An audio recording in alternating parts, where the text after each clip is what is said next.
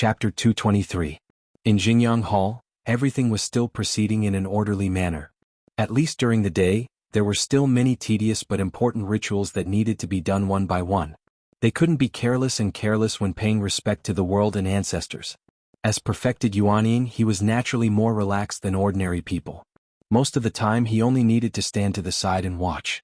He only needed to bow and pay respects during the most important activities. Dongfang Tao had been doing it very calmly without any impatience. During this time, Melaleuca japonica took advantage of a gap when no one was paying attention to whisper to him, "Why are there fewer people than we expected from perfected Yuanying's side?" Dongfang Tao's expression didn't change as he replied softly, "Didn't I say long ago that this day isn't important? It's probably because those fellow Taoists can't be bothered to come." Melaleuca japonica shook her head and said, "I think something's wrong. Look, even Du Kong didn't come." Dongfang Tao glanced at her and said, "It's fine if you're talking about others, but I don't believe that old man Du Kong would be at odds with Idle Month." Melaleuca japonica thought for a moment and nodded. "You're right. Du Kong is indeed perfected sect master's loyal follower. He won't betray him. However, isn't this strange? If that's the case, why hasn't he come after so long?" Dongfang Tao said, "Something must have delayed him." Melaleuca japonica fell silent. Dongfang Tao waited for a while and saw that she didn't say anything. Instead, he looked at her and asked softly, "What's wrong? In the past, you've always been able to see through everything in the sect. Your senses are far sharper than mine. Otherwise, I wouldn't have always listened to you. Do you feel that something's wrong today?" Melaleuca japonica wanted to say something but hesitated. After hesitating for a moment, she whispered, "Actually, it's nothing. Looks good, but Hakushin Jinkuin released the news 2 days ago that he's coming today." Dongfang Tao was taken aback for a moment before he said, "That's right. Uncle Master Bai Chen wants to come and support his disciple, but he will definitely come at night." Melaleuca japonica glanced at him and asked, "Then why did you come here during the day?" Dongfang Tao smiled and said, "I'm doing this to show my sincerity to the sect leader, to show my sincerity." Before he finished speaking, his expression suddenly changed as if he had thought of something. In order to show Jinren Idle Month and Hakushin Jinkuin, who was even more powerful, he came to support the Jinren during the day. This was a kind of attitude, a very clear and unambiguous attitude. But why didn't the others think of it? In the distance, perfected Idle Month finished paying her respects to the ancestral master. She retreated to the side and looked over through the gap. Dongfang Tao raised his eyes and looked over. Both of them smiled at each other and nodded. A moment later, perfected Idle Month looked away. The smile on Dongfang Tao's face slowly disappeared. A moment later, he said in a low voice, "It seems that something is really wrong." Boom!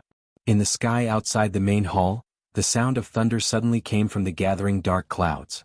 Dongfang Tao and Melaleuca japonica raised their heads and looked outside. After a moment, Melaleuca japonica said softly, "It seems like it's going to rain again." It started raining again. The rain was not heavy. In the beginning there were only a few drops. Slowly it became denser. However, it was still a light drizzle that drifted down from the clouds. It made the world and the towering Kunlun Mountains look a little blurry and hazy. The sound of thunder traveled into the darkness and into the shadows. Most people in this world most of the time felt that the darkness was scary, gloomy, terrifying, and disgusting. Very few people liked the darkness, just like how most people naturally liked the light. However, there were also very few people who liked the darkness. They felt that the darkness was also warm. They felt that the darkness was a kind of protection. When they were lonely, they would think of it. For example, the legendary evil sect. Many people in the world felt that they naturally belonged to the darkness. This was of course a misunderstanding. As long as one was human, it was hard to change one's nature. Even for the evil sect people, most of them liked the light and hated the darkness. However, the devil sect of the three realms had such a long history that even the followers of the devil sect could not remember how long it had been. Since ancient times, they had actually passed down many unimaginable and bizarre Taoist arts and divine powers. Among them, there was an extremely rare and strange skill that made one hold his breath like a dead thing. Even the heartbeat almost stopped. As long as one's cultivation was deep enough, one could avoid the senses of some powerful cultivators. But the senses were still there. Therefore, in the deepest darkness he seemed to have seen everything. It started to rain again. The water droplets seeped into the soil. That chill was like a knife piercing into the flesh and bone marrow. He had been waiting for the figure that should have appeared. However, the one that should have appeared did not. The one that should not have appeared came a lot. He could not even distinguish the layers of illusions in this chaotic situation. Therefore he could only hide in the darkness and wait in silence. Dukan Jinren's eyes widened in anger. He looked angrily at Mingzhu. His teeth were clenched. Mingzhu looked at him with a cold smile. He said disdainfully, "Evildoer." Dukong looked at He, who was vomiting blood. He said with grief and indignation, "You and I are both Yuanying Jinren. You have the nerve to attack such a young man?" Mingzhu sneered. "You put it nicely. If you have the guts, come and fight me for 300 rounds?" Dukong snorted. His face changed. In this treacherous situation, his many years of experience allowed him to maintain a clear mind. He said coldly, "I am not a spy from the evil sect. There is a misunderstanding. I will explain it to sect head senior brother.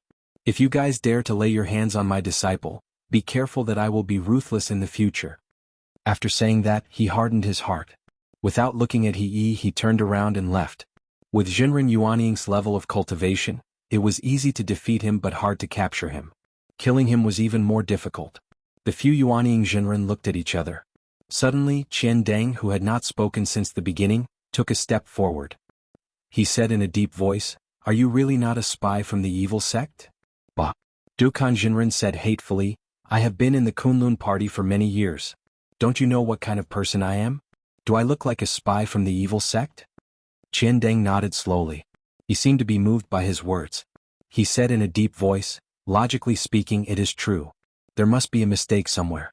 We also received a secret report from a spy who said that the spy from the evil sect would meet here." Dukan Jinren was shocked. He quickly said, "Me too." Qian Deng frowned. "So it is. It seems that there is a mistake. Shidi, return He to Dukong Shixiang." On the other side, Mingzhu shrugged. He picked up He and threw him toward Dukan Jinren like a stone. Dukan Jinren cried out in alarm. He subconsciously reached out to catch him. At the same time he saw He's bleeding face. His heart ached. Very quickly the sound of the wind swept past. He reached out to hold his most beloved disciple in his arms. In that split second his body suddenly shook. His mind was suddenly in turmoil. He thought of something he had overlooked before. He learned about the evil sect spy's secret pattern from He. But where did He come from? Right, He said that he found it here. Why did Qian Deng, Mingzhu, and the others say that they discovered the evil sect spy's secret after learning about the secret pattern? How did they find the secret pattern? At this time he should be in the Tianquan Peak's Jingyang Hall. Why did he come to this secluded and uninhabited mountain forest? And Qian Deng, Mingzhu, Guangyang, and Mu Yuan, these four Yuanying Jinren, also came here? Everything seemed to be a little off. His heart suddenly stopped beating and he suddenly held his breath. A deep and frightening panic quietly attacked him, wrapping around his body. Dukan Jinren didn't want to believe this cold premonition. But his reason coldly reminded him. He subconsciously loosened his grip on He. He wanted to step back, but at the same time he saw his disciple's eyes. He's eyes were brimming with tears. He's face was filled with grief. Tears quickly flowed down. He's face was covered with tears. He's voice was hoarse. He softly called out, "Master." Dukan Jinren halted his steps. He suddenly felt a chill on his lower abdomen. Boom. At that moment in the vault of heaven, a sudden clap of thunder resounded from the dark clouds. The sound shook the surroundings as if to tear apart the vault of heaven and earth. Accompanied by the rumbling thunder, lightning like silver snakes swam in the dark clouds. The rain suddenly became heavier and began to rush into this gray and gloomy world. The heavy rain fell on Taoist Master Dukong's face, which seemed to have suddenly aged 10 years. As a result, many deep wrinkles that no one had noticed before appeared on his face. It was only now that people realized that this person was already an old man. An old man who had reached the end of his life and was about to die. Four huge and dark figures slowly approached. They were the auras of four extremely powerful Yuanying enlightened masters. When they gathered together, their power was enough to split the mountains and split the earth. Just the invisible power seemed to have cut off any connection between this place and the outside world. Not even the slightest sound could be heard. But Dukan Jinren no longer cared. He just looked at He in a daze. His mouth squirmed a few times. Then he lowered his head to look at his lower abdomen. There was a bright blade there. It was as cold as snow. It directly cut through the incomparably tough flesh and skin of the Yuanying enlightened master like cutting a piece of paper. It went straight into the sea of qi in his lower abdomen and penetrated all the barriers. With a terrible and cruel aura, it directly pierced through the five elements disc in Dukan Jinren's dantian. Like a demon, it ferociously nailed him to death on the blade. Then, it broke out of his body, and along the way it also cut off his spine.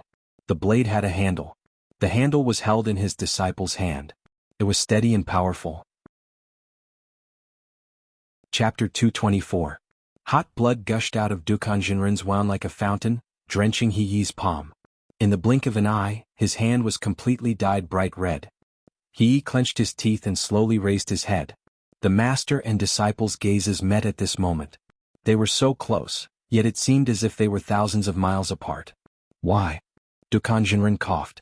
His voice was low and hoarse.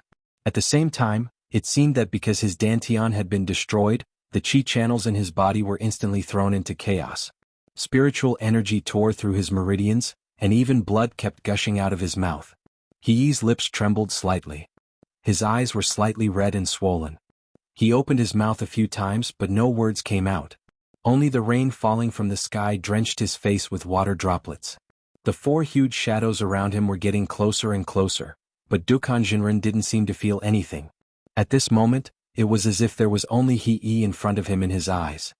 He looked at He Yi, at the disciple that he had placed his life's hopes on. A bloody palm slowly rose up, trembling in the air, and touched He Yi's face. Dukan Jinren's face was filled with sadness, pain, confusion, and disappointment, but his gaze was still gentle. It was as if the person in front of him was still his most beloved disciple. He Yi's entire body trembled violently. He desperately bit his lips, trying to pretend to be strong and indifferent, but his eyes were already blurred. He couldn't tell if it was tears or rain. A hoarse voice came from his throat. He took a step forward, wanting to get close to that palm. But at this moment, a hand suddenly stretched out from behind Dukan Jinren and grabbed Dukan Jinren's bloody palm. The Thousand Lantern Spiritual Master's cold face appeared beside the two of them. In that split second, He Yi's eyes suddenly widened as he saw the Thousand Lantern Spiritual Master's arms suddenly bend downwards. Kacha! In the heavy rain, a chill hit his face. Yi felt as if he had fallen into an ice cellar. He blankly watched as the Thousand Lantern Spiritual Master directly broke Dukan Jinren's wrist. Dukan Jinren let out a miserable howl. His entire body trembled and fell backwards. He Yi abruptly raised his head and glared at Dawish Chen Deng. Just as he was about to roar in anger, he saw Dawish Chen Deng coldly flip over Dawish Dukong's hand that was still in his grasp. Under the washing of the rainwater, a needle-shaped magical treasure that flickered with a cold light was slowly revealed in between the bloody flesh and bone fragments. The needle was not large, but it was sharp enough to kill a rebellious disciple. Thousand Lanterns of the Spiritual Master, and He Yi's hand. He Yi's face instantly turned deathly pale. He staggered a few steps back, looking as if it was very difficult for him to even stand. After saying those words, the Thousand Lantern Spiritual Master suddenly let out a light shout. His eyes shone brightly and an unstoppable aura suddenly emanated from him. As if sensing something, he raised his head. The other three Yuanying Spiritual Masters all had different expressions on their faces. Spiritual Master Mingzhu's face was indifferent, as if he already knew the outcome. Spiritual Master Guangyang let out a long sigh and shook his head in silence. Only Misato Kihara was startled by Thousand Lantern Spiritual Master's sudden action. She wanted to say something but hesitated, but a trace of unwillingness flitted across her face. A moment later, Dawish Chen Deng abruptly struck out with his palm. At that moment, the countless raindrops in the forest were suddenly swept up by an unparalleled power, whistling in the air and forming a huge vortex. The wind and rain howled as if the power of the heavens and earth had been injected into that palm, and it slammed down toward Dawish Chen Deng. At that moment, the palm struck Dukan Jinren's chest. There was no sound of bones breaking or flesh tearing. Under everyone's gazes, Dukan Jinren's chest instantly caved in. Having lost most of his vitality, Dukan Jinren was completely defenseless against such a powerful Yuanying Spiritual Master's attack. At that moment, his 5 viscera and 6 bowels were almost instantly crushed. Thousand Lantern Spiritual Master slowly took a step back. The whistling gradually subsided. The wind and rain seemed to have escaped from that terrifying prison with great difficulty and continued to fall aimlessly. Thousand Lantern Spiritual Master took out a handkerchief and began to slowly wipe his blood-stained palm. At the same time, he glanced at He Yi and indifferently said, "Did you see it clearly?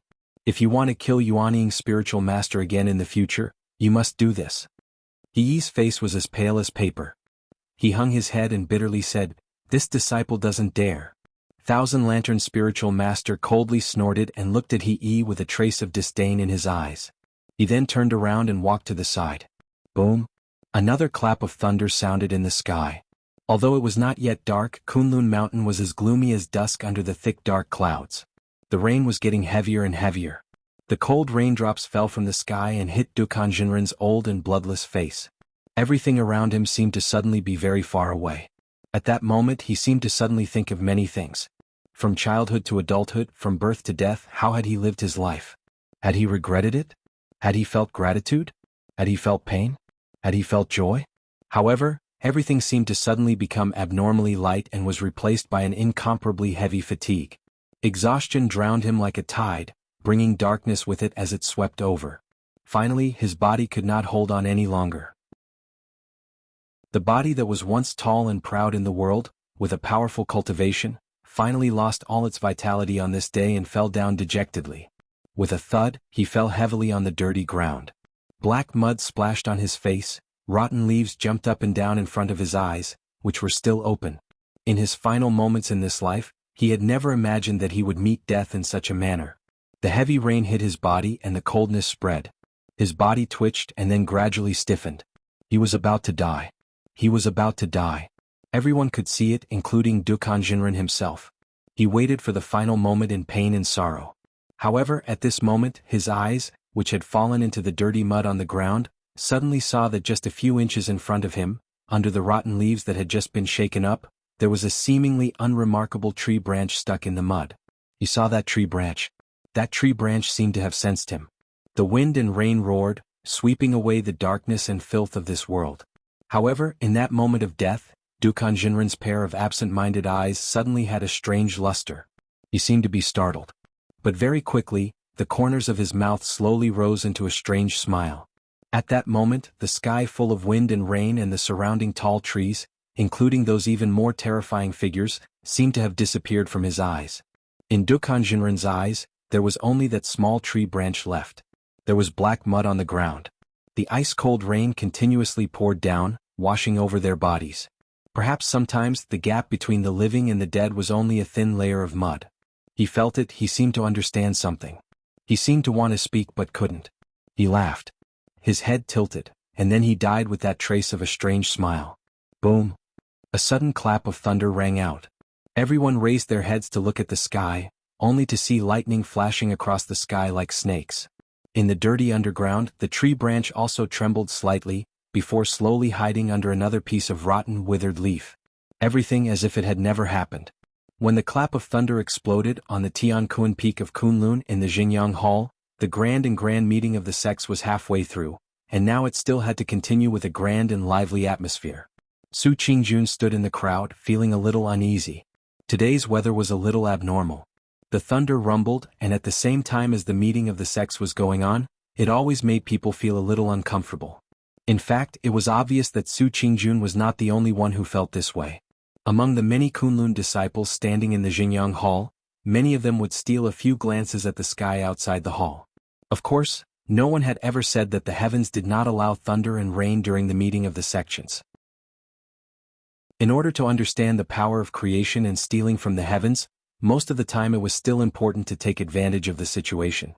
The saying that man can conquer nature in the many years of history of cultivation had long been proven to be meaningless.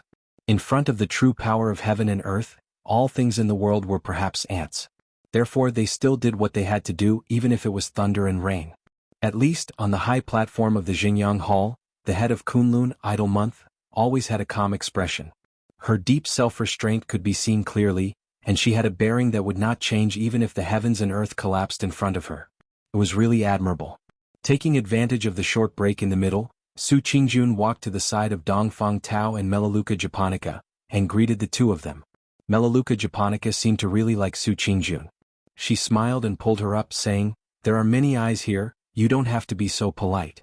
Su Qingjun agreed and then said a few more words to them. However, these two were old and experienced cultivators, and very quickly they could tell that Su Qingjun did not mean what she said. Melaleuca Japonica smiled and asked, "What's wrong, June girl? If you have something to ask, just say it." A trace of embarrassment flashed across Su Qingjuan's face, but after a while she still gathered her courage and said to Dongfang Tao, "Martial Uncle Dongfang, I want to ask, yesterday you said that the power of heaven and earth might affect Sumo's recovery, but this, such a powerful thunderstorm, does it count?" Dongfang Tao laughed and shook his head. Melaleuca japonica also sighed softly and said with a smile, "You are confused because you are too concerned. Don't worry, how can this degree of power count as the power of heaven and earth? It's fine." Su Qingjun nodded, looking as if she was relieved, but also a little embarrassed. Dongfang Tao said, "After tonight it should be fine." Melaleuca japonica said, "And there's also EXN watching." Su Qingjun made a sound of acknowledgement and said, "I've really troubled younger sister EXN." Chapter 225. The rain continued to pour and occasionally, lightning flashed across the dark sky. Thunder rumbled above the clouds. Atsu was already drenched, its black fur stuck to its body, and its broken body was covered with wounds and blood. It was not far from the mountain peak, but the ferocious demon beasts behind it were getting more and more irritable. There were constantly demon beasts driven by their natural greed pouncing on it, wanting to drink its blood and eat its flesh. Atsu's response was to bite them to death. Its sharp fangs were as sharp as blades, and it was as cruel as a demon. It was a beast that was more ferocious than these beasts, and whoever dared to stand in its way would fight to the death. It was a battle of life and death, and in this stormy day, there seemed to be no end to it. The rain drenched the black dog's body, and it felt a little cold and a little lonely. At that moment, it suddenly missed Lu Qin, and remembered the many nights when it slept quietly on the same bed with him. Perhaps, that was the most peaceful and happy moment of its life? Roar! A deep and mournful roar burst out from Atu's throat. He bit down on the throat of a demon beast that lunged at him in the wind and rain. He tore its flesh, swallowed its blood, and then threw the dead body to the side.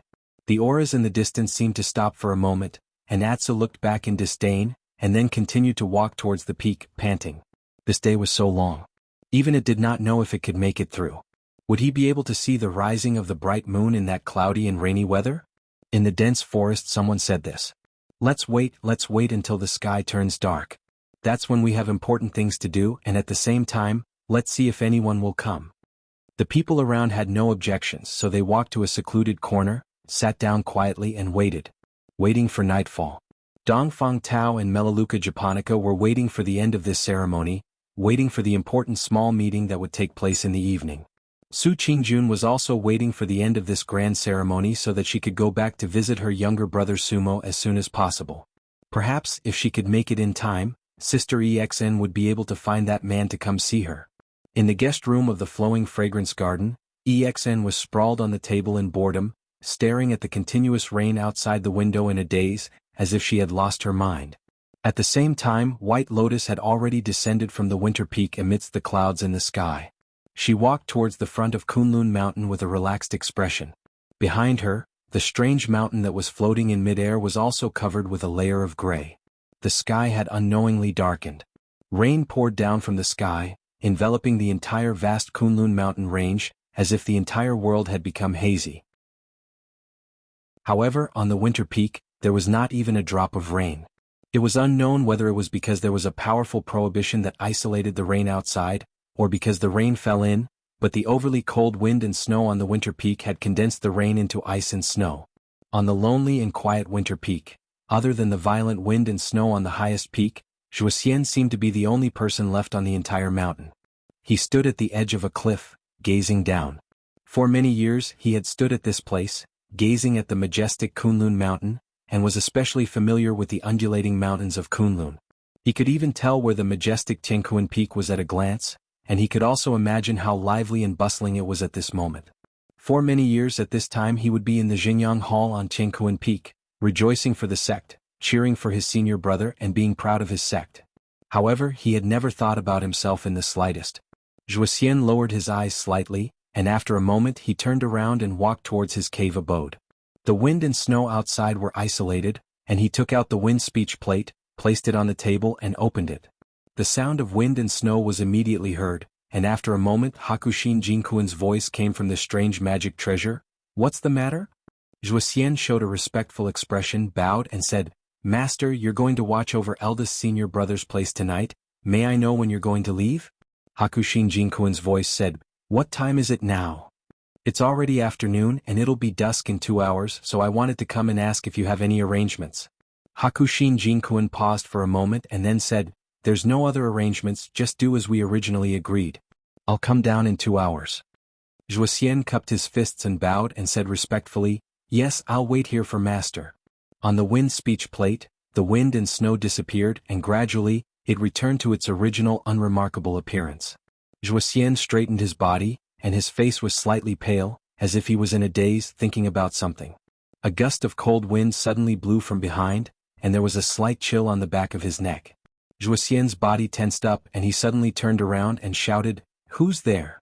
At the entrance of his cave abode, the stone door had silently opened, and after a moment, an unusually tall and burly figure appeared at the entrance of his cave abode.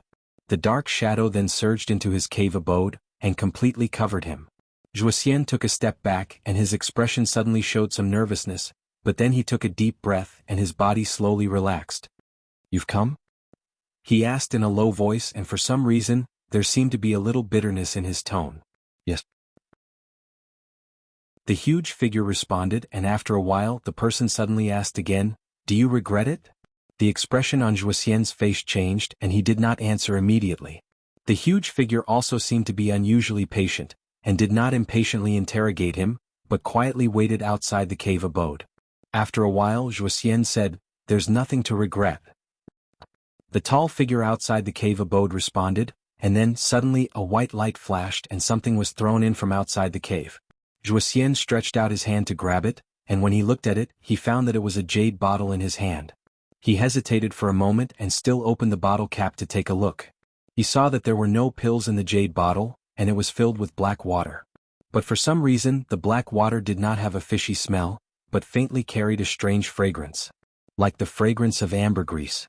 Zhuoxian's hand suddenly trembled, and his pair of eyes stared fixedly at the jade bottle. Both of his hands clenched tightly, as if he was 10,000 times afraid that he would accidentally drop the jade bottle. "I think you know what to do, right?" Zhuoxian slightly lowered his head and after a while he softly said, "Yes, I know." In the depths of the damp mountain forest, the 4 Yuanying spiritual masters and the only one Jin Dan friar, He had been waiting. However, the so-called traitor did not appear, and there was no trace of anyone approaching in the surroundings. No one spoke, and in the heavy rain, everyone waited until the sky was about to turn dark. Somewhere in the distance, there seemed to be a lively scene of gongs and drums, and celestial music floating in the air. It was not too clear, but on this day the Yuanying spiritual masters had seen the liveliness of Tiankuan Peak. Qian Deng and Ming Zhu looked into the distance with ridicule on their faces. He, on the other hand, was sitting on the ground in a daze. Occasionally he would glance at Taoist Du Kong's corpse, which was still lying on the ground. Then he would immediately look away with a trace of guilt and a trace of pain in his eyes. "Aren't we going to participate in the sect council tonight?" At this time, the one who suddenly spoke was Masato Kihara, his brows slightly wrinkled. "Waiting here for half a day without anyone coming, there's no need to continue waiting." He wanted to say something but stopped on second thought. Except for him, everyone present was a powerful and profound Yuanying spiritual master, so there was indeed no room for him to speak. Qian Deng next to him looked over, saying, "In any case, there is indeed a devil sect's secret pattern that was first engraved here. Let's not do anything else, just treat it as a matter of convenience. Let's wait for the sky to turn dark. If there really is a devil sect traitor coming, we will capture him. If the current situation has already alerted the enemy and he doesn't dare to come, then there's no harm, we just need to carry on with our business as agreed." Masato Kihara nodded slowly, saying, "Okay, I understand." The cloud board clattered, the bell and drums sounded in unison. In Tiankuan Peak's Jianghu Hall, the tedious but solemn and lively ceremony was finally nearing completion. Many people had a trace of exhaustion on their faces, but Perfected Idol Month, who was standing on the high platform, was calm and did not seem to be tired at all. When the people at the side saw this, they naturally felt that Perfected Idol Month was indeed an amazing Yuanying spiritual master. He actually did not look tired at all after hosting the meeting for such a long time. But what should come will come. These ceremonies were completed one by one, and at the last moment, Perfected Idol Month took a break from the busy work and took a look outside of Jianghu Hall. The sky outside was still drizzling, the lightning in the sky continued to pass through the clouds, and the thunder was like the roar of the heavens, causing large amounts of rain to pour down. The sky seemed to be darkening bit by bit. This day seemed to be over. But it also seemed like it was about to start. In the depths of the dense forest, the few Yuanying spiritual masters who had been resting with their eyes closed were abnormally calm and serene, giving people the impression that something earth-shattering was about to happen. Only when the sky slowly darkened and the night was about to envelop, Perfected Thousand Lanterns suddenly opened his eyes, looked up and slowly stood up, saying, "It's about time, let's go." "Where?" someone asked. "Tianquan Peak, Xinjiang Hall." Perfected Thousand Lantern faintly said, his eyes staring into the distance, his face expressionless as he walked away. The other three perfected Yuanying spiritual masters and he also followed behind him. Following their departure, the forest quickly quieted down. On that dark land, next to Dukan Jinren's corpse, a hollow branch slowly moved as if it wanted to rise, but after a moment, it suddenly sank back down and stayed in the same place, motionless. The sky darkened, and darkness descended on Kunlun Mountain.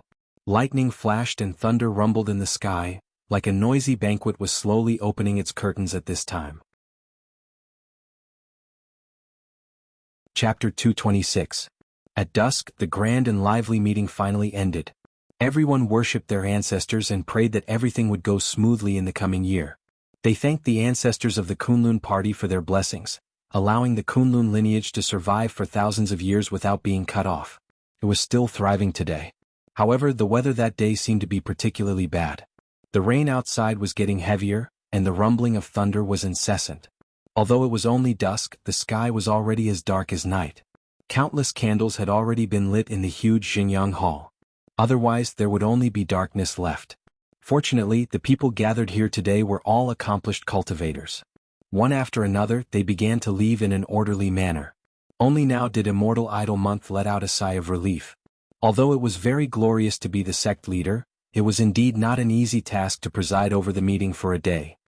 He looked around with a calm expression. After a while, it would be the highlight of the day. Almost all the elites of the Kunlun sect would gather here. Although there were a few troublemakers who were not well behaved and said strange things all day long, as long as his master arrived and took charge of the meeting, everyone would naturally be obedient and there would be no more objections. This was the power of a soul formation perfected cultivator. Immortal Idol Month smiled slightly. He turned around and walked down the high platform, walking towards the back of Xinjiang Hall. In the crowd, Su Qingjun said goodbye to Dongfang Tao and Melaleuca Japonica and followed the crowd out of the hall. As for Dongfang Tao and Melaleuca Japonica, they also had to part ways here. Only Immortal Yuanying could participate in the small gathering at night. Of course, the location of the gathering would not be in such a spacious Xinjiang Hall, but in a side hall at the back of the hall. Many Kunlun disciples were leaving from the main entrance in an orderly manner. The queue was very long. Su Qingjun stood at the back of the queue and waited. Occasionally she would look back and see Dongfang Tao and Melaleuca Japonica chatting for a while. It seemed that Melaleuca Japonica gave him a few words. After Dongfang Tao nodded in agreement, he also walked towards the door that Immortal Idol Month had left through. With him were a few other Yuanying perfected cultivators who had already arrived. Their destination was naturally the same. When they saw each other they also smiled and nodded, including Dongfang Tao. Perhaps because he had arrived in the daytime, the expressions of those Yuanying perfected cultivators were very gentle and friendly when they saw him. They probably thought that he was also on their side. After a while, Su Qingjun walked out of Xinjiang Hall. She had just stepped out of the tall main entrance of the hall when she stepped out of the hall. The sky had actually turned completely dark. Even the drizzle that was falling from the sky could not be seen clearly from a place that was slightly further away. The cold wind blew and the cold rain fell on her face. There was a trace of coldness that seeped into her skin. And in a place further away the wind and rain were hurried. The night was bleak and hazy. Even the figures of those towering mountains could not be seen. Boom! Just at this moment, above the dark clouds in the sky, a sudden clap of thunder sounded. A bolt of lightning pierced through the darkness of the vault of heaven. It was like a twisted silver snake that divided the entire sky into two halves. With the help of the lightning, Su Qingjun saw the sky full of wind and rain sweeping over. The human figures were walking briskly in the dim light of the night. Most of the people were trying to leave this place, but with the help of that bright light, it reflected a group of people who suddenly walked in the opposite direction. There were a total of 4 people. The Kunlun disciples who were near them were almost all startled. They bowed continuously. The person in the lead was the head of Baichao Tang, Immortal Qian Deng. Following behind him were Ming Zhu, Guangyang, and Mu Yuan, the three Immortal Qian Deng. With 4 people gathered together, naturally the momentum was extraordinary. Along the way no one dared to block their way and they smoothly walked over. Su Qingjun was a little surprised, but she still hurried forward to greet her master, Masato Kihara. At the same time she also greeted the other 3 Immortal Qian Deng. Masato Kihara's expression was indifferent. After glancing at Su Qingjun he said, "Have you also stayed here for the whole day?" Su Qingjun said, "Yes, disciple has been here all along." Masato Kihara nodded and said, "Now there's nothing else. You can go back and rest first." Su Qingjun replied with an "oh," and took a step back. Just as she was about to turn around and leave, she suddenly saw Immortal Ming Zhu, who was originally walking in front of Masato Kihara, suddenly turn around. After glancing at Su Qingjun he called out, "Wait." Su Qingjun and Masato Kihara looked at Immortal Ming Zhu at the same time. Masato Kihara frowned and said, "Senior brother Ming Zhu, what do you mean?" Immortal Ming Zhu said, "Senior brother Mu Yuan, after we go in, we also lack someone to order around. If there's anything that needs to be reported, it'll be troublesome without someone to pass the message. I was wondering if I could trouble your disciple to wait here for a while?" As he spoke there was a smile on his face. He looked amiable but Masato Kihara's pupils shrank slightly. After a moment he said in a deep voice, "It's enough for me to be here. There's no need for Qingjun to come here. There's no need." Immortal Ming Zhu smiled and said, "Just in case." As he said this he looked up at Masato Kihara and said with a smile, "What's wrong? Senior brother Mu Yuan doesn't seem to be willing?" Masato Kihara gritted his teeth. When he was about to say something he suddenly saw Immortal Ming Zhu, who was originally walking in front, suddenly look back with a cold expression. Masato Kihara was shocked and swallowed the words that were about to come out of his mouth. The atmosphere outside the hall suddenly became a little stiff. Su Qingjun was a little puzzled but she could still feel the subtle atmosphere. She hurriedly said to Masato Kihara, "Master, it doesn't matter if I stay here a little longer." Masato Kihara's eyes turned cold while Immortal Ming Zhu laughed and said, "You're really a good disciple who respects her master. Not bad indeed." Immortal Ming Zhu's expression also eased a little. Then he walked forward in silence and went directly into the Jianghu hall. The others also followed him in. Masato Kihara's expression changed. He slowly walked to Su Qingjun's side. After a moment of silence he said to her, "Since you've promised the 2 immortals, stand guard outside the door. Remember, don't worry about anything else. Just stand there." Su Qingjun was a little surprised and said, "I know. But master, what happened? Why do I feel that you look a little strange?" Masato Kihara smiled bitterly and said to himself in a low voice, "They are still a little worried about me." "What did you say?" Su Qingjun didn't hear clearly and asked. Masato Kihara shook her head and said, "Nothing. But since you've promised Master Ming Zhu, then stand here for a while. But remember 2 things. First, no matter what happens, don't enter the hall, especially the rear hall. That's where the Yuanying immortals gather. Do you understand?" Su Qingjun nodded and said, "Of course, we're not allowed to go to that important place." Spiritual Master Muyun smiled, then lowered his voice and said, "Also, you should wait here for an hour at most. After an hour, when it's almost dark, you can leave by yourself. You don't have to stay too long." Su Qingjun was a little surprised. She looked up at Masato Kihara and saw Masato Kihara smiling and saying, "Don't worry, I'll tell them later.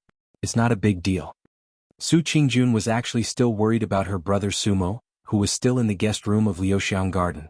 She didn't insist and said, "All right, disciple will obey." At this time a call came from the front. Masato Kihara glanced at the hall in front of him and said, "Then I'll go. Be careful." Su Qingjun watched Masato Kihara walk into Jianghu Hall. He walked further and further away until he walked into the darkness behind the candlelight, until his figure could no longer be seen. At this moment the dense forest was already pitch black. Other than the torrential downpour, it was like a cold and deathly silent world. The body of Dukan Jinren, who had died not long ago, had been taken away by Qian Deng and the others. So at this moment the open space in the forest was empty. There was only dirty water, dirty black mud, and soil mixed with mud and rotten leaves. This forest was unusually quiet and dark. Only the occasional flash of light from the lightning and thunder in the sky could illuminate the scene under the trees for a moment. The cold rain seeped through the soil, making the dark soil feel like an ice cave. The branch hidden under the withered leaves shook a few times in the rain, like a dormant worm about to wake up. Lu Qin, of course, hadn't lost his sober mind. The scene that happened not long ago, that soul-stirring scene, seemed to be unfolding in front of his eyes. Especially when he stabbed Dukan Jinren's lower abdomen. Lu Qin, who was hiding under the ground, received a great shock at that moment. That scene was so familiar. That knife seemed to have awakened the memory that had been sealed for many years. In that instant he returned to that terrible night many years ago. Even with his calm and perseverance, his breathing was slightly disordered at that moment. Then, when Dukan Jinren fell on the muddy ground before his death, Dukan Jinren discovered that he was lurking here. Lu Qin didn't know what Dukan Jinren was feeling at the last moment of his death. He also didn't know why Dukan Jinren didn't shout out his whereabouts. Perhaps he just deeply hated those who killed him, or perhaps he wanted to frame them. Perhaps he was the spy of the devil cult, who had discovered his companions but refused to sell them out. Or perhaps he was simply at death's door and had no strength to shout out? This sudden massacre, the disaster that arose from the wall, made one's heart turn cold. But in the end, Lu Qin discovered that he was still unable to see clearly who was the evil cult spy who had concealed himself the most. And more importantly, he discovered that the person who had promised him to appear until now had still not appeared. Perhaps he should leave now.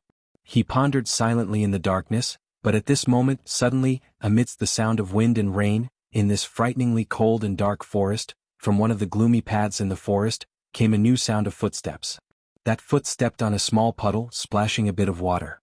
Then, silently and noiselessly, it continued to approach Lu Qin in the darkness, walking over.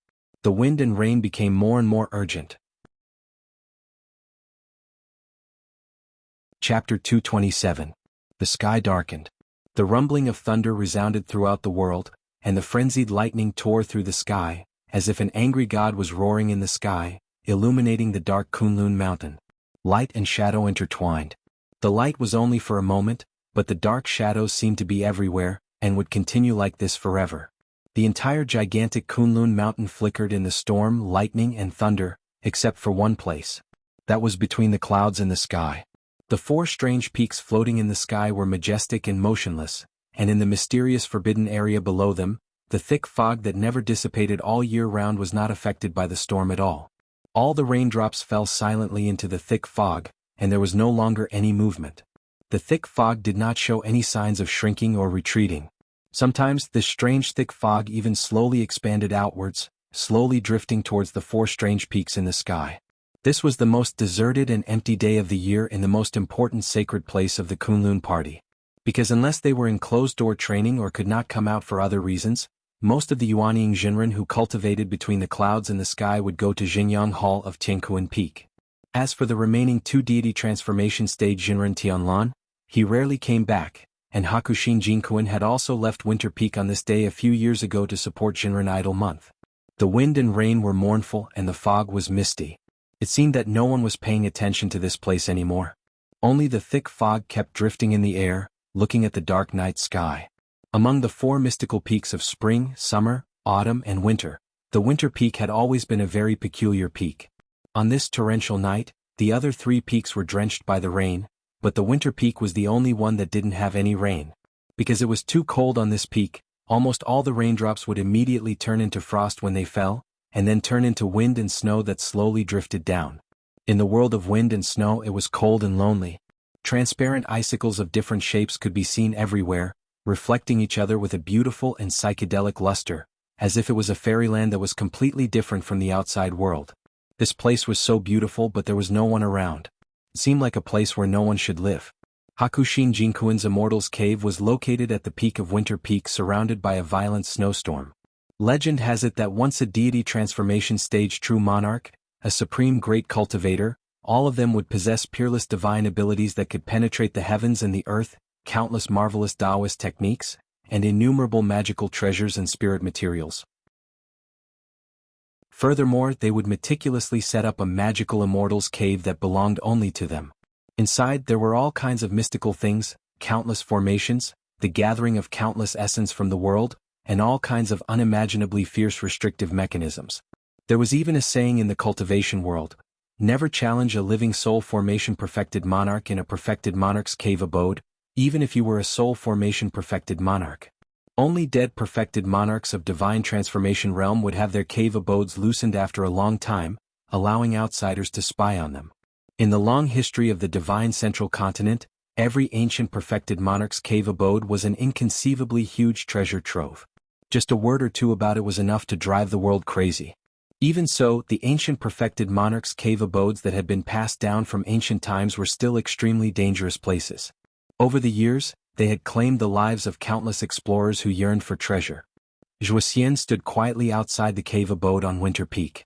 The wind and snow drifted past and landed on his shoulders, but he seemed to be unaware of it.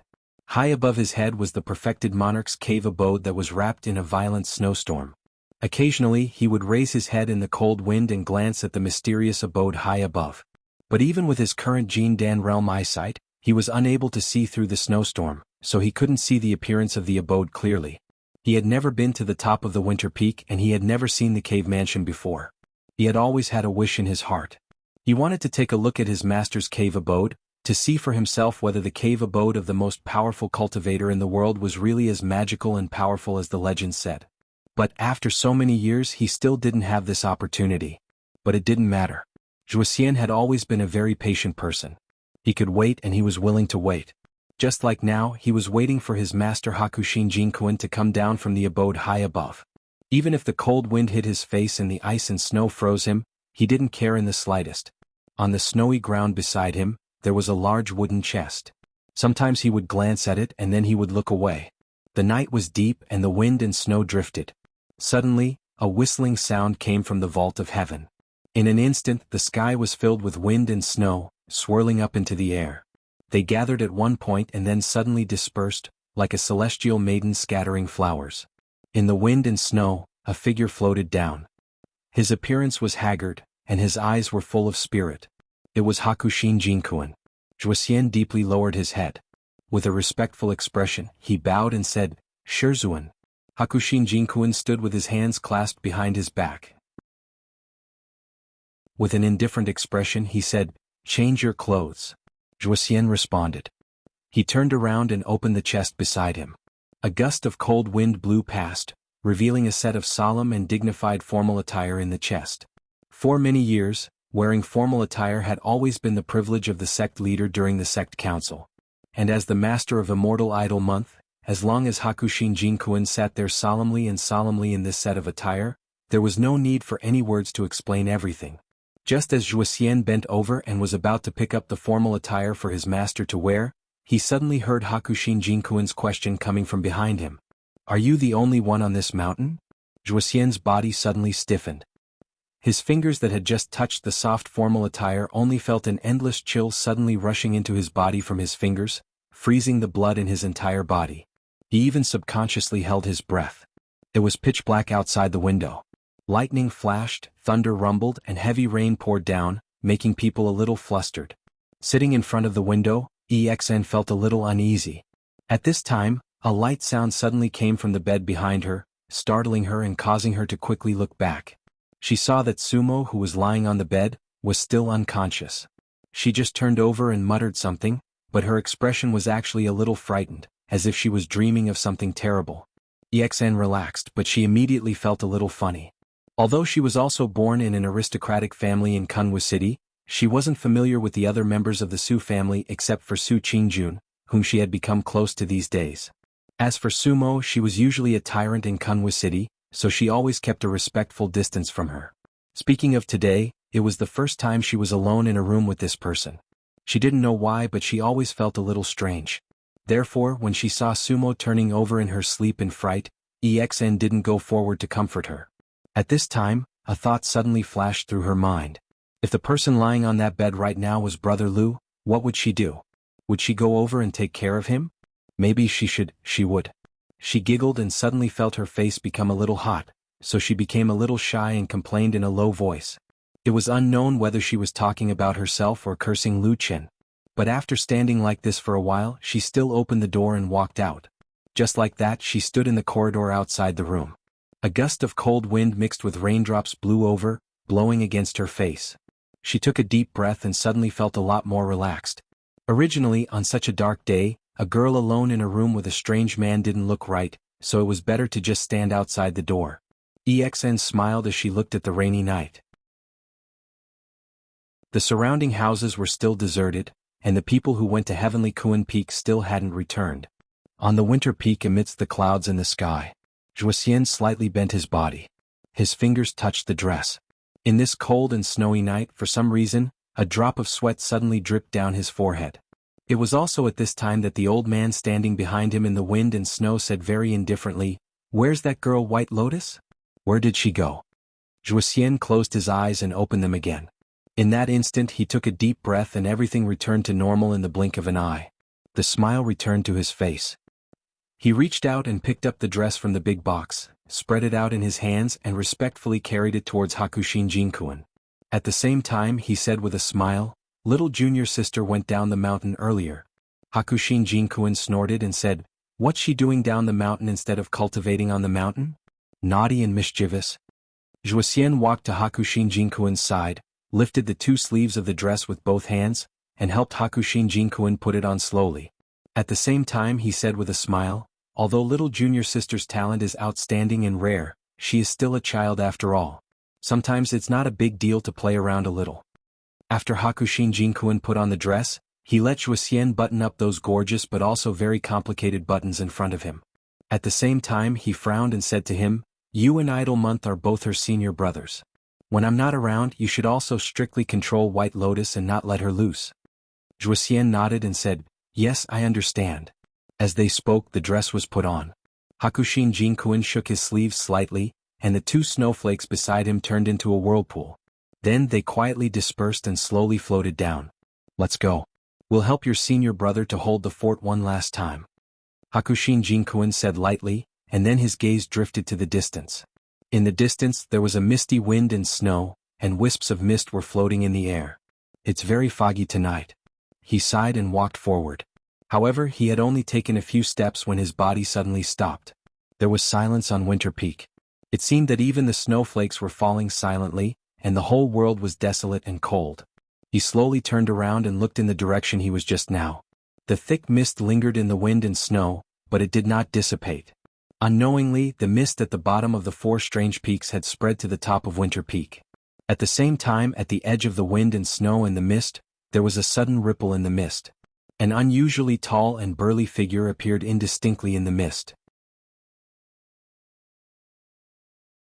Chapter 228. The wind and snow whistled over, but when they reached the edge of the thick fog, they suddenly disappeared. The tall figure in the fog began to walk forward, out of the thick fog and into the wind and snow. The wide sleeves of the robe, the tall stature, and the eye-catching and famous bald head clearly indicated who this person who had suddenly stepped into the Kunlun holy land between the sky and the clouds was. When Hakushin Jinkuan first saw the tall and burly figure, his body trembled slightly. Then, his pupils shrank as he watched the man walk out of the fog. The wind and snow drifted down, but they couldn't get close to his body. Even the night seemed to be a little further away from him. Then he heard the bald man greet him with a smile. "Hello, senior brother." There was only one person in this world who was qualified to call Hakushin Jinkuan senior brother. That person was also a divine transformation stage perfected cultivator named Tianlan.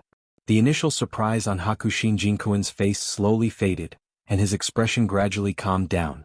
At this time he even smiled slightly and nodded. "What a rare guest, junior brother." With his hands behind his back, Tianlan casually walked forward. The falling snow silently melted and disappeared a few feet away from him, and there was not the slightest trace of footprints in the snow under his feet. If he hadn't seen this divine transformation stage perfected cultivator in front of him, he might really have thought that he didn't seem to be on Winter Peak. At this moment, this uninvited guest was looking around with some emotion. He looked at the strange snowy peak and said, "Isn't that so? I've never been to Winter Peak before. Actually, let me tell you, senior brother. Back when Master was still here, I wanted to come to Winter Peak to play. In the end, it dragged on until now. I actually haven't come here for so many years." A gloomy look flashed across Bai Chen's face. It was as if Tianlan's words had pierced some unpleasant memory in his heart. He frowned slightly. But very quickly, his gaze moved past Tianlan and landed on the back of the tall figure. On the other side was the mist that Tianlan had just walked out of. It was thick and deep, and at the same time, it could be clearly seen that the thick mist was still slowly rolling and drifting, slowly dispersing on this Winter Peak. Tianlan turned his head and looked at Hakushin Jinkuan saying, "Why, senior brother, don't you welcome me?" Bai Qin indifferently said, "Aren't you here whether I welcome you or not? What does it matter?" Tianlan laughed and clapped his hands. "You're right." Bai Qin pondered for a moment before she turned her gaze slightly and looked to the other side. On this mountain peak, apart from the two strongest rulers in Kunlun Mountain, there was a third person, Zhuxian. From the beginning, this second disciple of Hakushin Jinkuan had been standing at the side without saying a word. At this moment, when Hakushin Jinkuan looked over, Zhuxian's face revealed a look of panic as if he wanted to say something to him. Hakushin Jinkuan wanted to say something but hesitated. Then he shook his head slightly and sighed. Although Zhuxian's dharma was powerful, it was clearly a little difficult for Jin Dan Friar to face a soul formation perfected lord and ask his senses to detect the other party's traces. Hence, he waved his hand slightly at Zhuxian, signaling him to step aside. Then he turned to face Tianlan. His expression became serious as he looked at his powerful and terrifying junior brother. "All right, tell me, what do you want to do by coming here today?" Tianlan smiled. His expression was gentle, and he even reached out to touch his bald head, looking a little embarrassed. He said to perfected Lord Bai Chen with a smile, "Senior brother, back then Master told me that he wanted to give this winter peak to me and I really like this place very much. That's why I wanted to say this today. Why don't you give this winter peak to me?" He said with a smile. Tingkuan Peak at the back of Jianghu Hall. Immortal Idol Month, who was still wearing a formal and solemn gown, sat in the side hall of the back hall, looking very dignified. At this moment, people were coming to the side hall one after another. Those who could come here were, of course, the highly respected Yuanying Immortal of the Kunlun Party. 2 rows of big chairs were lined up, but there were 2 main seats in the middle. Immortal Idol Month sat on one of them and slightly behind him, there was another empty big chair, but at this moment no one was sitting on it. Those who came would often look at the empty chair, and then return to their seats with a complicated expression, remaining silent. Dongfang Tao's seat was the last chair on the right side of this side hall. After coming in and greeting Immortal Idol Month, he sat here. At this moment his expression also looked a little complicated. Occasionally he would look up at Immortal Idol Month, and then quickly his eyes fell on several immortal Yuanying immortals sitting on the other side. They were led by Qian Deng Mingzhu and the others. Unlike the others who were scattered, Qian Deng Mingzhu Guangyang, and the others were clearly gathered together. But the most surprising thing was the fourth person walking behind Qian Deng and the others. He was Masato Kihara, and also the leader of the Iron Branch of the Kunlun Party. In many cases, Masato Kihara's attitude was equal to the attitude of the only 4 Yuanying immortals in the Iron Branch. When he saw Muyuan Jinren, who had been living a detached life away from worldly affairs, suddenly walk over and sit down in front of Thousand Lanterns Jinren, Idol Moon Jinren's face turned ugly for the first time. After a while, seeing that the number of people in this side hall was quite large, roughly more than 10 people, Qian Deng stood up and said to Immortal Idol Month, "Sect Master, I think there are enough people, should we start?" Immortal Idol Month snorted but coldly said, "There are still a few people who haven't come yet, let's wait for a while." Qian Deng did not refute, only nodded, and after responding he sat back down again. At that moment, almost all of the Yuanying immortals in this side hall had their eyes on the chair behind Immortal Idol Month. Why hasn't he come yet? Of course, Immortal Idol Month could also feel the strange expressions of the Yuanying immortals, but his expression did not change in the slightest, as if he had a well-thought-out plan. He only smiled faintly. On the contrary, Thousand Lanterns Mingyue and the others wore solemn expressions as they waited quietly. Outside the Jianghu Hall, Su Qingjun stood quietly. At this time many of the disciples who participated in the daytime meeting had almost all left, and even the original Daoist children in the Jianghu Hall, probably because the night was too dark and there was too much wind and rain, so no one appeared here. Unconsciously, Su Qingjun found that in the large space in front of the Jianghu Hall, she was the only one left. The night was mournful and cold, and the wind and rain were still falling without any signs of stopping. There was no one around and the sky was also dark. Only a faint candlelight from the Jianghu Hall illuminated a small area. Su Qingjun looked at the sky and for a moment she could not tell the time, but she felt that it was about half an hour, but there was no movement in the Jianghu Hall. After pondering for a while she still decided to wait a little longer. At this moment she suddenly heard a sound of footsteps coming from the wind and rain in front of her. Su Qingjun looked up, only to see that the sky was too dark, and in the cold wind and rain, it was difficult to see clearly. She could only vaguely see the vague figure of a man, slowly walking over. Her heart suddenly felt a little nervous and she reached behind her, holding the scabbard of the long sword. That figure gradually walked closer all the way to the front of the hall and then walked up the steps. Su Qingjun was suddenly startled because she knew this person. Was he different from the handsome and elegant appearance of the past? At this moment, he walking in the wind and rain didn't look quite right. His face seemed to have a trace of deep exhaustion, and his clothes were somewhat messy. Of course, walking in the rain without an umbrella, it was normal to suffer a little. Under the eaves in front of the hall, the man and the woman looked at each other, each with a bit of vigilance, but after a moment he was the first to speak and greeted Su Qingjun. "Junior sister Su." He faintly called out to her. Su Qingjun nodded and said, "It's so late, senior brother. You still came here. Is there something?"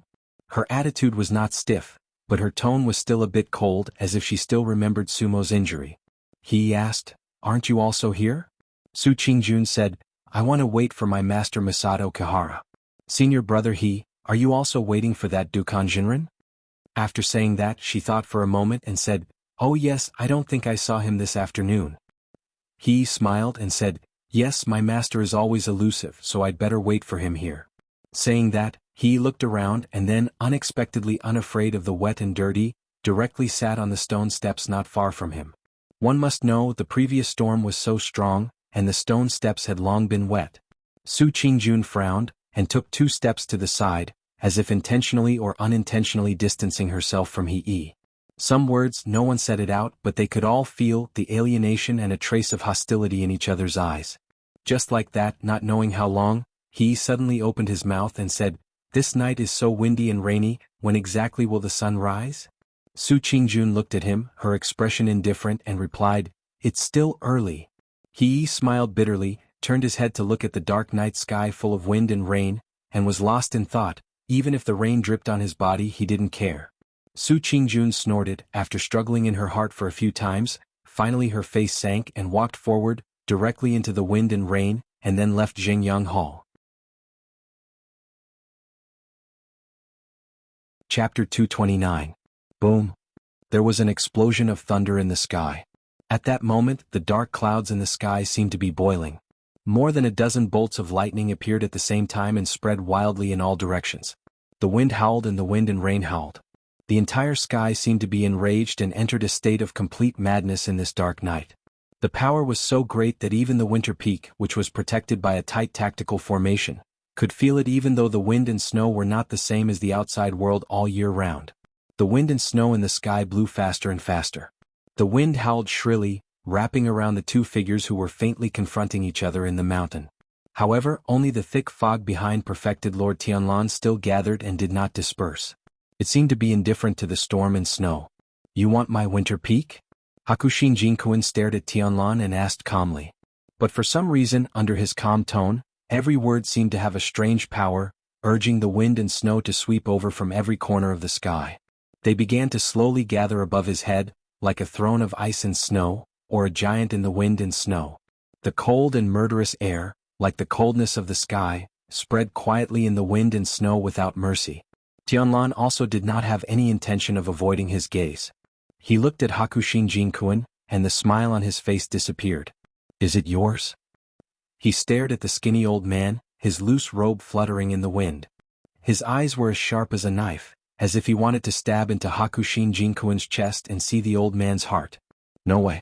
Since when can things that are stolen belong to oneself?" The world suddenly turned cold and no one spoke anymore. That was because they had nothing else to say. The 2 simple sentences from before had sealed off all their paths of retreat. This pair of brothers who had lived for a long time had finally reached this day. Finally, there was no way out for them. Zhuoxian subconsciously stepped back. The wind and snow were too strong and the cold wind was too fast and too cold. When it whistled past the mountain peak, even with his cultivation, Jean Dan Fryer felt a little frightened. The 2 figures in the wind and snow in front of him looked so terrifying. Such a terrible storm seemed to only wrap around the 2 of them. It was the power of heaven and earth that they controlled. After a while, Zhuoxian suddenly felt a chill on his back. He had already touched a mountain wall. The hard ice adhered to the stone wall, emitting traces of coldness. He realized that at this point he actually had no way out. His heart beat violently. He looked up at the two figures in front of him, who were starting to blur in the violent wind and snow. He suddenly gasped. The two people stood in the wind and snow, one tall and one short, one big and one small. One big and one small. One big and one small. One big and one big. One big and one big and one big. Bai Chen looked at Tianlan with a complicated expression in his eyes. However, his expression was solemn and did not show the slightest fear or timidity. The strong wind blew from behind him. That solemn and magnificent robe fluttered, as if he had lived a glorious life. He stretched out a hand. His somewhat shriveled palm was facing the sky. The sound of the wind and snow suddenly became several times louder, and even the entire winter peak seemed to faintly resonate with it. Countless white snowflakes whizzed in from all directions, desperately rushing into the faintly forming huge white shadow. The snow wind giant, towering between the heavens and the earth, appeared on top of the skinny old man's head, and let out an earth-shaking roar towards the dark sky. The wind and clouds in the sky rolled and thunder rumbled. After a while, a huge fist descended from the sky. It made an ear-piercing whistling sound in the air and smashed towards True Lord Tianlan. Before the fist of ice and snow arrived, the ground beneath their feet had already begun to tremble. Even the fog that had been indifferent to the wind and snow all this while had actually retreated a few feet in an instant. The ferocity of the attack was evident. True Lord Tianlan's expression was solemn. He took a step back and made a circle with his hands. In an instant, his wide robe suddenly fluttered like the wind and a surge of energy burst forth. The dense fog behind him suddenly rolled. Immediately after, a mist giant with half a body appeared from the fog. It roared and pounced towards the snow wind giant. Boom! A low and loud rumble came from the sky. The ground under his feet trembled violently. The entire winter peak that was floating in the sky also shook twice. Cracking sounds could be heard. Countless cracks instantly appeared. That was the sound of 10,000-year-old ice cracking. The two giants retreated a certain distance. They seemed to have been injured by the terrifying force just now. However, very quickly they continued to pounce forward and collided with each other in the blink of an eye. The heaven and the earth shook and the wind and snow roared. At that moment, on the winter peak, a naked, terrifying power was displayed. There were no tricks, no subtleties. Only for the most powerful semi-divinity realm human beings, this was the kind of pure power that returned to the natural state. All the Tao techniques and divine arts in the world that could be imagined or unimaginable or ingenious had completely disappeared at this moment. They were discarded by these two peak cultivators without any hesitation. For a moment, Zhuxian, who was the only person in the world to witness this battle between divine transformation realm true lords, even had an illusion. He felt that the battle between the two giants in the sky was like a fight between two toddling babies. It was a simple and pure fight. Their movements were even a little slow. Everything seemed clumsy in the eyes of the cultivators in the world. The only thing that stood out from the rest was their terrifying power. With a punch, the heaven and earth changed color and the wind and clouds rolled. With a roar, the mountains and rivers flowed backward and the wind and snow surged. Lightning rolled down from the dark clouds and wrapped around the two terrifying giants. The electric currents darted around like strange silver snakes, but they still could not stop the two giants from fighting. Under the whistling wind and snow, Bai Chen and Tianlan were silent. Their breathing gradually became heavier, but neither of them had the slightest intention of backing down. However, as the fierce battle continued, their bodies also began to change. According to the legends, the body of a supreme was as strong as the body of a god. However, at this moment in the wind and snow, cracks began to appear on his body, just like the ice that had been frozen for tens of thousands of years and was once extremely hard. A piece of their sleeves was torn apart and a piece of flesh exploded. Low and deep white smoke rose up and down, slowly drifting up from their bodies. Every time they shot up a white mist, their bodies would tremble, and the ground under their feet and the sky above their heads were like mountains collapsing and the wind and clouds rolling, forming a huge vortex, crazily swallowing the endless wind and snow, and then dissipating in this crazy world. Boom! After countless collisions, the beautiful snowy scenery on the winter peak was already a mess. The lightning that fell from the sky had already wrapped the entire winter peak together. It was as if doomsday had arrived. Countless silver chains descended and bound this terrifying place, about to be thrown into the burning and boiling underworld. Looking from high above the clouds, the mountain seemed to have a strange sense of beauty. Outside the clouds, the boundless thick fog had quietly surrounded the entire winter peak, completely covering this earth-shattering scene. In this fierce battle that shook the heavens and earth, the two figures that were facing each other suddenly trembled for a moment. A moment later, Hakushin Jinkuin suddenly let out an angry roar in the snowstorm. He raised his head. His face, which had always been indifferent even when he had countless hidden injuries on his body, suddenly flashed with a trace of disbelief and shock. Above his head, the incomparably powerful snow wind giant that seemed to be the ruler of heaven and earth suddenly slowed down. At the same time, the mist giant that was in front of it suddenly swung its fist. Passing through the snowstorm and lightning, accompanied by the sudden explosion of thunder in the sky, the fist landed on the snow wind giant's chest. The heavens and earth suddenly froze at that moment. The fist smashed through all the wind and frost, smashed through the unchanging power of dozens of years, smashed through the snowstorm and pierced through the chest. The snow wind giant let out an earth-shattering roar. As if it was filled with unwillingness, it turned into fragments, filling the sky with snowflakes and fell down from the sky. On the ground, Hakushin Jinkuin's body violently trembled, then he spat out a mouthful of blood. The blood was black. When the black blood fell on the snowy ground, it instantly burned the surroundings. The snowy ground immediately sank, and a deep hole several feet wide appeared on the snowy ground. Hissing sounds could be heard, but strangely, there wasn't a terrifying stench in the air. Instead, there was a faint fragrance.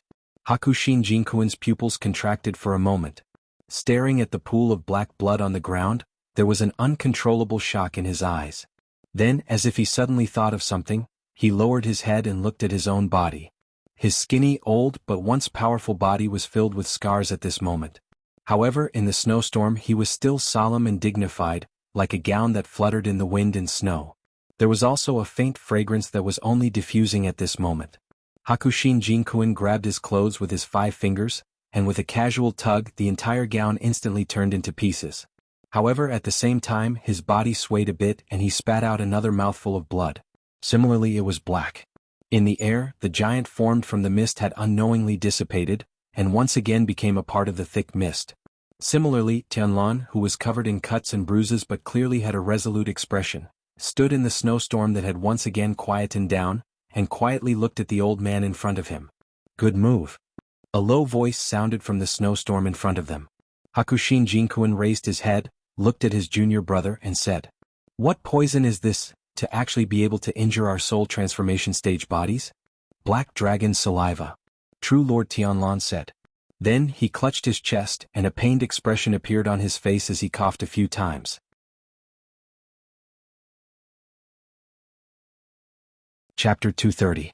The heavy rain poured down and the dense forest was pitch black. Water flowed down like a waterfall everywhere, and the sound of the rushing water seemed to have covered all other sounds. However, in such a pitch-black forest, there was still a figure traversing in the darkness. He walked past one tree after another that was as dark as a ghost, stepped over one damp puddle after another, and gradually approached the empty space in the middle of the forest. There was no one on the ground, only damp water mixed with black mud and dried leaves. That black figure hid behind a large tree, very cautiously looking towards the tree next to the large rock. After waiting for a long time, he found that there was still no movement. The black figure was a bit hesitant, but in the end still slowly and tentatively walked forward. The rainwater was blocked by a layer of dense branches and leaves. Landing on the black figure's body was already silent. Even when this black figure walked to the center of the clearing, nothing happened. This fact seemed to make the black figure a bit stunned and shocked. He turned his body and carefully looked around, but found that this forest was almost completely dark. Those shadows that trembled intensely in the wind and rain looked abnormally eerie and terrifying, but if one looked carefully, they would see that most of them were tree branches and leaves swaying in the wind. The air was filled with a cold aura in this lonely and dark forest. The black figure took a step back as if he didn't like this place, then turned around looking like he was going to walk away. However, at this time suddenly he only felt his feet tighten, a hand like a ghost claw suddenly reaching out from the mud under his feet, suddenly rushing out, grabbing the black figure's ankle. "Ah!" A short and sharp cry suddenly pierced through the silence of the dark forest. In this gloomy rainy night, something like a hand suddenly reaching out from the ground, this kind of thing, it really was too creepy. Even though the black figure had seen many evil things in the past that could challenge the limits of ordinary people, at this moment, he still couldn't help but shiver, involuntarily crying out. That short and sharp voice, it was actually a woman. This sudden sound, the hand underground also seemed to be startled, the originally murderous hand gesture also paused for a moment. In the time it takes for a spark to fly off a flint, the black shadow quickly calmed down. With a light shout, he stomped heavily on the ground. Immediately after, a sharp icicle appeared in his hand and pierced into the soil, intending to pierce through the person in the soil. But what welcomed her was a large handful of darkness, accompanied by a roar. A large amount of dirty black soil and a large amount of water suddenly surged up from the ground, covering the sky and covering the earth, directly rushing to the side. The black figure screamed in an instant, disregarding everything, directly retreating. But behind the black soil, a figure suddenly leaped out from the soil. It was Lu Qin. Like a cheetah, he pounced towards the black figure. He moved later but arrived first. In an instant he grabbed the black figure's body, and with his right hand he locked her slender neck. That black figure's head suddenly raised, one hand grabbing onto Lu Chen's fierce arm, the lower leg instead silently kicked out. After a moment, only a ping sound was heard, directly hitting on Lu Chen's lower abdomen. Lu Chen grunted and his face instantly paled in the darkness. However, his toughness and tenacity were completely displayed at this moment. He gritted his teeth and endured the pain of this kick. Then, his arm tightened and the black fire in the depths of his eyes suddenly blazed. It directly pressed down on the arm, and only after it pressed down hard on the neck was there heard. There was only a painful grunt, and the black figure's body immediately went limp.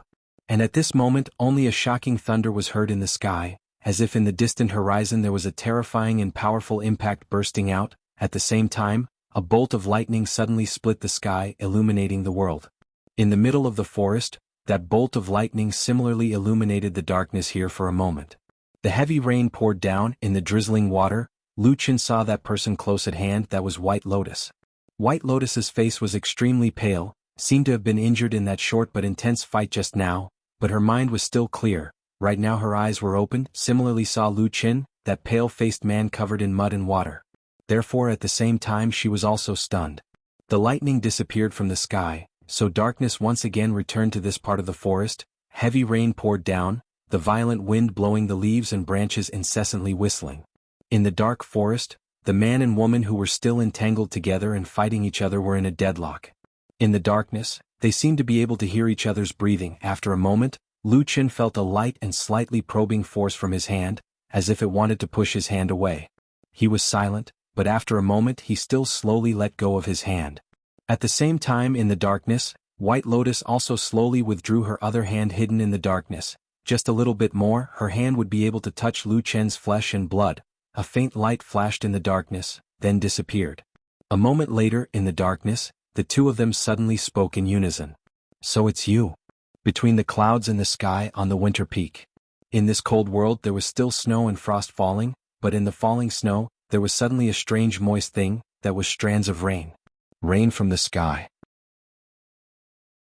This was perhaps the first time in a long time that rain had passed through the snow and landed on the winter peak. Hakushin Jianghu, who was standing in the snow and vomiting black blood, raised his head to look at the sky above the winter peak, his eyes a little disappointed. In the sky, lightning raged and thunder rumbled, as if the heavens were showing unprecedented anger, venting its terrible power on this mountain peak. Perfected Lord Bai Chen retracted his gaze and turned his head. However, he didn't speak to his number one enemy, Perfected Lord Tianlan. Instead, he looked at Zhuoxian, who had been standing silently by the side the entire time. Zhuoxian, who was leaning against the ice wall, looked abnormally pale, as if witnessing the soul-stirring battle between perfected lords was a great burden to him. Jean Dan Friar. At the same time, the originally incomparably hard ice wall behind him had more than a dozen cracks of various sizes, and from time to time ice shards would fall. Some of the ice shards fell directly on Zhuoxian's head, but he did not dodge and stood motionless like a piece of wood. This was because Hakushin Jinkuin's gaze was fixed on him. "Why?" Perfected Lord Bai Chen asked him. There was not much fury or hatred in his eyes. Instead, there seemed to be more confusion and confusion. Zhuoxian lowered his head slightly and after a while he said, "I'm sorry, master." Hakushin Jinkuin shook his head, frowned, and vomited another mouthful of black blood. However, for some reason after the black blood left his mouth, his originally black aura shrouding his exhausted face actually looked a little better. Then he looked at Zhuoxian and repeated, "Why?" Zhuoxian was silent, then took a deep breath and said, "I can't accept it." "What can't you accept?" Hakushin Jinkun stared at him, then coughed painfully and said, "You're also at this age now, what do you not have? What is there to be unwilling about?" Zhuxian shook his head and said, "There's everything, it's you and senior brother, not me." Hakushin Jinkun smiled bitterly, suddenly his body trembled and he vomited another mouthful of black blood.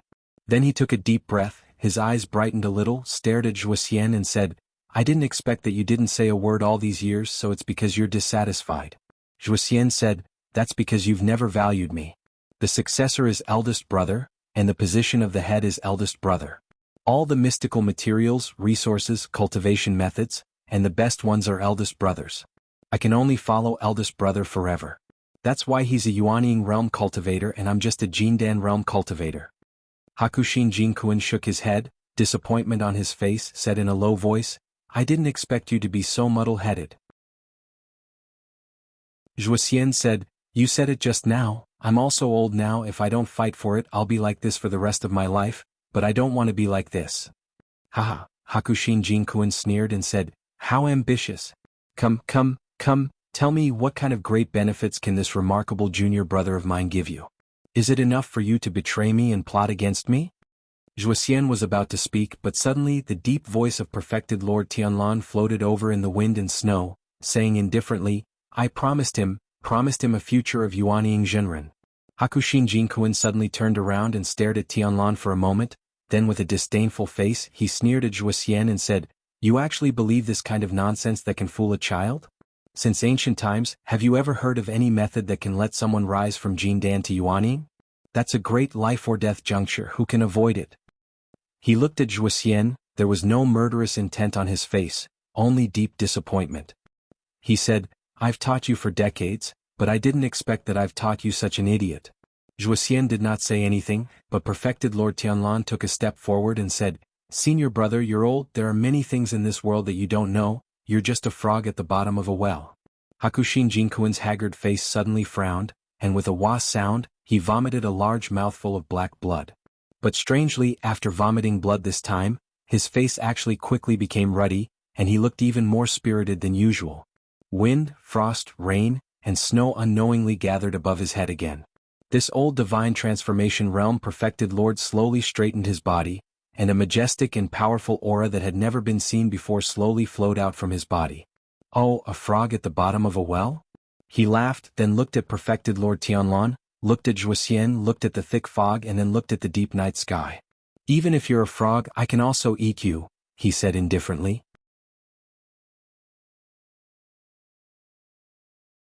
Chapter 231. The wind and rain met the peak of the mountain, and lightning shone on the black dog. The highest point of this nameless mountain was a long and narrow slope at the top of the mountain. A large stone stood there abruptly about 7 or 8 feet from the ground. Standing on this large stone, it was as if standing on the highest point of the mountain, overlooking the surrounding wilderness. However, in this stormy night, there was no longer any scenery around this large stone. There was only the smell of blood that even the wind and rain could not blow away. The corpses that littered the ground and the blood that flowed everywhere were telling of everything that had happened here. In this stormy night, this barbaric and tragic story that was outside the sight of humans was told. The black dog was still alive. It was still breathing. It was still standing on the highest point of the large stone. At its feet, there were badly mutilated corpses everywhere. Those demon beasts that coveted its flesh and blood had already been drained of their own blood. Their corpses covered the long and narrow slope of the mountain. In the distance, there were not many terrifying auras left. There were not many, but there were still some. On this night, the impulsive demonic beasts had all died. The demonic beasts that were not strong enough had all died. The demonic beasts that were not cunning enough had all died. The demonic beasts that were not brave enough had all run away. Behind the thick and nauseating stench of blood, under the illumination of the occasional flashes of lightning, one could still vaguely see that behind the slope, there were still 2 remaining gazes coldly staring at Big Rock's direction. They lingered around, still coveting the delicious flesh and blood. The heavy rain continued to fall, hitting the body of Atsu on the large stone. At this moment, there was not a single intact piece of flesh on its body. There were wounds and bloodstains everywhere. It looked like its own blood was about to run dry. However, Atsu still did not fall. It was like a lonely but paranoid mad dog, gritting its teeth as it stood on the large stone, coldly scanning the dark world. But at the same time, at the moment when the lightning flashed, even it and the remaining two cold gazes beside it felt the black dog's body tremble and saw that it was on the verge of collapse. Perhaps in the next moment the black dog would fall from the boulder and die on the spot, so the two eyes hidden in the darkness were still quietly waiting for the unusually fierce black dog to end its own life. In any case, how could there be a bright moon on such a stormy night? Without the power of the full moon, no matter how powerful a holy beast was, it would be impossible for it to become a holy beast. The black dog undoubtedly knew this as well. Perhaps no one had ever told it, but when the monster blood in its body stimulated its instincts, it also understood this rule. The wind and rain were too strong, so it was impossible for the moon to appear. But at this point there was already no way out for it. Atsu slowly crouched down. Surrounded by bloody corpses at the highest point of the hill, he raised his head and looked at the sky. Other than the desolate wind and rain, there were only layers of thick, dark clouds. There was no sign of the moon. A soft whimper came from its mouth and it lowered its head, as if at this last moment, it finally had to admit defeat to its fate. Darkness surged, and the black dog's figure on the highest point of the hill looked so lonely. At the foot of the hill in the distance, two cold and gloomy voices slowly rose to their feet, as if they had finally waited for the best opportunity, and they began to walk towards the top of the hill. The atmosphere on Winter Peak suddenly became a little strange. Although the wind and snow were still dancing, and although there were still lightning flashing and thunder rumbling in the sky, the temperature on the snowy ground by the cliff was dropping rapidly. The falling snowflakes were getting heavier and heavier, and the atmosphere between heaven and earth was cold and somber. Occasionally, when one raised his head to look at the peak of the hill, he would notice that the violent snowstorm that had enveloped the top of the hill had suddenly left the peak and began to slowly move downwards, gradually approaching the two people who were facing off against each other. Hakushin Jinkuin stood in the snow and stared at Tianlan, saying word by word, "You actually dared to come to this Winter Peak to challenge me. This is the stupidest thing you've ever done." Perfected Lord Tianlan also raised his head to look at the slowly falling snowstorm. A moment later he smiled and looked at Hakushin Jinkuin, his eyes slightly narrowed. "Is that so?" Hakushin Jinkuin snorted coldly. "Before Master died he told me that you're arrogant and bold, and if you achieve great success in Taoism in the future, the disaster you'll cause would probably be far worse than the Three Realms Fiend cult. Today it seems that it's true." His gaze was like lightning as he stared coldly at Tianlan and said coldly, "How dare you go to the underground palace and steal the black dragon's saliva that was born from that fiend?" Perfected Lord Tianlan laughed. "Oh, did Master say that, or did you say that yourself?" Bai Chen's expression was cold as she said, "Those of us who know the cause and effect of that case back then naturally know what happened. I only have one thing to say, I have a clear conscience." "What a coincidence." Perfected Lord Tianlan took a step forward and said indifferently, "When I went to visit Master's grave yesterday, I also said those words in front of his grave. I have a clear conscience." He enunciated each word clearly, his voice rumbling like thunder. Hakushin Jinkuin didn't say anything else, but before he really made a move, he deliberately turned to look at Zhuoxian who was standing at the side.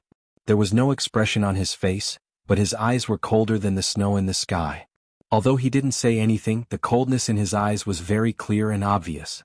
Zhuoxian understood his master's meaning. His face quickly turned pale. At the same time he also discovered that as the snowstorm descended and the temperature of the snowy ground around him plummeted, the ice wall behind him, which had almost shattered into pieces, suddenly began to solidify again. The snowstorm grew stronger and his body became colder. Perfected Lord Tianlan remained motionless because none of the snowstorm could approach his body. All he did was calmly watch the falling snowstorm. Moments later he suddenly sensed something and looked down at his feet. It was a snowy land that was covered in a thick layer of snow. But at this moment, a faint tremor suddenly came from the depths of the ground beneath their feet. It was as though a wave was rising from the depths of this massive mountain and spreading out like a ripple. The thick layer of snow on the snowy ground suddenly trembled. Countless soft snowflakes bounced up slightly. Then, it happened a second time, a third time, each time more obvious and more intense than the last. Then, everyone felt that it was the winter peak that was trembling, the mountain peak that was roaring. Whoosh! Hakushin Jinkuin fluttered his clothes and flew into the air.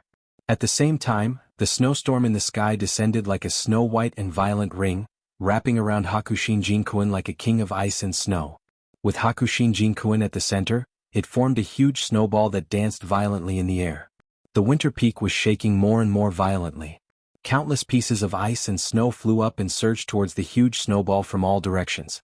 The wind was shrill and sharp, almost like a knife, cutting through the hard ice on the mountain walls along the way. The skinny but godlike old man was hidden in the huge snowball with unparalleled power. His voice was like the howl of the snowstorm, resounding between heaven and earth. "You shouldn't have come here," he said coldly. Then he raised his hand and pointed. The place where he pointed and the direction in which he pointed suddenly froze. Be it the drifting snowflakes or the blowing wind, everything froze into ice. Then, there was a cracking sound like a sharp blade that pierced through the void and swiftly formed a sharp thorn in the air. Then the snowstorm suddenly became louder and expanded from the original snowball by several times. In the air, a similar thorn appeared around the icicle thorn. Then, as if it was spreading, countless icicles appeared in an instant, covering the sky and the earth. Tens of thousands of icicles surrounded perfected Lord Tianlan from all directions. The icicle's tip flickered with a faint, transparent light and was filled with killing intent. Zhuxian, who was hiding at the side, suddenly revealed a look of despair. He thought that he had valued his old master enough, but it was not until today that he truly realized that the power of a divine transformation stage perfected Lord was far beyond what he could covet. He had yet to witness his master's true power. However, perhaps because of this, Zhuxian's eyes soon burned with the flames of anger, jealousy, and indignation. He had never known such a powerful realm and such terrifying power, but his eldest senior brother definitely knew. Even his junior sister, White Lotus, who had just entered the sect not long ago, had been directly taught the secret technique of the snow scripture by their master at a young age. Given time, she would definitely know about this terrifying Taoist technique as well. He was the only one who didn't know anything. Compared to Zhuxian, who had lost his composure, Tianlan, who was a divine transformation stage perfected lord of the same realm as Bai Chen, was clearly much calmer than Zhuxian. Even though he was surrounded by tens of thousands of sharp icicles and was in danger of being pierced through the next moment, Tianlan's expression did not reveal too much worry.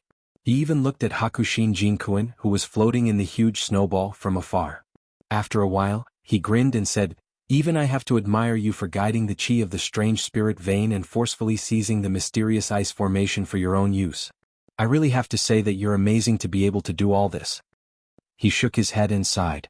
There seemed to be a hint of admiration on his face, but very soon, perfected Lord Tianlan smiled faintly again.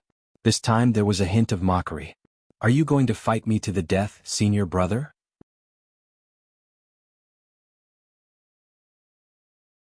Chapter 232.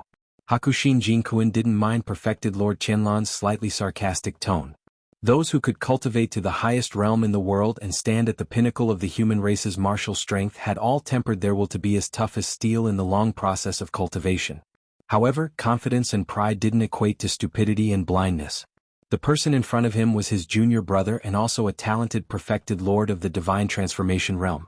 Bai Chen definitely didn't think that Tianlan was someone who could be easily dealt with.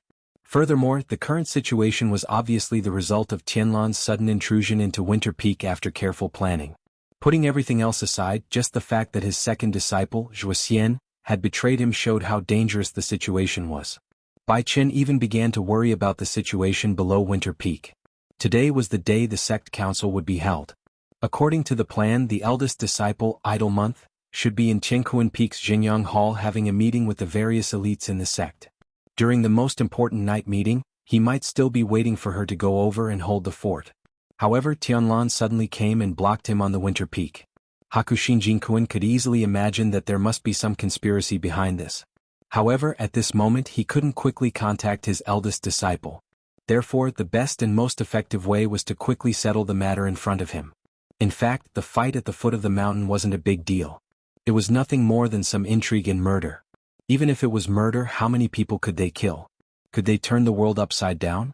What mattered was that junior brother Tianlan in front of him was the only person who could truly threaten him. As long as he could win here, what couldn't he clean up?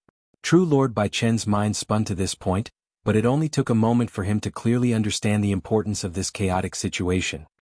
His gaze became even colder as he stared at the bald and burly man below and said coldly, "Junior brother, on account of Master's warning before his death, I can spare you this time. As long as you hand over that traitorous disciple, Zhuxian, to me to deal with and retreat from Winter Peak, I'll treat it as if today's matter never happened. Otherwise..." At this point, Hakushin Jinkuin sneered and glanced at the transparent thorns that filled the sky with cold light. Don't forget, this is Winter Peak, the cave abode that I've managed for many years. It won't be difficult for me to take your life. Perfected Lord Tianlan looked up at the figure wrapped in the snowstorm and didn't speak immediately. Instead, he stared thoughtfully for a moment. Then he suddenly sensed something and turned to look at Zhuoxian under the ice wall. Zhuoxian's face was as pale as a piece of paper. His chest rose and fell and his breathing seemed to become rapid. Perfected Lord Tianlan laughed heartily and waved his hand at him. Then he pointed at the figure in the snowstorm and said, "Don't be afraid, don't be afraid. He's just scaring people." The snowstorm suddenly became urgent and the whistling sound became louder. It seemed that his words had angered Hakushin Jinkuin in the snowstorm. However, Perfected Lord Tianlan didn't seem to care. He squinted slightly and looked at Hakushin Jinkuin for a moment. He smiled and said, "Senior brother, I wasn't so sure at first. But after hearing what you said, I probably know that the black dragon's saliva is not easy to bear. It's not so easy to detoxify it by spitting out 2 mouthfuls of blood, right?" Hakushin Jinkuin sneered and didn't say anything else. He controlled the snowstorm to descend slowly and the sharp spikes in the sky began to tremble slightly. It was as though the final battle had arrived and the next moment, thousands of arrows were going to shoot and poke Perfected Lord Tianlan into a sieve. Perfected Lord Tianlan seemed to have sensed Hakushin Jinkuin's determination. He nodded and the smile on his face disappeared. Ding! It was unknown which crystal-clear icicle suddenly vibrated and let out a sound. All of a sudden, this pleasing sound with a hint of coldness rang out. Countless icicles began to move, sealing off all of Perfected Lord Tianlan's escape routes. Seeing that a huge battle was about to break out, Zhuoxian, who was watching from the side, subconsciously held his breath. However, at that moment, Perfected Lord Tianlan suddenly stomped his foot. That foot stepped into the snowy ground, passing through the snowflakes and landing on the solid ground.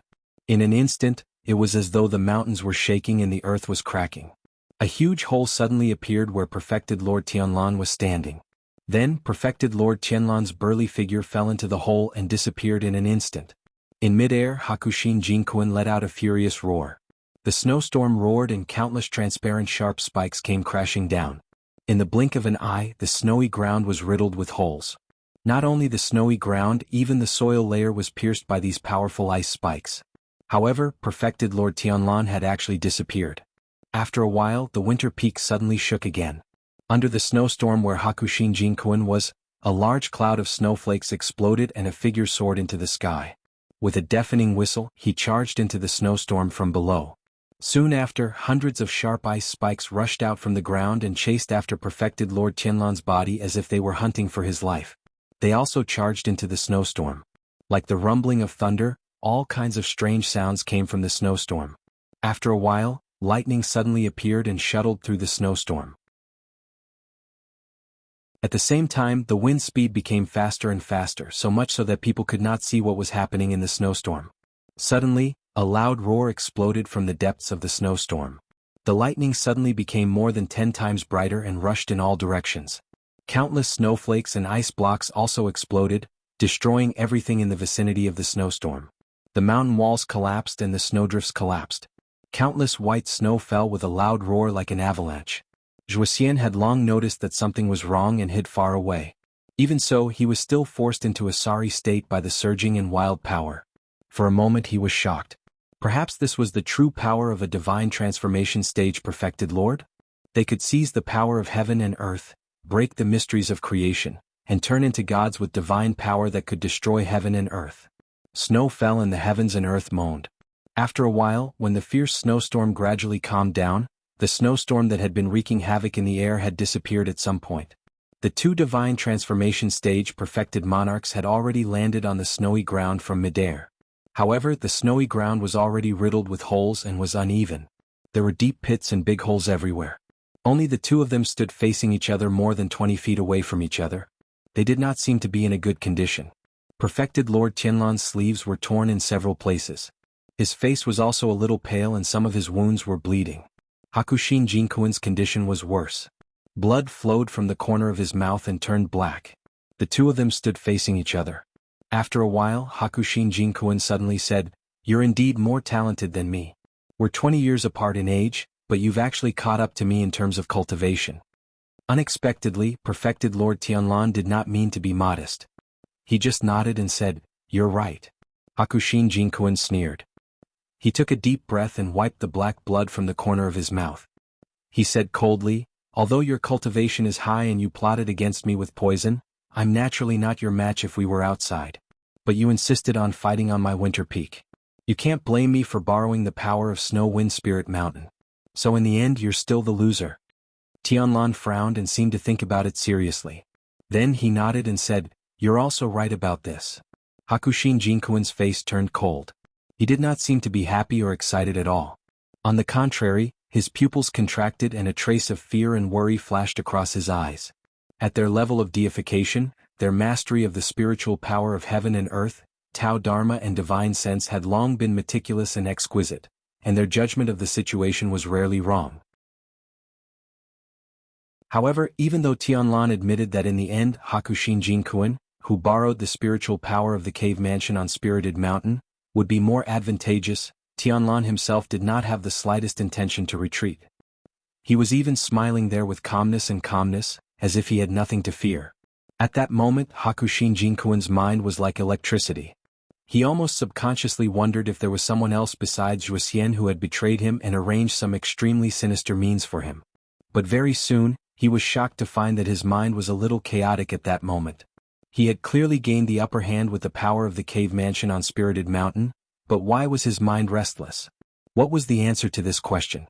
Perfected Lord Tianlan stared at him and suddenly said, "Senior brother, after Master's death, the two of us have been fighting openly and secretly for decades.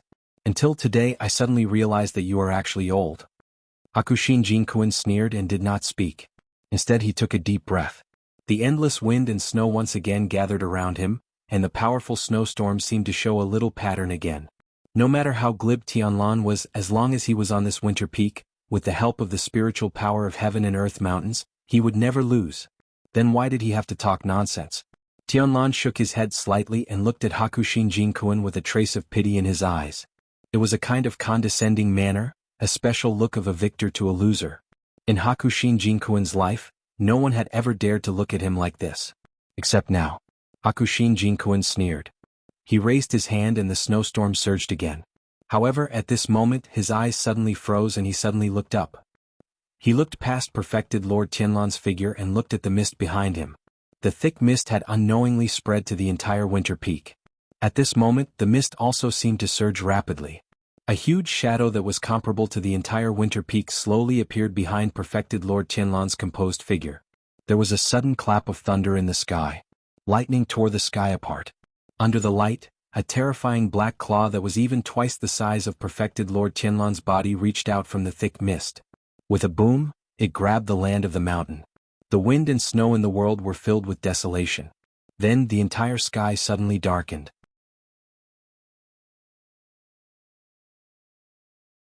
Chapter 233. The silhouette in the thick fog looked as big as a mountain. As it swayed, streams of black gas soared into the sky. Following that, the huge black claw with protruding joints suddenly grabbed onto the ground of the cliff of Winter Peak. The sharp and terrifying claws instantly pierced through the incomparably hard rocks, firmly grabbing onto it without letting go. After a moment, under the gaze of everyone on Winter Peak, that huge black claw suddenly contracted, as if it had used all its strength. Its bones and muscles bulged, and then an even bigger shadow rose from the bottom of Winter Peak. The dense fog tumbled like boiling water. It seemed to be extremely agitated, or perhaps it was filled with fear. In this dark night, a huge head could be vaguely seen, slowly approaching from the dense fog. There was a deep and thunderous breathing sound, even suppressing the sound of the snowstorm. Two huge eyes gradually appeared in the dense fog. There seemed to be a flame burning fiercely within it, and that flame was shockingly as deep as ink. Dark flames. Boundless dense fog was emitted from the ground. It had already completely surrounded the four odd peaks between the clouds and the sky, tightly wrapping around the most important forbidden area of the Kunlun party. In this pitch-black night, looking from afar, there was actually not the slightest hint of abnormality. Only at a certain moment in the midst of the violent storm, lightning, and thunder, when the lightning that suddenly tore apart the night sky and landed on this dense fog, could some shadows be seen. However, for some unknown reason, there should have been an earth-shattering battle in the dense fog, but at this moment, not the slightest movement could be heard from within the fog. Not a single trace. The place beyond the clouds in the sky was still submerged by the storm. The heavy rain was still falling, and the cold wind was still blowing, covering the entire Kunlun mountain range in the darkness of the night. No one knew when this night would be over. In the side hall behind the Xinjiang Hall of Heavenly Kuan Peak, almost all the enlightened Yuanning who came to this place had already arrived. In the middle of the hall, there were 2 main chairs and 2 large rosewood chairs, 10 on the left and 9 on the right, were arranged in a straight line. Today the Kunlun party was the top cultivation sect in the divine central continent. In addition to the 2 perfected lords of soul formation who commanded the masses, there were 19 top Yuanning perfected masters in the sect. Among them there were 15 in Kuanji, and 4 in Tieji, led by Masato Kihara. But recently, Dongfang Tao had just broken through and became the 20th Yuanning Jinren of the Kunlun party, so there was an additional red sandalwood chair in this side hall. At this moment there were already many people sitting on the chairs. After Dongfang Tao arrived, he very consciously sat in the last seat according to seniority. From his point of view, he saw perfected Idol Month sitting upright and still on the main seat in front of him, looking dignified. Slightly behind him was another large chair, which was still empty at the moment. As everyone knew, that seat belonged to Hakushin Jinkuan. 2 rows of perfected Yuanning great perfected masters were seated below him. If this lineup was casually seen by others, it would be truly frightening. This was the embodiment of the powerful strength of the current Kunlun party and the foundation of the Kunlun sect. To the left of Taoist Master Idol Moon sat Taoist Master Thousand Lanterns. Below him were Taoist Master Pearl, Taoist Master Guangyang and the others. To the right of Taoist Master Idol Moon, the first seat was empty. Further down, Dongfang Tao could also see that several Yuanning perfected masters who were close to perfected Idol Month, including several Yuanning perfected masters who had appeared in the Xinjiang Hall during the day earlier, were also sitting there. When they sensed Dongfang Tao's gaze on them, they also smiled and nodded at him. From the looks of it, the atmosphere in the hall seemed to be rather relaxed. Dongfang Tao thought indifferently. Occasionally, when his gaze swept past the area in front of him, he would notice some strange details. Perfected Idol Month's expression was dignified and serious, but his eyes would glance at the nearest empty seat every now and then. There was a faint trace of anxiety in the depths of his eyes. Perfected Thousand Lanterns and the others on the opposite side of the empty seat remained silent. Their faces were calm and indifferent, but they would occasionally reveal a trace of a smile with a hint of coldness and mockery. It was Dongfang Tao's first time coming to this side hall. After a moment of silence, he lowered his voice and quietly asked a perfected Yuanning perfected master who was sitting next to him. After receiving the answer, he nodded and thanked him. When he raised his head again to look at the empty seat, his gaze was somewhat different. That empty seat originally belonged to Heavenly Soldier Hall's Dukan Jinren. It was already so late. Why was it that Dukan Jinren, the sect leader's most hardcore, most resolute and at the same time most unlikely partner to be absent, had still not come here? Where did he go? Other than Dukan Jinren, there were several other empty chairs in this hall. However, most of the reasons were known to everyone. For example, there was a perfected Yuanning perfected master from Tieji who was in closed-door training in order to extend his lifespan. If he failed, he would probably die of old age. There were also some who were in closed-door training in order to practice some kind of extremely difficult Dao technique. This kind of closed-door training could not be interrupted, so they did not come here. But basically, those who could come here and those who should have come here were almost all here. Right now in this side hall, there were only 2 people who should have come but had not yet. One was Dukan Jinren, and the other was even more influential. It was the owner of the chair next to Perfected Idol Month, Hakushin Jinkuan. These 2 were undoubtedly Perfected Idol Month's strongest supporters in the Kunlun party, especially his teacher, Hakushin Jinkuan, who was an important person. The impact of these 2's absence was obvious. Even just by looking at them, it made people feel that Perfected Idol Month's side had suddenly become much emptier, giving off a strange feeling of weakness. Perfected Idol Month was indifferent to this, as if he did not feel anything. He was still sitting quietly as if his patience at this moment was endless, ready to wait for these 2 people to come. Perfected Idol Month was the sect master. If he showed that he was willing to continue waiting, most people would not say anything against it.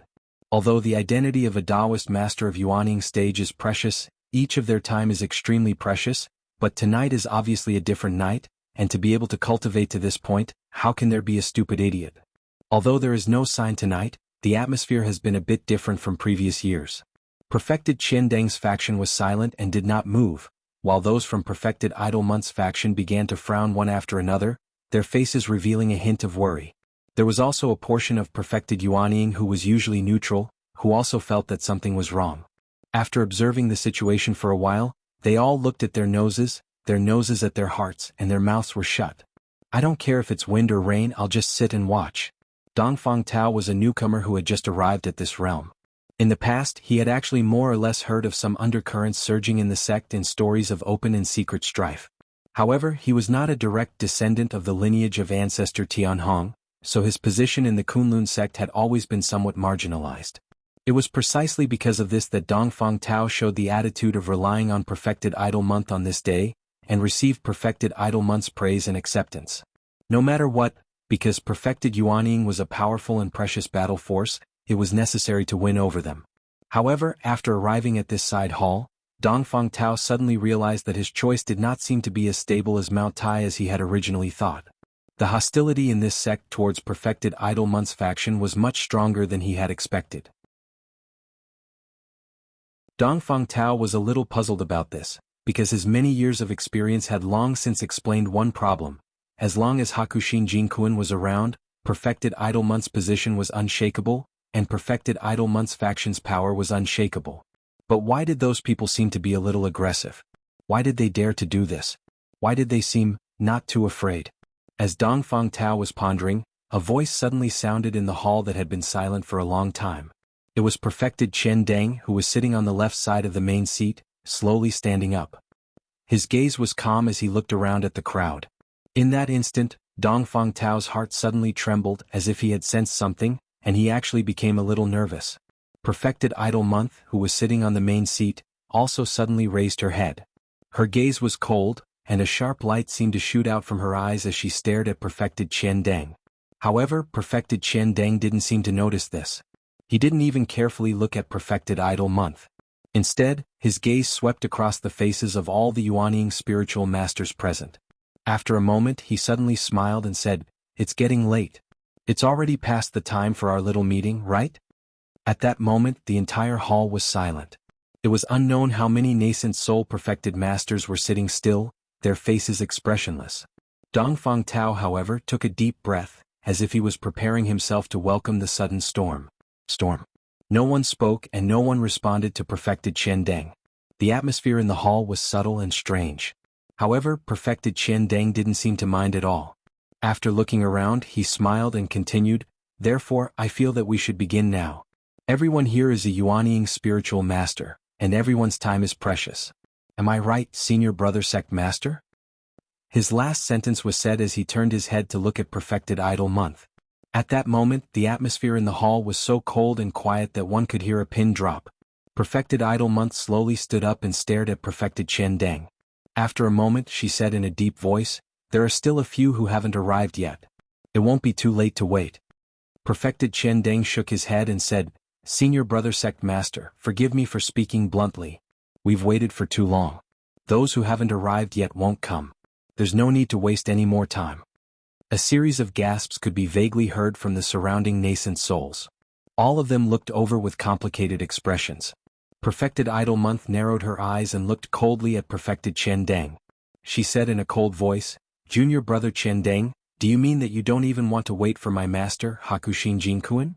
As soon as these words came out, the surrounding people's breathing seemed to stop.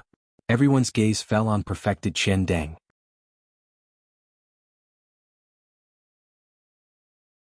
Chapter 234. The heavy rain did not stop. The dense forest was pitch black. One could not even see one's fingers if one stretched out one's hand. Right now, even the dense foliage above their heads could not block the seemingly endless water flow. Everywhere, like a broken dam, large waves of water flowed down from the top of the trees. The two figures hidden in the darkness, after the initial shock, quickly quietened down. This forest was so dark that they could not even see each other's faces clearly, also could not see the expression on the person beside them. After an unknown period of time, Luchin lowered his voice and said, "The pattern on the back of the tree bark, was it drawn by you?" White Lotus's body shook slightly, seemed surprised again after a moment of hesitation, said, "No." This time it was Luchin who was stunned, and before he could continue to question, White Lotus had already said, "That pattern was not drawn by you." Lu Chen was speechless, looked up at the blurry and petite figure in front of him. At this moment, he felt that he could not see White Lotus's face clearly. Everything about this young girl seemed to be more and more mysterious and strange.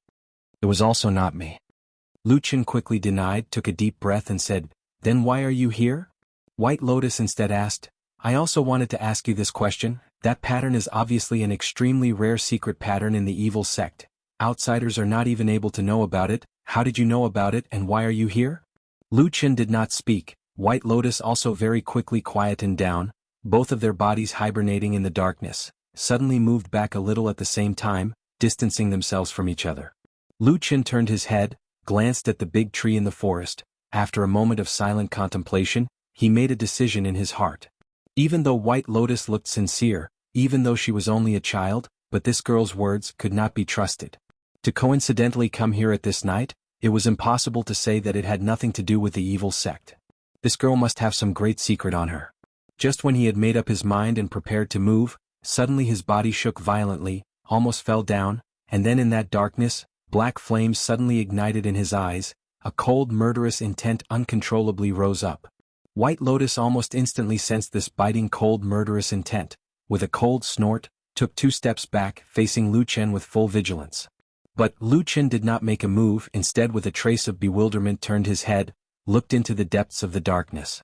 That was the depths of Kunlun Mountain, the legendary place where the sky and clouds were. Just now he suddenly felt an extremely familiar aura coming from that direction, directly resonating with the black fire hidden in the deepest part of his body, causing the black fire in his body to instantly rise, almost unable to be suppressed. The black flames swayed in the distance in the dark forest, as if there was an extremely strong but from the same source, attracting this black flames. Between the sky and clouds, the winter peak was shrouded in fog. An incomparably powerful aura seeped out of the thick fog. A figure as huge as a mountain was faintly discernible in the fog. Gradually, a huge head approached the cliff on the winter peak. Its true appearance was gradually revealed from the dense fog. It was a huge dragon head, completely black, with long and tough dragon whiskers swaying in the wind, like 2 long black whips. Snow-white fangs faintly appeared in the dragon's mouth, emitting a cold glint. The most terrifying thing was that the pair of huge dragon eyes didn't have pupils. Instead, they were burning with a strange black flame. It looked like a demon that had suddenly leaped out from the netherworld. It slowly rose in front of the winter peak and appeared in front of everyone on the winter peak in a horrifying manner. The huge and frightening dragon eyes looked down from above. The place where it appeared was right behind True Lord Tianlan, and at that moment the dragon's head could even be said to be right above True Lord Tianlan's head. As long as it lowered its head slightly, it could swallow True Lord Tianlan, who looked extremely small in comparison, in one gulp. However, True Lord Tianlan did not seem to be on guard at all. He still stood there calmly, his wide sleeves fluttering in the wind. At this moment, both he and the unimaginably terrifying dragon that had suddenly appeared were looking at the person on the snow-covered ground in front of them, Hakushin Jinkuan. Hakushin Jinkuan's expression suddenly changed the moment the black figure appeared. His usually calm face showed a rare expression of inconceivable astonishment. Then all kinds of expressions intertwined on his face, complicated and incomprehensible. Even his body faintly trembled. It was not fear but rage. He withdrew his gaze from the terrifying black dragon and stared at Tianlan. He gritted his teeth and said in a hoarse voice, How did you do it? How dare you do this?" True Lord Tianlan's expression did not change, and he looked calm as if he had always had a clear conscience. He turned a deaf ear to Hakushin Jinkuan's questions. The black dragon's head above his head swayed slightly, and a dull sound that sounded like it was tearing through the air sounded. It was as if the dragon's power was so powerful that even the slightest movement would cause a chain reaction. It was truly unimaginable how powerful the black dragon would be if it were to completely rage and attack.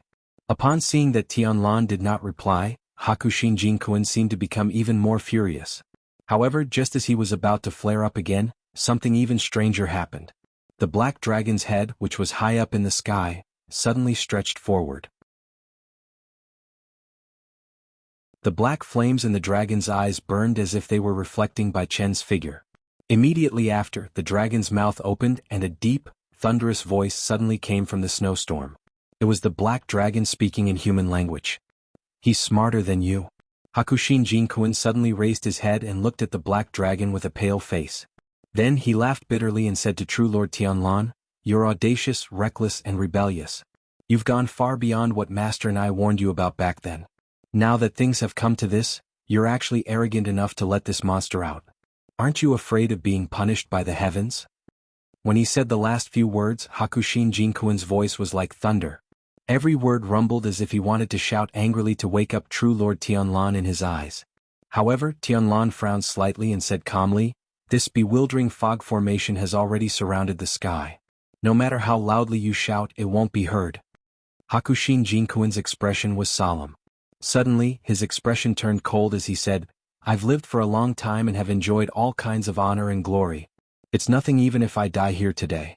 But I just want to ask you one thing, junior brother. Why are you acting so recklessly without any regard for anything else?" He shook his head in pain and pointed at his chest. "Could it be that you've done so many things just to fight with me and kill me?" True Lord Tianlan's expression was as calm as water. No changes could be seen in his heart. Even when Hakushin Jinkuin questioned him sternly, he did not reveal any expression of guilt, regret, or fear. He just stood there calmly and finally smiled. "Senior brother, you're old. You won't understand me," he said indifferently. "No one in this world will understand what I want to do. I don't expect you to understand me either. In life, a good man should do what he wants. Even if the sky falls and the earth shatters, he should still look down on everyone and do as he pleases." Tianlan didn't say these words out loud, but Bai Chen could tell from his expression and eyes that he was serious. They had been brothers for so many years. No one in this world would understand this junior brother better than him. If there was someone, it would probably be their master, ancestor Tianhong, who had already passed away. Hakushin Jinkuin did not say anything else. After taking a deep breath, the anger on his face quickly dissipated. Wind and snow appeared behind him and gradually condensed into a white snowstorm. The pride and power of a divine transformation stage True Lord would never end so easily. The withered old man straightened his back and looked coldly at the burly bald man in front of him as well as the even more terrifying black dragon. He suddenly sneered and said proudly, "Do you think that releasing the black dragon and plotting against me will make me bow down to you?" The black fire in the black dragon's huge eyes flickered and seemed to burn brightly. However, True Lord Tianlan, who was below the dragon's head, stared at Hakushin Jinkuin for a moment and suddenly shook his head. "Senior brother, you're afraid." Hakushin Jinkuin was furious and shouted, "Nonsense! I have the protection of the mountain spirit on this winter peak today. Although that evildoer is ferocious, he has been suppressed for thousands of years. How can he have any combat power or divine ability? Come, let's fight to the death. It's still unknown who will emerge victorious." True Lord Tianlan smiled and slowly waved one of his arms. The thick fog floating behind him suddenly retreated and even the huge dragon's head looked down at him. An incomparably tyrannical power slowly emanated from his body. It was pure yang and as warm as the sun. At first there was a faint golden light. Then the light grew brighter and brighter like the rising sun with thousands of golden rays. The endless wind and snow melted and retreated in front of this golden light. He was like a god in the golden light and a blazing yang qi gushed out, making it hard for people to look at him directly. Hakushin Jinkuin's expression changed drastically. His pupils constricted and he said bitterly, "Positive yang art. You've actually mastered it." In the golden light, a scorching yang qi rose, forming a sharp contrast with the icy wind and snow on Hakushin Jinkuin's side. Within the light, True Lord Tianlan's deep voice sounded indifferently. "Master has long said that I'm much more talented than you in terms of cultivation." Right after he said that, the golden light shone brightly and pounced towards Hakushin Jinkuin. Hakushin Jinkuin roared furiously and the wind and snow howled as well. The two perfected lords finally began their final battle in the deep fog of the night.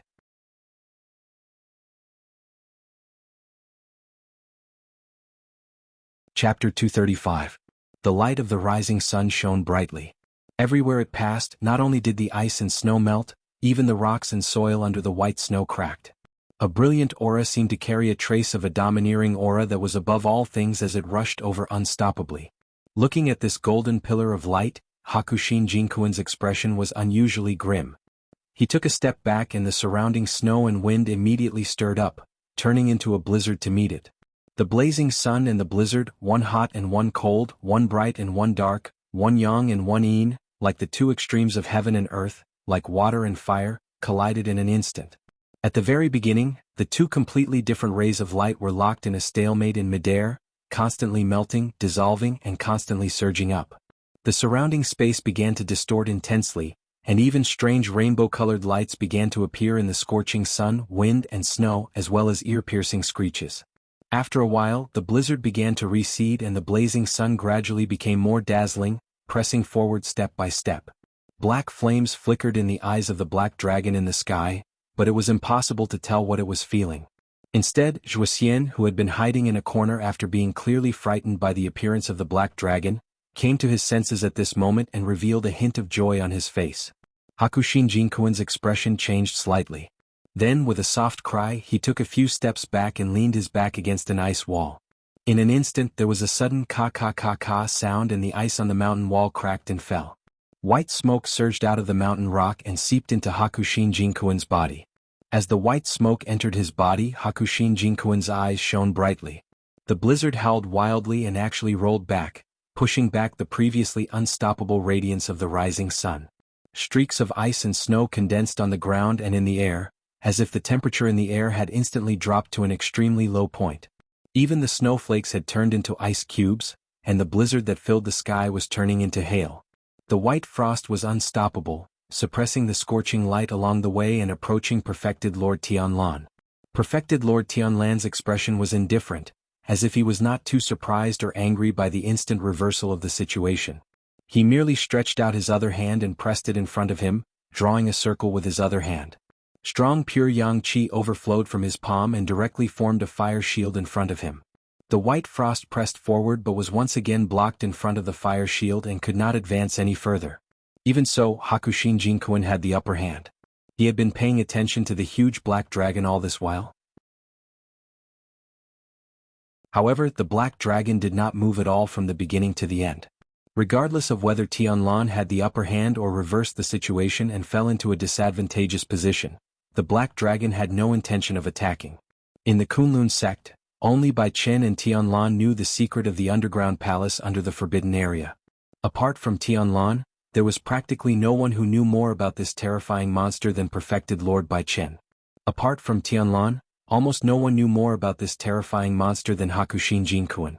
He knew that this monster should not have woken up. It should have been trapped in that dark place, never to rise again. It had been sealed in the darkness for 5,000 years. Would it really be as terrifying as it was back then when it suddenly woke up? At least for now, it seemed that this black dragon was just an empty shell that only had the looks of it. Hakushin Jinkuin's spirits were lifted. If that was really the case, the situation that he originally thought was certain defeat and death today actually had a chance to turn around. Although junior brother Tianlan was indeed extremely powerful, attacking on this winter peak was his biggest mistake. He could even force the demonic dragon back into the underground palace after killing Tianlan. As these thoughts raced through his mind, Hakushin Jinkuin had already thought of many things. However, although Perfected Lord Tianlan was temporarily at a disadvantage, he relied on the fire shield in front of him to defend himself. No matter how Hakushin Jinkuin urged his Taoist skills and magic powers, the frost and snow that could freeze ordinary people to death countless times still could not break through the fire shield's defense and could not advance any further. The Zhengyang tactic was indeed the world's best magical Taoist skill. It was upright and pure, with a faint aura of the way of the king. It became stronger the stronger it was, and its defense was incomparably tight. However, such an extraordinary magical skill was obtained by junior brother Tianlan. Hakushin Jinkuin seemed to suddenly think of something. His expression turned ugly. He stared at Perfected Lord Tianlan with a murderous look in his eyes. Suddenly he let out a long roar and flew into the air. With a shake of his arms, it was as if infinite spiritual power suddenly jumped on the entire winter peak, causing a deafening roar. Countless white smoke floated out from the tall winter peak, wisps and wisps, swam towards Hakushin Jinkuin in the air. Following the gathering of the white smoke, the entire winter peak seemed to have come alive. It seemed to have become one with the skinny Hakushin Jinkuin in the air, breathing together, vibrating together. Right now, the mountain was the man was the mountain. Hakushin Jinkuin was like the incarnation of the mountain god, looking down at Tianlan. Suddenly he laughed loudly, raised his hand and chopped down. At that moment, there seemed to be an illusion in the night sky. The winter peak turned into an incomparably huge giant, slapped down with his palm, wanting to crush the ant under his palm. But perfected Lord Tianlan still did not have much expression on his face. He was still desperately supporting the fire shield, resisting little by little Hakushin Jinkuin's terrifying and crazy attack. Just when the outcome was about to be decided, suddenly in the depths of the mist, a huge and terrifying shadow appeared. With an indescribable speed it flew over. It was a huge black claw. It was the black dragon's second claw. The black dragon's claw tore through the endless wind and snow, piercing straight into the snowstorm like the palm of a giant. Before anyone could react, there was a muffled bang. With a muffled grunt, Hakushin Jinkuin was sent flying by the claw. He somersaulted a few times in the air, then crashed heavily into the snow with a poof. Half of his body even pierced into the snow. At the same time, the peerlessly powerful black dragon that had just launched a successful sneak attack slowly retracted its claw. Then its whiskers undulated as it said calmly, "I heard that you thought I wasn't powerful just now?" The black dragon sneered and even flicked its huge claw. Then it lowered its head and said to perfected Lord Tianlan, "How was it?" Because Hakushin Jinkuin had been sent flying, perfected Lord Tianlan, who had just been suppressed by the mountain range's spirit chi, finally heaved a sigh of relief. Just then he heard the black dragon's question. Perfected Lord Tianlan glanced at the black dragon and sneered. "Just SOSO." Black flames flashed in the black dragon's eyes, but it did not say anything, nor did it do anything harmful to perfected Lord Tianlan. Instead it slowly raised its head and said, "Kun Yuanzi and Tai Luo are not good people. They are unwilling to tell their descendants anything. They probably forgot to tell you that the one in the underground palace is a petty dragon." Perfected Lord Tianlan chuckled. "I understand now." The black flames in the black dragon's eyes flickered. It turned its head and looked in Hakushin Jinkuin's direction again. By now Hakushin Jinkuin had somewhat regained consciousness and slowly stood up from the snow. However, after receiving that heavy blow, Hakushin Jinkuin's condition was terrible.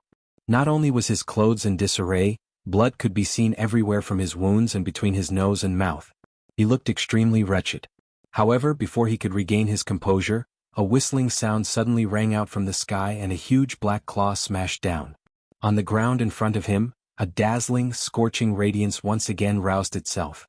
This time, it was even more intense than before as it struck down towards him. Tianlan and the black dragon had no intention of giving Hakushin Jinkuin any chance to catch his breath. Seeing that the soul-chasing killing move was right in front of him, Hakushin Jinkuin suddenly roared angrily. His clothes instantly tore apart and all the ice and snow on his hands, feet and body rose into the air, blocking the two monsters' powerful strength. However, the enemy he was facing was too powerful. Or rather, it could be said that not only were they powerful, they were also exceptionally cunning, decisive and determined. The black dragon's giant claws kept smashing at the snowstorm. Every time its claws landed, a large piece of snow and ice would be shaken away. On the other side, Lord Tianlan was silently activating the positive yang tactic with all his might. With a terrifying power that could melt hard iron, he corroded the snowstorm one after another. Hakushin Jinkuin tried his best to resist, but as time went on, it was no longer a long-term solution. Seeing that he was being pressured by the two terrifying forces and had to absorb the terrifying amount of white smoke, he began to tremble at some point in time. After that, he suddenly heard a loud bang. Bai Chen's body suddenly flew backward, and she slammed heavily into the stone wall the next moment. Immediately, ice shards danced in the air, and shattered snowflakes fell from the sky with a hint of desolation. The outcome had been decided. Hakushin Jinkuin was bleeding from his 7 orifices. He was severely injured, but even so, his will seemed to be as firm as steel.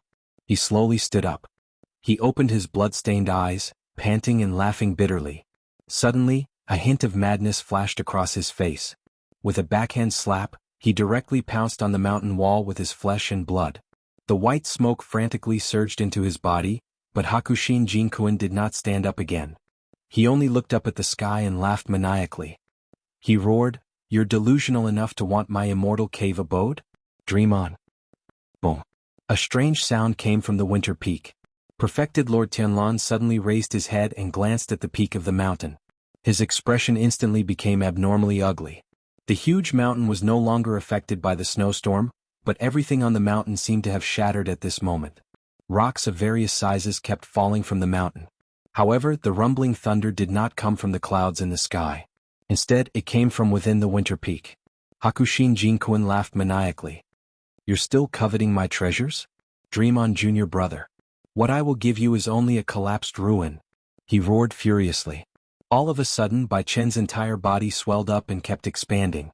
When he reached a certain size, his flesh and blood suddenly exploded, turning into countless splatters of blood.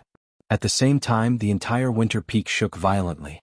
Immediately after, a large amount of dust rose into the sky. More and more rocks fell from the mountain.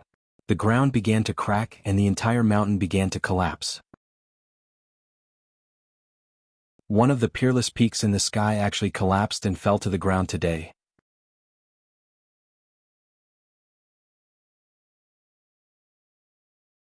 Chapter 236. A cry that seemed to have come from ancient times reverberated between the heavens and the earth, causing all living creatures to tremble. It was a huge roar that burst forth from the depths of the huge winter peak when it collapsed.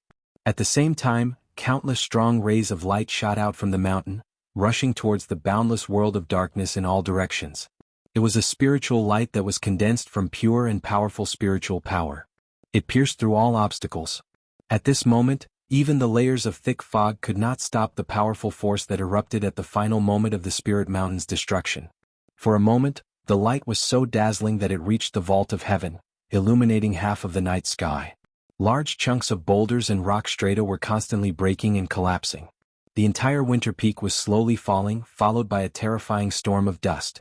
The towering Kunlun mountain range, which stretched for thousands of miles, seemed to be trembling non-stop at this moment. The earth also seemed to be wailing. After a moment, the collapse of the winter peak became faster and faster. The smoke and dust grew larger and higher. Just as the floating mountain was about to be completely submerged by the smoke and dust, dozens of dazzling spiritual lights suddenly converged into a scorching, dazzling, and huge pillar of light that flickered and shot straight into the sky. In an instant, the wind blew away the clouds and the sky changed color. All the dark clouds retreated in front of this pillar of light. Countless gusts of wind and clouds turned into a huge whirlpool that spun rapidly in the air. Darkness and light intertwined, flashing with silver lightning that tore apart the night sky. Then, accompanied by an earth-shattering noise, a wave of light surged in all directions like a raging wave. All the dark clouds were scattered, and the wind and rain suddenly stopped. In the deep and gloomy night, in this originally stormy night, the wind and rain suddenly stopped. Then a rare yet strangely enchanting scene appeared in the middle of the night. A bright moonlight sprinkled down from the vault of heaven. In the pitch-black night sky, a full moon hung above the 9 heavens. It was full and perfect, dazzling, cold and peerless, and radiated light in all directions. It was as if everything in this world had lost its color. On the night of the full moon, this full moon finally appeared above the vault of heaven. As soon as the full moon appeared, the dense fog seemed to be suddenly stimulated. It suddenly shrank and began to shrink back into the ground. Perfected Lord Tianlan, who had already flown into the air, stood in the void with his hands behind his back. A strong gust of wind blew past him, causing his loose robes to flutter loudly. He looked like an immortal. Beneath his feet was the ruins of the winter peak amidst a sea of dust. The majestic peak seemed to have turned into the tomb of a deity transformation stage perfected cultivator, sacrificing his body to protect him. Tianlan was not angry about this. His expression was unexpectedly calm as he silently stared at the cold moon in the sky. It was said that when one was at the peak they would feel lonely and cold. Nobody knew how perfected Lord Tianlan felt at that moment. The huge black dragon in the dense fog had retreated and disappeared at some point. It seemed that it did not like such a strong and bright moonlight. Its huge body had also disappeared into the darkness without a sound. Zhuxian, who was a little below perfected Lord Tianlan, also flew into the air. He looked at the destroyed winter peak with a complicated expression. Finally he seemed to sigh. Then, with a respectful expression, he lowered his head slightly towards perfected Lord Tianlan and waited patiently. Just like how he had been patient when he was under perfected Lord Bai Chen all these years, he had shown sufficient sincerity and submission. In fact, he was even more patient than before. Because the situation was no longer the same as before. In Kunlun, there was no other deity transformation stage perfected cultivator who could compete with the one in front of him. That night, almost every place in Kunlun was shocked by this sudden scene. Everyone, whether they were insiders or not, was shaken to the core. When the earth began to shake, everyone was frightened. When the loud noise resounded through the heavens and earth, everyone felt that they were in danger. In the end, when the wind and rain suddenly stopped and the moonlight shone down, everyone was dumbfounded. In the Jianghu Hall of Mount Tianquan, the 10 or so Yuanying perfected cultivators who stood at the peak of the human cultivation world were all standing in front of the windows and doorways with different emotions. They looked at the terrifying scene of the winter peak falling after the dense fog in the distance dispersed. No one said anything, or perhaps no one knew what to say or what to say. Since ancient times, it seemed that something that would never change had been destroyed in front of their eyes. Therefore, when the cold moonlight shone on them again and shone into the side hall, every Yuanying perfected cultivator seemed to feel a chill. Perfected Master Idle Month was dumbfounded. His face was filled with astonishment and horror. His usual calmness had completely vanished at this moment. Such an earth-shattering event was right in front of them. The mountain peak that symbolized the supreme power of Kunlun had suddenly collapsed in front of them. Who could remain calm? Suddenly, Perfected Master Idle Month came to his senses. He immediately stood up and roared, "Quick! Let's go to the winter peak to save the people." There was a commotion in the hall. For a moment, nearly half of the nascent soul-perfected masters took a step forward. But at this moment, suddenly, there was a slightly cold, abnormally calm and even somewhat grim voice that reverberated in the side hall. "Wait!" Everyone was shocked. They turned around and saw that the person who spoke was Perfected Master Qian Deng, who was seated below Perfected Master Idle Month. In the midst of the chaos, this great Perfected Master, who held a high position in the Kunlun party, had unexpectedly returned to his seat. He sat steadily, calmly, as if he was an old tree that had taken root, not moving an inch. There was not the slightest trace of shock on his face at this moment. His face was calm as he slowly opened his mouth and said, "Senior brothers and junior brothers, I think we should start this small meeting. As for those who haven't arrived yet, there's no need to wait any longer." As soon as these words came out, the crowd suddenly burst into an uproar. Even though each and every one of the Yuanying perfected masters were well-mannered, their faces changed at this moment. They looked at Perfected Master Qian Deng in horror. "You!" Perfected Master Idle Month was filled with anger. He pointed at Perfected Master Qian Deng and was so angry that he couldn't speak for a moment. Even his fingers seemed to be trembling. At this time, someone beside him also came back to his senses and immediately rebuked Perfected Master Qian Deng for not seeing the big picture. Perfected Master Qian Deng didn't defend himself. He waited for the surrounding people to quiet down a little before he calmly said, "Marshal Uncle Tianlan will be here in a while. When that time comes, it's up to you to decide what to do and what to do next." After saying this, he closed his eyes and no longer spoke. The surrounding hall instantly fell into a deathly silence. Perfected Master Idle Month's face was ashen. His body slightly trembled and a trace of despair finally appeared in his eyes. The cold moonlight sprinkled on the hall's floor, like frost and snow. The speed at which the weather changed was simply inconceivable on this night. A moment ago, it was still raining cats and dogs, and in the next moment, the clouds suddenly parted and the rain dispersed, revealing a bright moon hanging high in the sky. It truly caught one off guard.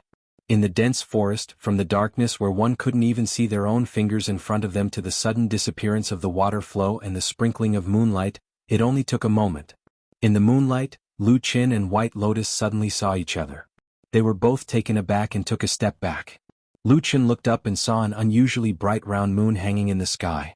He was extremely shocked, but what shocked him even more was that in the depths of Kunlun Mountain, the mysterious power that resonated with the black fire in his body had actually reached an unimaginable level of intensity.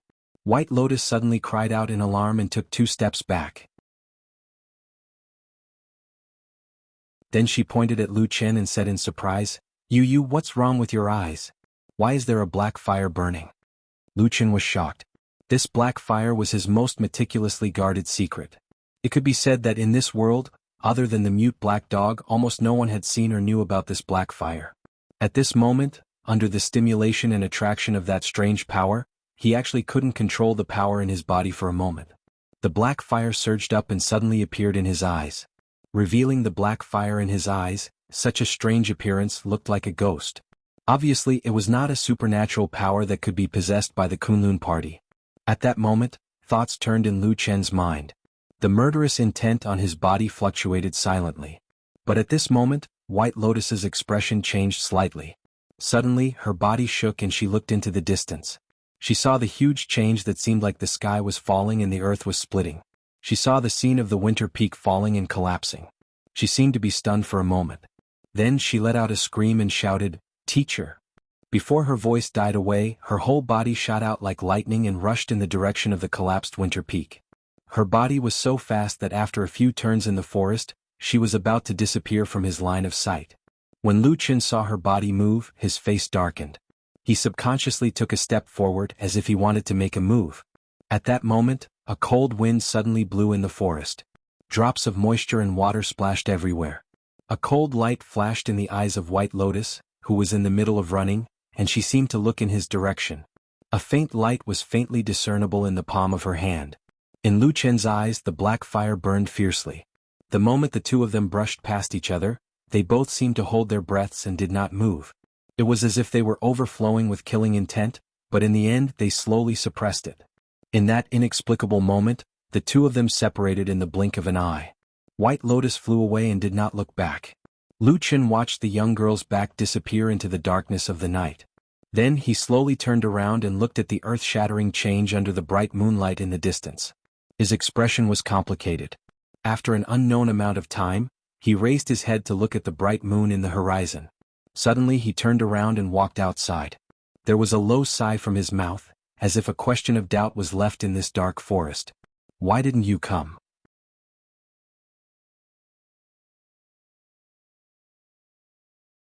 Chapter 237. Kunlun Mountain. Outside the Fragrance Gardens guest room, EXN stood under the eaves, looking at the bright moon in the sky. Her pretty face was filled with astonishment. It could be said that she was dumbstruck. Not long ago she was still looking at the heavy rain and wind outside, with some hidden bitterness in her heart. In the end, in the blink of an eye, the rain stopped and the dark clouds dispersed, revealing the bright moon hanging high in the sky. She had lived for more than 10 years and had never seen such a strange phenomenon. For a moment she felt that her brain couldn't wrap around it. After looking at it for a moment, suddenly she heard a cry from the guest room behind her. It was Sumo crying out, and his voice carried a sense of extreme pain. EXN was shocked and quickly turned around to look from the windowsill. She saw that on the bed in the guest room, Sumo's eyes were still closed, but the muscles on his face were twisted, as if he had fallen into a terrible nightmare. His body kept twisting on the bed, his legs kicking randomly, his hands tightly hugging his head, and his mouth was shouting nonsense that no one could understand. Waves of painful cries in the middle of the night really made one's hair stand on end. EXN didn't know what was going on, but that person was after all entrusted to her care by Su Qingjun, so she couldn't just watch and ignore him. So EXN hurriedly ran to the door, pushed it open and ran in. She came to the bed and pressed down hard on Sumo, at the same time calling out his name, hoping that she could wake up Sumo from his nightmare. But Sumo seemed to be deep in a nightmare. No matter how EXN shouted, he didn't seem to hear it. He just desperately hugged his head and twisted his body, crying and shouting something, and finally even began to tear and scratch his body. EXN was shocked and quickly reached out to press down on Sumo's hand, but Sumo's strength seemed to be much stronger than usual in this kind of dream. There were a few times when EXN almost couldn't hold him down, but fortunately Sumo's consciousness wasn't clear, and he didn't deliberately hurt EXN. After repeatedly struggling for a long time, Sumo's pain seemed to slowly subside. His cries then calmed down, and his expression seemed to be more comfortable, no longer twisted in pain. At this moment, EXN was so tired that her forehead was full of sweat. Seeing Sumo like this, she really felt relieved. She straightened up and let out a long breath, wiping the sweat off her forehead. She looked at Sumo again, only to see that the man still hadn't opened his eyes, lying on the bed as if he had fallen asleep again. EXN unhappily curled her lips and muttered, "So troublesome." As she said that, she casually pulled the quilt over and covered him.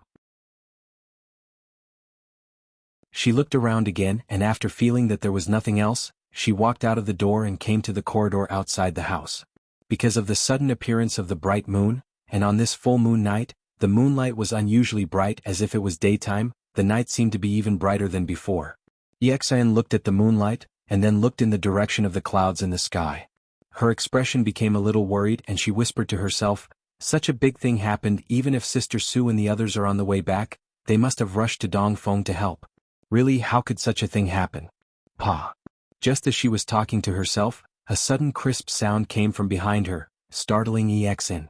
She turned around and saw that the two windows of the guest room seemed to have been blown shut by the wind. EXN frowned and snorted. Suddenly she felt a little cold, but she didn't think too much about it. It was probably because the night was too cold.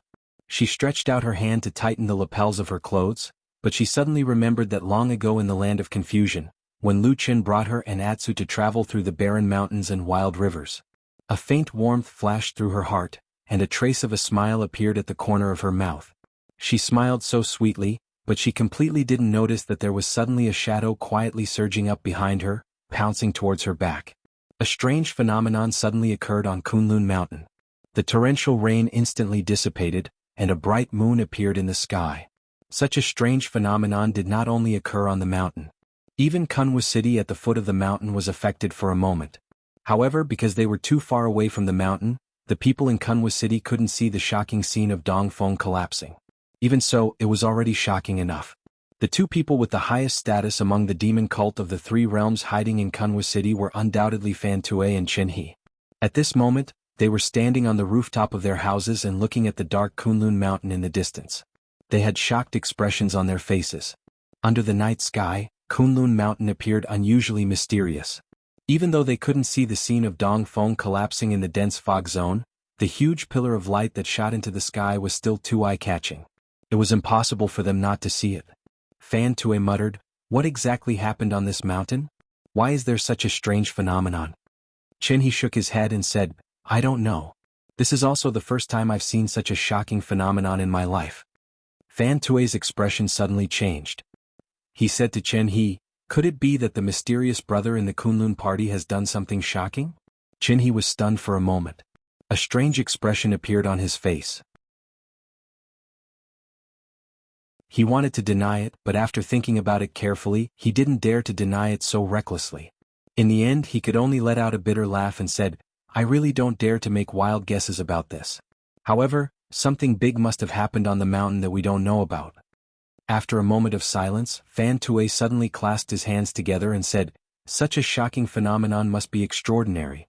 If a treasure has appeared, it must be a rare treasure or an ancient divine weapon. If someone has mastered a technique and displayed a strange phenomenon, it must be a divine technique or a divine weapon. No matter what, we can't ignore it.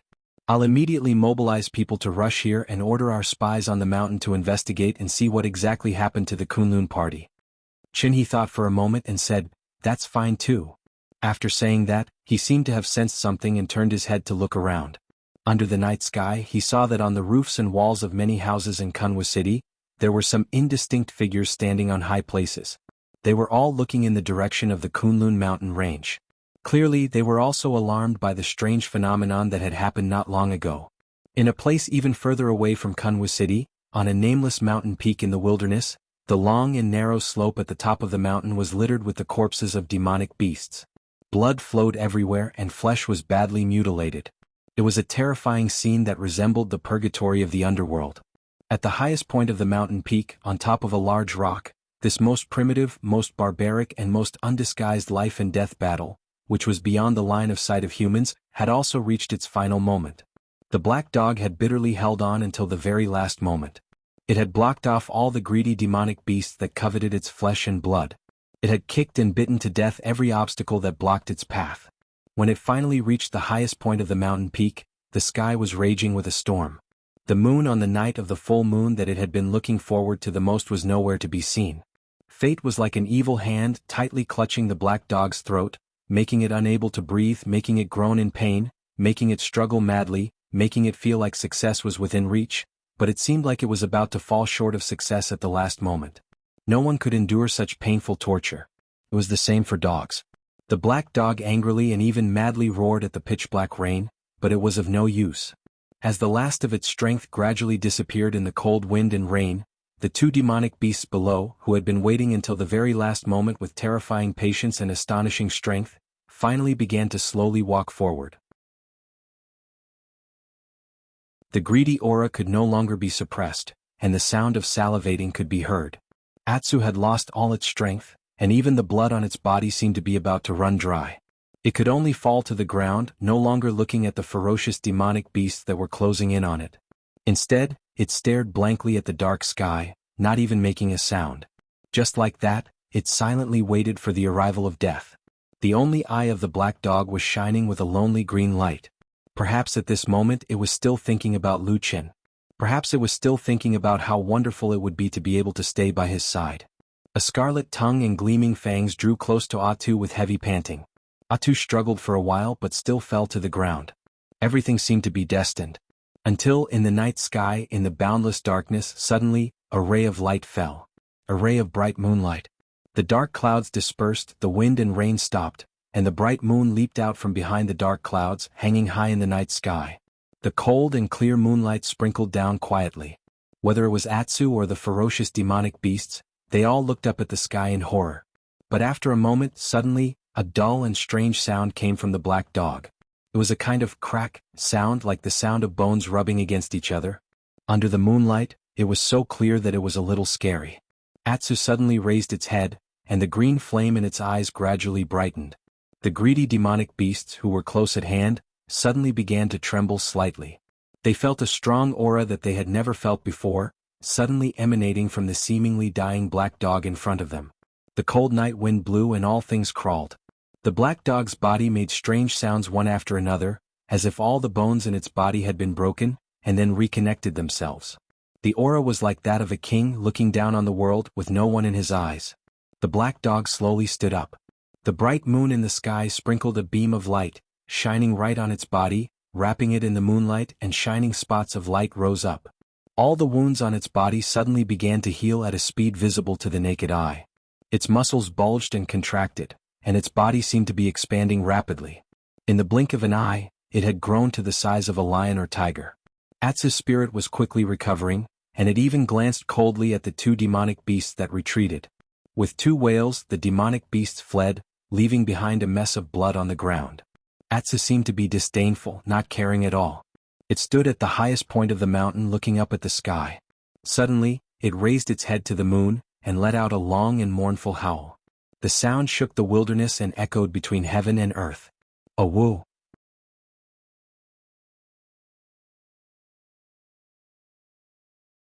Chapter 238. Lu Chen left the dense forest feeling a little tired. No matter who it was, even if he was once a top-notch shadow in the dark world, had experienced the harshest environments and encounters, and had practiced some strange techniques that ordinary people could not imagine, as long as he was human, hiding in the dark soil for 2 days would not be an easy thing to do. At this time, the bright moon hung high in the sky, and the night suddenly became clear. Lu Chen's clothes were very dirty because of the things that happened in the dense forest, and it was even more obvious under the moonlight. However, this was not a difficult thing for him. In a remote corner not far from the forest, he took out the new clothes that he had prepared earlier and put them on. He looked like a new person, and even his complexion looked much better. Then he walked into the distance, his eyes occasionally looking in the direction of the sky and clouds in the depths of Kunlun Mountain. The huge pillar of light that shot into the sky was too shocking, and there was nothing that could block it anymore. Looking at the spectacular scene of the huge winter peak collapsing and being engulfed by the huge smoke and dust, Lu Chen was also silently shocked. But very soon, his eyes once again fell on the top of the huge pillar of light that shot into the sky, piercing the clouds and changing the color of the sky. There was almost a black vortex that appeared faintly. For some reason, his heart suddenly trembled. This scene was very similar to the final scene of the god-subduing spell that the devil cult of the Three Realms had summoned at the end of the battle in the Barren Valley. Of course, at this time, although the sky was changing, there was no strange miraculous power like in the past, not to mention the terrifying eye that was hidden in the darkness like a demon. After walking for a while, Lu Chen saw many Kunlun disciples running out. In fact, according to the time, it was already late at night, and it was already the time of the Kunlun party's curfew. But what happened tonight was too big, and it was impossible for people to just sit in their rooms. More and more people appeared, and more people began to run in the direction of the winter peak. In the same direction not only was the mysterious forbidden land in the sky and clouds, but also the main peak of the Kunlun party, Tianquan Peak and Jingyang Hall, were also there. It seemed that everyone was a little out of their wits and wanted to seek guidance from the elders in the sect. Is it because such a big thing happened that the damn Baldy didn't come? Lu Chen pondered in his heart, but at this moment, his heart was filled with doubts. He really did not know who to trust. How many people do you really trust in this world? The kind of friend that he could completely trust, that he would never betray him? The night breeze was slightly chilly, caressing his face. Lu Chen's footsteps suddenly came to a halt. After a while, he sighed softly, a complicated expression on his face. It was also at this moment that the figure of a young girl suddenly appeared in his mind. It was Xian. Her smiling face seemed to be the most heartwarming thing in this cold world. Lu Chen smiled for no reason and actually felt a little better. He raised his head again to look at the bright moon. The moonlight was bright, and at this moment the night was actually somewhat bright and beautiful. For some reason he felt a little tired of the place where the crowd was running to, but he remembered how Xian looked when she said she would come to find him a few days ago. Her smile seemed to have never been so clear in his heart. Lu Chen turned around and then said to himself in a low voice, "Forget it, let's go see that silly girl." The location of the fragrance garden tea room and the guest room happened to be in the opposite direction of the sky and clouds, as well as Jianghu Peak and other important places. When Lu Chen turned around and walked in that direction, he encountered many Kunlun disciples on the road. He was traveling in the opposite direction alone. Of course, he appeared to be out of the ordinary. However, it was currently night time and such a shocking event had happened. Almost all of the Kunlun disciples were in a state of panic. Hence, no one would pay attention to such an inconspicuous, ordinary character. In addition, along the way, Lu Chen tried to walk in the shadows of the roadside. Many people didn't even notice him and ran past him. Lu Chen secretly observed many people and found that many of them seemed to have gone to Jianghu Peak's Xingyang Hall to participate in the day's meeting. On their way back at night, such a big event suddenly happened, so they turned back one after another and rushed towards the collapsed mountain peak. What happened? What happened to Dongfeng Peak? Could it be that there are foreign enemies invading? Is there another big earthquake in the mountain? Along the way, Lu Chen didn't know how many questions like these were heard. Obviously, most of the Kunlun disciples still didn't know what had happened. After walking for about half of the journey, the front suddenly became empty. It seemed that most of the people had already rushed over, leaving only the dark houses and pavilions in front of him in silence in the night. Lu Chen remembered that Xian told him that she often stayed here these days because her master, Dongfang Tao, often came here to drink tea and chat with Melaleuca japonica. It seemed that the two of them had an unusually deep friendship. But now Lu Chen was only worried that Xian was silly. Although it was very lively in the sky, she also ran over to watch the fun. It didn't matter if he couldn't find Xian tonight, but he had a faint feeling that the damn Baldy was very likely to be there at this moment. In this world, the person that Lu Chen couldn't see through the most and was most afraid of was the damn Baldy who had raised him since he was young. No one understood that person's strength better than him, and no one knew better than him how ruthless that person could be when he really hardened his heart. Of course, it was unlikely that a peerless person like the damn Baldy would care about a little girl like Xian. However, the slightest ripple on the side of a true lord might be a monstrous wave to an ordinary person. Lu Chen didn't want Xian to be in any danger, so he still went over. When he walked near the fragrance garden tea house, he saw that the house was pitch black without any lights. It didn't seem like anyone was still staying inside. Presumably, the people who were originally here were either already asleep, or they had been alarmed by the strange changes on Winter Peak and had all run out. Could it be that they really sneaked over to watch the fun? Lu Chen frowned. Just as he was thinking about whether he should go back to Tianquan Peak again, he suddenly heard a burst of footsteps from the side. Lu Chen turned his head to look, only to see that from the direction of the row of guest rooms on the other side of the tea house, in the same dark place, a figure suddenly ran out. His footsteps were a little unsteady, but his speed was very fast. With the help of the bright moonlight that night, Lu Chen clearly saw that person's face and was suddenly startled. He saw that this person was actually Sumo, but his expression seemed to be very strange. The muscles on his face were constantly twisting and twitching, and his eyes were also strangely red and white. At the same time, there were all kinds of expressions of fear and dread on his face, as if he had seen the most terrifying thing in the world, and he couldn't stop gasping for breath. When he ran out, Sumo seemed to also see Lu Chen standing alone on the other side. His footsteps slightly paused, and a trace of murderous intent floated in his eyes.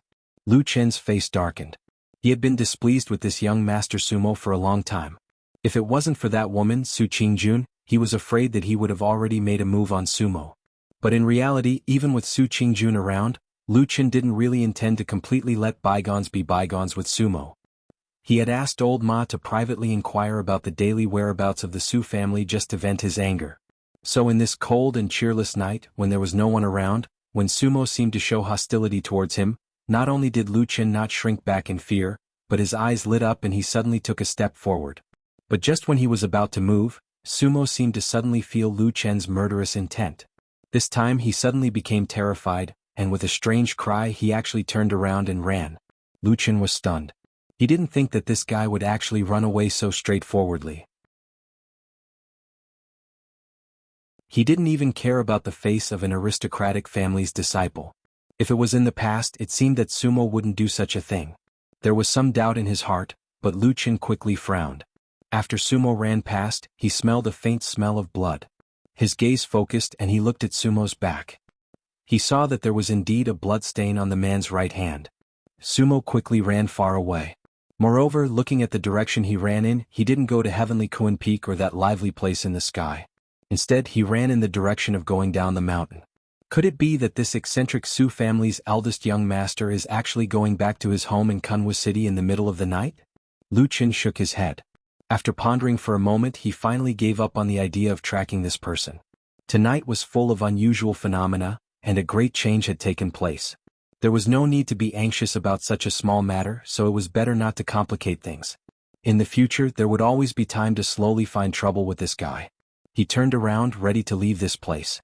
Since EXN wasn't here, presumably she also went to the sky in the sky to watch the fun. Needless to say, this kind of thing was indeed in line with EXIN's temperament. Lu Chen could even imagine the very excited and impatient look on EXIN's face when she called her friends. It was a little cute but also a little stupid. He smiled and walked forward.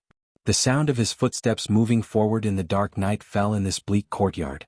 The ground was still wet and there were many drops of water dripping down. It was probably the result of the heavy downpour not long ago. He stepped over a puddle of water and his body suddenly stopped. In the darkness there was a cold night wind blowing. A faint smell of blood drifted along with the wind. Lu Chen turned around. His gaze was a little cold as he glanced around. Then he slowly looked at the dark room on the other side of the guest room. There were several deep winding corridors and many dripping eaves. He silently stood where he was for a moment and then he walked over. The moonlight shone on his body, elongating a dark shadow.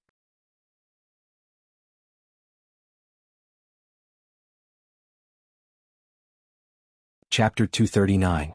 The sound of footsteps echoed in the quiet courtyard and corridors. There was a chill in the cold night that seemed to linger on, just like this world that was always covered in darkness. But fortunately, there would always be sunlight after the night. Although there were many darkness, there would always be warmth in life. Lu Chen subconsciously tightened his clothes. He did not know why, but his heart was beating faster. He did not know why he thought of EXN. It hadn't been a long time since he had first met this girl, but they had experienced a lot of things. There were many times when Lu Chen felt that EXN was a bit stupid. He was used to looking down at her and teasing her, joking with her.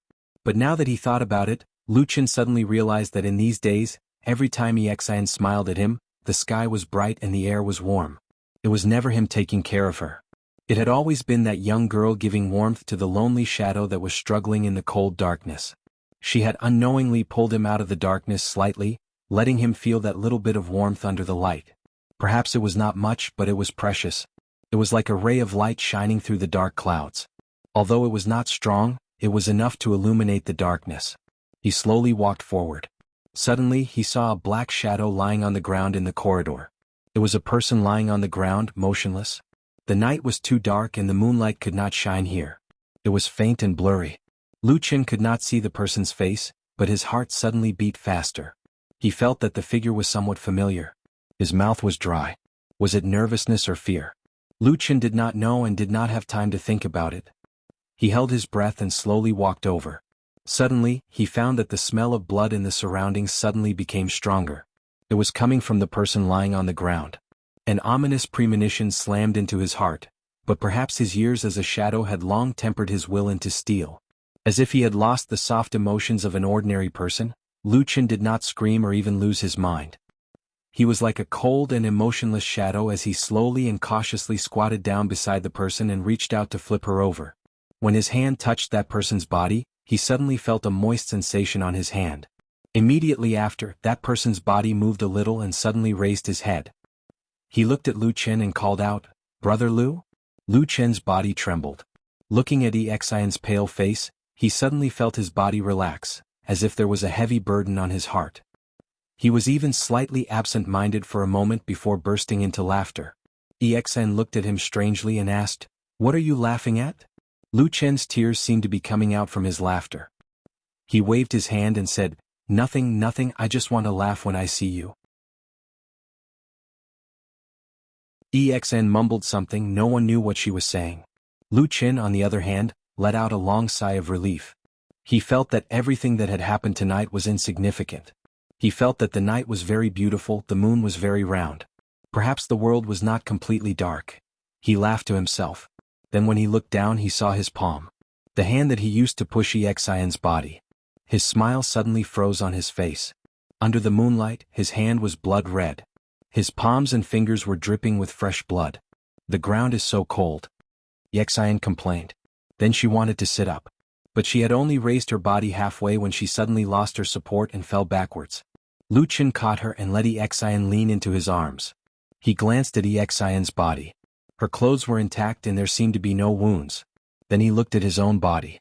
The clothes on his chest that she was leaning on were soaked with blood in just a short while. His face suddenly paled. He looked even paler than EXIN's face. There was almost no blood. He carefully held EXIN and moved his body forward a little. Then he looked at her back. His gaze was stunned. His body began to tremble slightly. Then he was silent. He slowly stretched out his hands and once again embraced EXIN in his arms. EXIN leaned comfortably on Lu Chen's chest and let out a long sigh. Her voice sounded a little low, but there was still some of her initial naivety. She said, "What happened? You don't seem to have any strength left."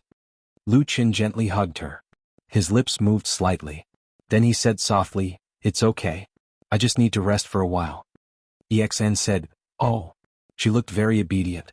It seemed that she had returned to the time when she was with Lu Chen in the land of chaos. She was obedient to everything he said. Lu Chen looked at her. A deep and inexplicable pain flashed through his eyes. But his expression seemed to be calm. He said as if nothing had happened, "Why are you lying on the ground?" "I don't know." EXIN pouted. She looked a little angry. But soon, it seemed that she didn't even have the strength to be angry. She sighed and said, "I promised Sister Su that I would help her take care of Sumo in the guest room." "Sumo." Lu Chen closed his eyes and slowly said these two words. It was as if he was gritting his teeth and the sound came through the gaps between his teeth. "Yes, it's him." EXN said, "He took the medicine and has been sleeping." Then, well, it seemed to thunder and he began to shout gibberish, but then he was all right again. "I'm still standing here. I think of you, Brother Lu. Oh, the moon is good today. Hey, why is there a moon? Isn't it raining? Why did I faint? I don't know." Her voice became softer and softer. Her eyes began to close slowly. It seemed that she was very tired. Lu Chen looked at the girl in his arms. He seemed to have thousands of words in his heart, but he couldn't say a word. EXIN's slender eyelashes moved. She opened her eyes again and said softly, "Why do I feel a little uncomfortable?" Lu Chen stood up silently. He carried EXIN and walked forward, leaving this dark world. Then he said calmly, "It's nothing. You're a little injured." "Injured?" EXIN seemed a little surprised. But she seemed to be too tired. She didn't think to see where she was injured. "Yes." Lu Chen repeated gently to her. Then he smiled and said, "It's just a small injury. It's nothing." "Oh, I don't want it." EXN suddenly cried softly. "Don't what?" Lu Chen asked her. At the same time he had already walked out of the corridor and walked down the mountain. EXN frowned. She seemed to be afraid and disgusted. She pouted and said, "I don't want that kind of bug. You used to always put bugs on me. It's disgusting." Lu Chen's footsteps paused. He continued to walk forward. At the same time he said softly, "Okay, don't put that bug juice on me. Besides, I can't find that kind of thing now." EXIN suddenly seemed happy. She smiled. But her whole body slowly leaned against his chest. She said softly, "Brother Lu, I'm a little cold." Lu Chen's hands tightened. He held her in his arms. At the same time, a drop of water fell on EXIN's white face. EXIN's eyes seemed to be a little blurry. But she still felt it. She shook her head and said, "Hey, it's raining. Are you crying, Brother Lu?" "Nonsense. I've killed countless people. I have a heart of stone for more than 10 years. How could I cry?" Lu Chen said with a smile. He walked forward. Then a drop of water fell from his cheek and fell on EXIN's chest. Exin answered. She seemed to completely believe Lu Chen's words. But after a moment she asked again, Brother Lu, can you cure my injury? I said it's a small matter. The medicine will cure it. Don't worry. Lu Chen said. But I don't want to stay here. Exin said. I'll take you away. Lu Chen said immediately. His tone was as firm as steel, as if this was the right thing to do, as if everything was only natural. Where do you want to go? Lu Chen asked. Exin's head was completely leaning on his chest. Her eyes were slightly closed. Her face was so pale that it seemed to be transparent. The breath in her mouth was also weak. But it seemed that she still didn't want to sleep. She still wanted to talk. So she persisted and woke up again. She forced her eyes open and smiled at Lu Chen. I want to see my parents. Exin said. Let's go now. Lu Chen held her and suddenly sped up. But after a moment he suddenly felt something. He looked down and saw that Exin's eyes were open. She was staring at his face. What's wrong? Lu Chen suddenly didn't dare to look at this pair of pure and clear eyes. He looked away. Then he heard Exin whisper, Brother Lu, you lied to me again. I didn't. Exin suddenly interrupted him and said, I saw it. You were crying so sadly. Under the moonlight, the man's face was covered in tears. He shook his head and gritted his teeth trying to laugh. But each laugh turned into a hoarse whimper. He wanted to beat his chest and yell at her, but he didn't dare to look at her eyes again. Under the moonlight, he held the girl and staggered forward. He was like a stray dog that had lost its home. He crazily wanted to grasp the last bit of hope, but in the end he couldn't stop the girl and that warmth from leaving. Her pale hand reached out and Exin wiped his face, wiping away some of the tears. Then she complained to herself, although her voice was very soft and low. I haven't even gone to the Heaven Vault Cloud Realm. In the end, even the mountain has collapsed. How boring. Her voice gradually became lower and finally couldn't be heard. Lu Chen's footsteps instantly stopped. He watched as that hand slid down from his face and weakly slid to the girl's side. He was dumbfounded. He slowly raised his head and looked at the deep night sky as well as the cold moon.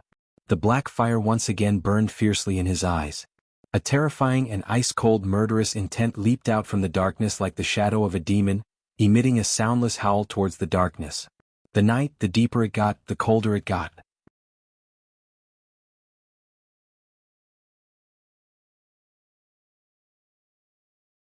Chapter 240. Su Qingjun left the Xinjiang Hall on Heavenly Kuan Peak a little later than most people. She was passing by Qianding, Mingyue and her master, Taoist Master Muyuan, when Taoist Master Mingzhu suddenly asked her to wait at the entrance. Masato Kihara was somewhat dissatisfied with this, but Su Qingjun was a filial disciple, so in order to avoid conflict between her master and them, she voluntarily stayed behind. Later, He came over, but Su Qingjun didn't like this person, even though He was one of the most outstanding genius disciples of the younger generation of the Kunlun party, just like her. Sumo was her only younger brother, but he was seriously injured by He, so the hatred between them was already very deep. Moreover, Su Qingjun could more or less feel that although he usually didn't do anything out of line, including looking at her with a peaceful gaze most of the time, he also had a feeling of disgust towards the Su family. Su Qingjun didn't know how the Su family on her side had offended him, that he would always target the Su family. Perhaps it was because of He Gang's death a few days ago? In retrospect, He Gang's death was indeed a little strange. No matter who saw the timing of his death, they would suspect that the Su family secretly did it to vent their anger. But Su Qingjun herself knew that the Su family didn't do it. After leaving Xinjiang Hall, Su Qingjun was worried about Sumo, who was still unconscious in the Fragrance Garden's guest room, so she rushed all the way back.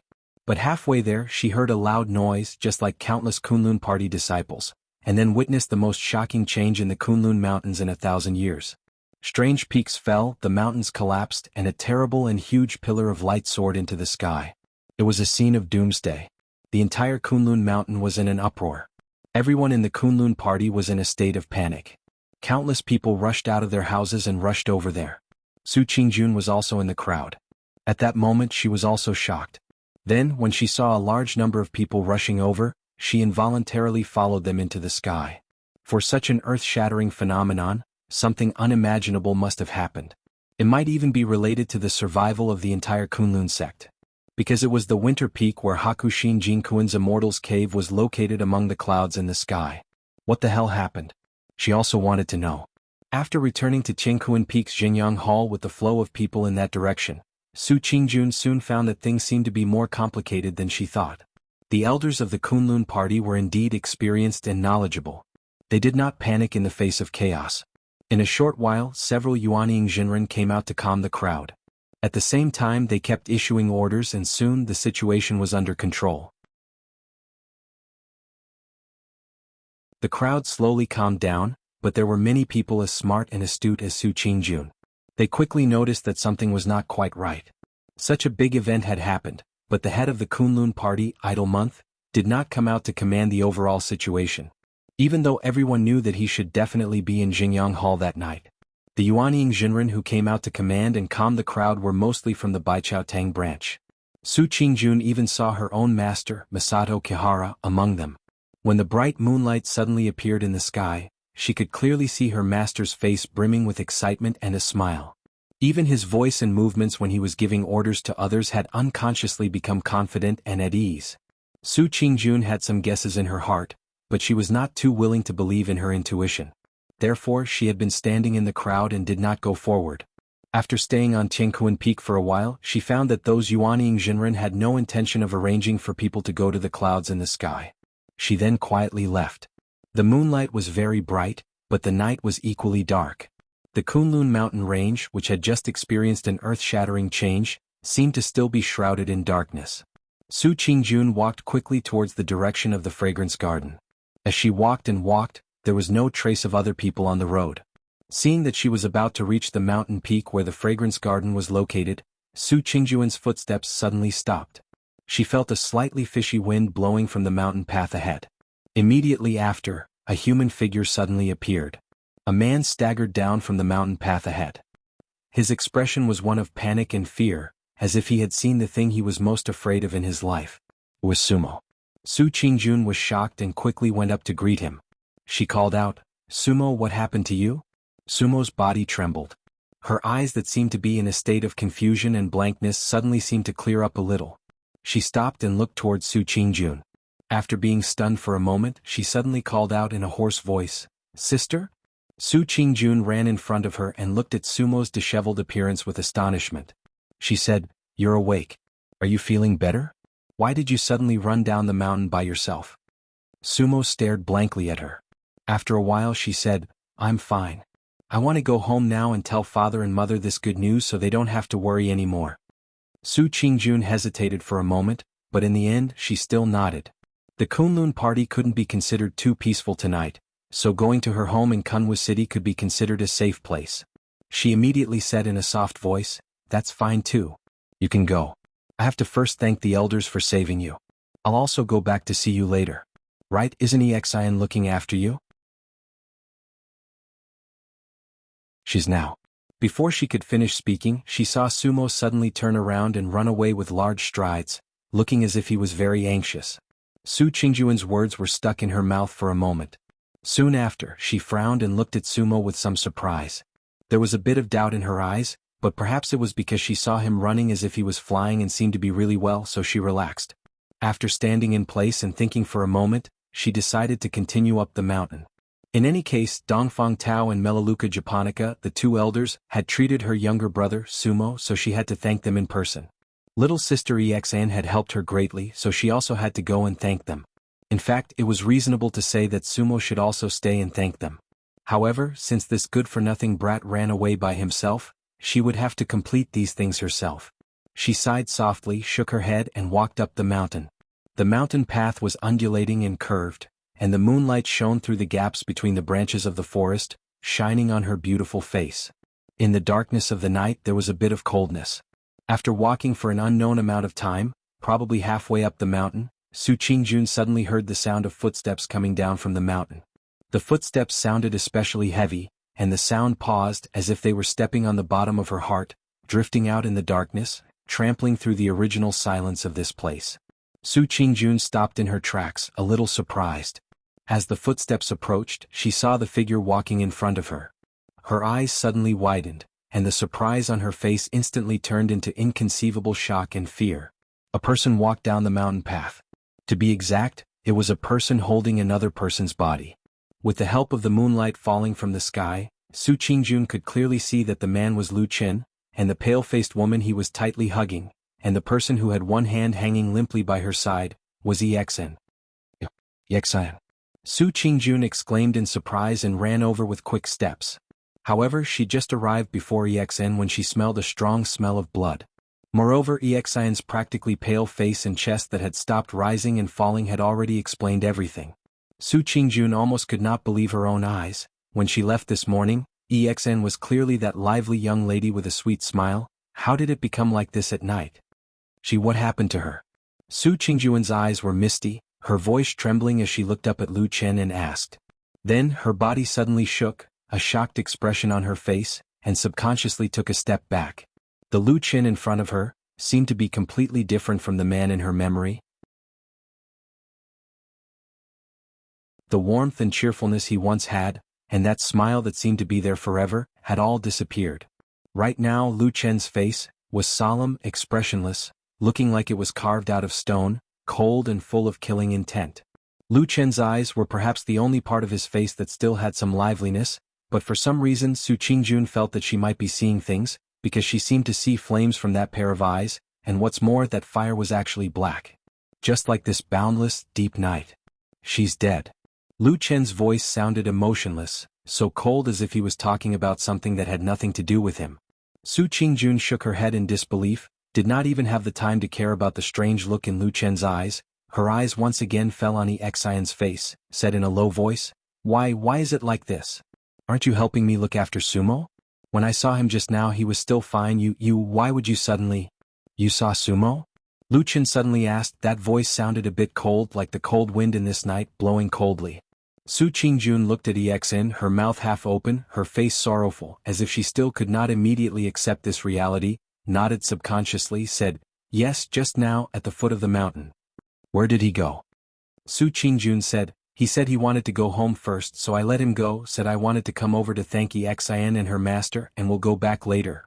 Lu Chen suddenly stepped forward, and Su Qingjun was startled, hurriedly stopped him, said, Where are you going? What is going on with Exin? Lu Chen suddenly turned his head, coldly looked at her. In that pair of eyes, there seemed to be a ghost fire flickering, the dark flames suddenly flourished, an icy bone-piercing chill seemed to hit her in the face. Su Qingjun's whole body turned cold, her heart greatly alarmed, retreating 2 steps back. At that moment she actually felt so clearly that terrifying killing intent directly enveloped her body.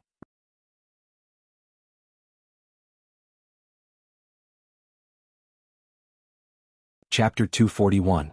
That killing intent was so dense that it was almost tangible, like an ice-cold blade piercing through the air. Moreover, it faintly carried a primitive, ancient, and even barbaric aura of killing intent that Su Qingjun had never seen before. That was an undisguised killing intent. Su Qingjun's face was slightly pale, and one of her hands even subconsciously reached out to grab the treasured sword that she was wearing. However, although Lu Chen's eyes were cold and filled with killing intent, he did not make any further movements. Instead, when he saw Su Qingjun take 2 steps back to make way for the mountain path, he silently carried Exin and quickly walked down the mountain. When he walked past Su Qingjun, perhaps it was an illusion, but Su Qingjun seemed to feel that behind this man's terrifying killing intent, his footsteps seemed to slightly pause, like a small ripple suddenly appearing in a pool of stagnant water. The night was deep, the night wind was cold, and behind him was a long shadow of darkness. The moonlight was mostly blocked by the shade of the trees, and in the end, his face could not be seen. He stood in the darkness. He walked in the shadows. This cold and lonely night was ice cold, and the only place that had a bit of warmth was beside him. It was that woman. In the midst of confusion and shock, there was still some concern in her clear eyes. He still remembered, her hands were soft and she once hugged him so warmly. In the darkness, it was too cold and lonely and he really did not want it to be like this. But at that moment he suddenly thought of Ding Dang, the girl who was buried in a lonely grave. Then, there was an even more cheerful and lively girl who was as warm as the sun in the sky. Now she was lying in the crook of his arms, her body slowly cooling down. They all laughed and cried by his side, like sunlight shining into the darkness, like a rainbow falling into his heart. They were the only warm colors in his dark life, and then they all silently left. His heart turned cold like frost and iron, cutting off the warmth that was so close to him. Even if there was a moment where he wanted to grab onto that last bit of warmth, he would not be able to do so. So he didn't turn around, didn't speak, didn't look at her, he didn't do anything. This man was like a proud and aloof wolf cruising in the wilderness, facing the wind and snow, abandoning the warmth he longed for, striding into the distance of the deep night, letting the shadow of darkness completely engulf him. Without looking back, he walked further and further away from the woman behind him. Su Qingjun stood there in a daze, watching Lu Chen walk away with the Xian's body in his arms until he disappeared into the darkness. His figure could no longer be seen. Her mind was in a mess and she couldn't figure out what was going on. On the night of the full moon, too many strange things happened in the mountains of Kunlun. Everything seemed to be wrong and different from before. Her heart was in a mess and she didn't know why she always had a feeling of fear. She seemed to have thought of something, but that cold feeling that made her tremble made her almost instinctively want to give up thinking. Su Qingjun closed her eyes. Standing on this deserted mountain path, she suddenly took a deep breath. She gritted her teeth, clenched her fists, frowned her beautiful and delicate brows, quietly recalling, thinking. Then her face slowly turned pale. She thought of what she had seen at the foot of the mountain. She thought of the child who had fled in panic, as if he had done something wrong and wanted to run home to hide under the wings of his parents. Then her body suddenly shook, she opened her eyes and looked into the distant horizon, looking at the direction of the clouds in the sky. Her face instantly turned pale, muttering, "Heaven and earth power, Mount Lingshan has collapsed." She stood there in a daze, only feeling that her whole body was cold, like falling into an ice cellar. A trace of pain slowly appeared on her face, her mouth called out in a low voice, "Sumo." In the night, Kunwu City was as tall and majestic as before, but it was no longer bustling and the long street was deserted. Occasionally one or two shadows ran by, but if one looked carefully they were all stray dogs and cats. Fatty old Ma, who had always been very lazy, didn't sleep in that night. He left that secluded alley and hid in a deep and dark corner on the deserted long street. That place was a loft on a tall building, from which he could clearly see the movements on the streets near Kunwu City, and he could also overlook the movements of the distant Kunlun mountain. Unsurprisingly, he also saw the earth-shattering scene. After being moved by it, he became even more nervous. He closely watched this big city because this was the task given to him by that person. The night grew darker. At a certain point in the night, on this deserted long street, old Ma sat up straight and looked into the distance. He saw that under the gloomy night, there were a lot of indistinct shadows moving about in the darkness. Although most of them were scattered and didn't travel together, it was easy to see that those shadows in the darkness were all heading in the same direction, Kunlun Mountain.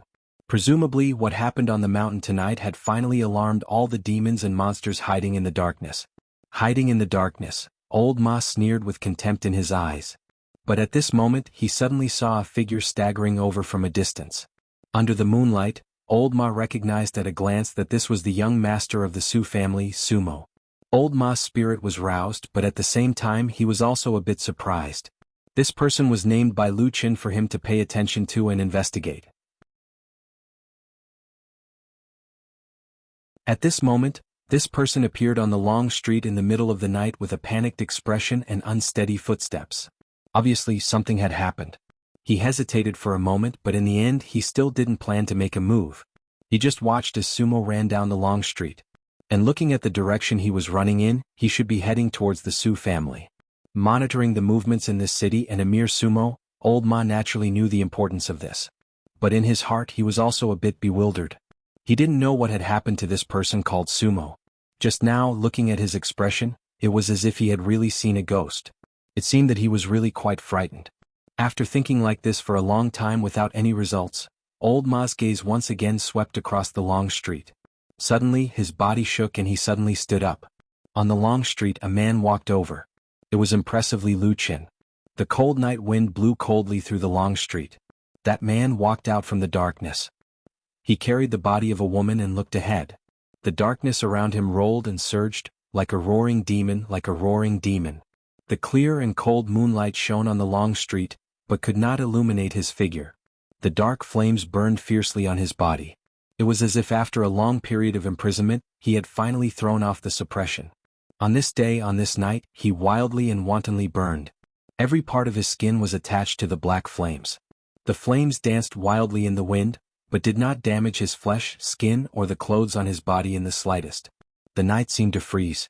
All the creatures on this long street suddenly became silent. What remained was only a strong killing intent that had never been seen before. Like a tide, like an angry wave, surging and surging, like a monstrous wave, it followed that man's figure and surged forward.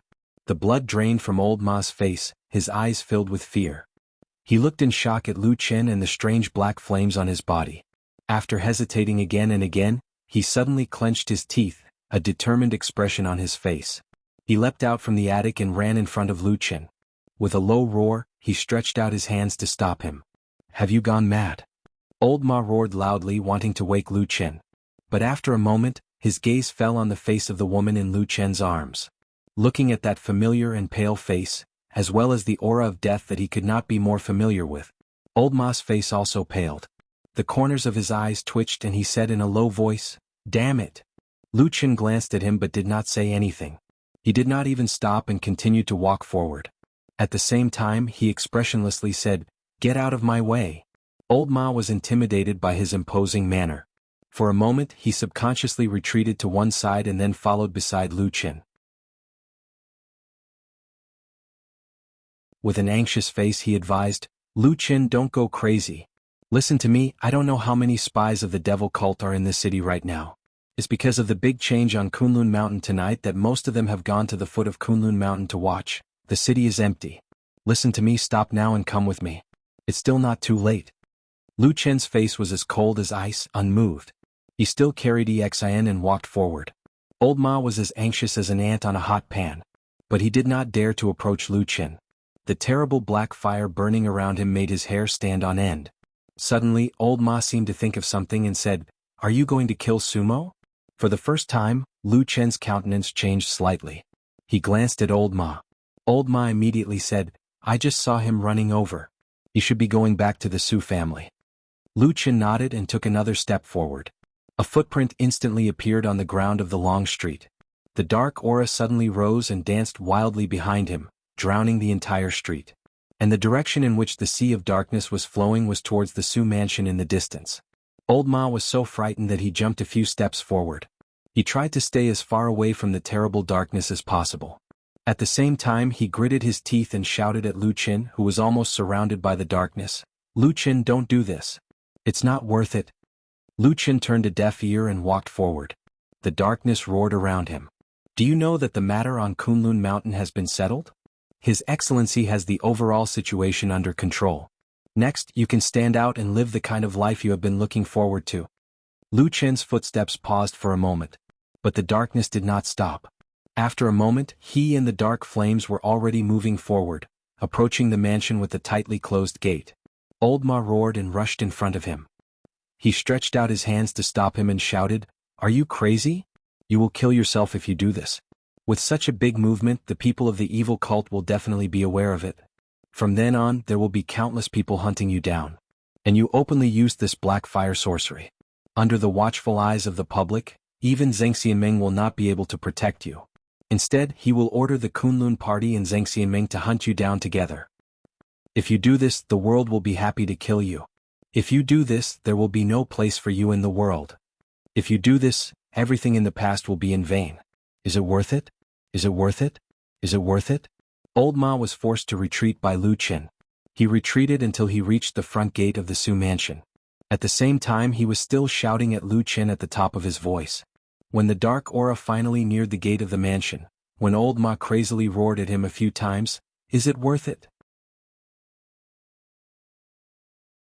Lu Chen's footsteps finally stopped. He stood in the darkness, the black fire burning on his body. It seemed to be roaring fiercely at the darkness of the night. He quietly looked at old Ma, whose face was full of anxiety. Then he raised his head and looked at the dark night sky. The darkness seemed to be boundless and deep like the ocean. This night was really desolate.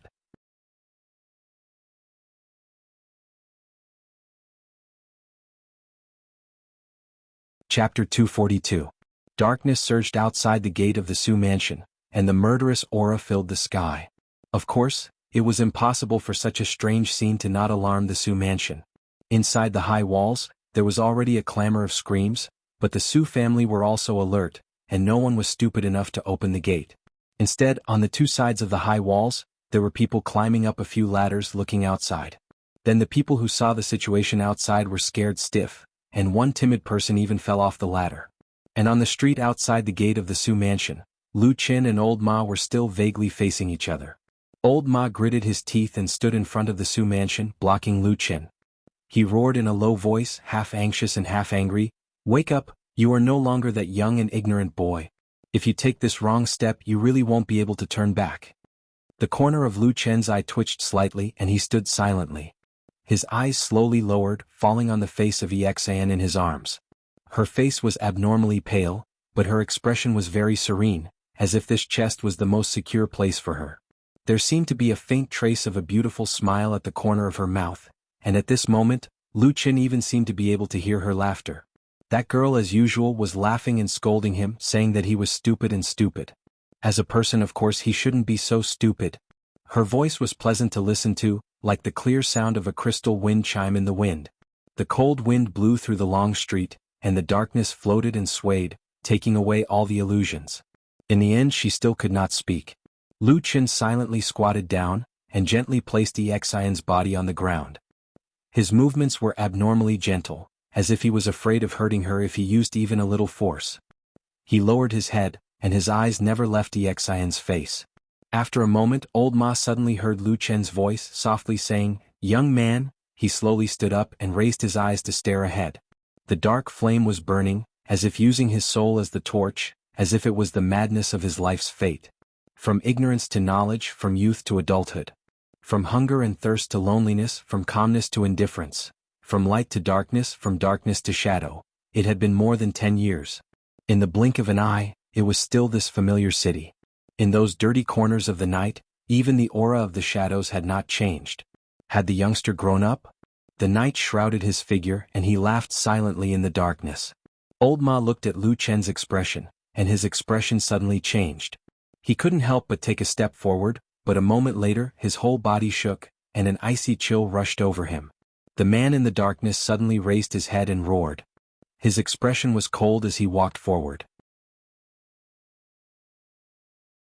The step actually had the sound of breaking through the air.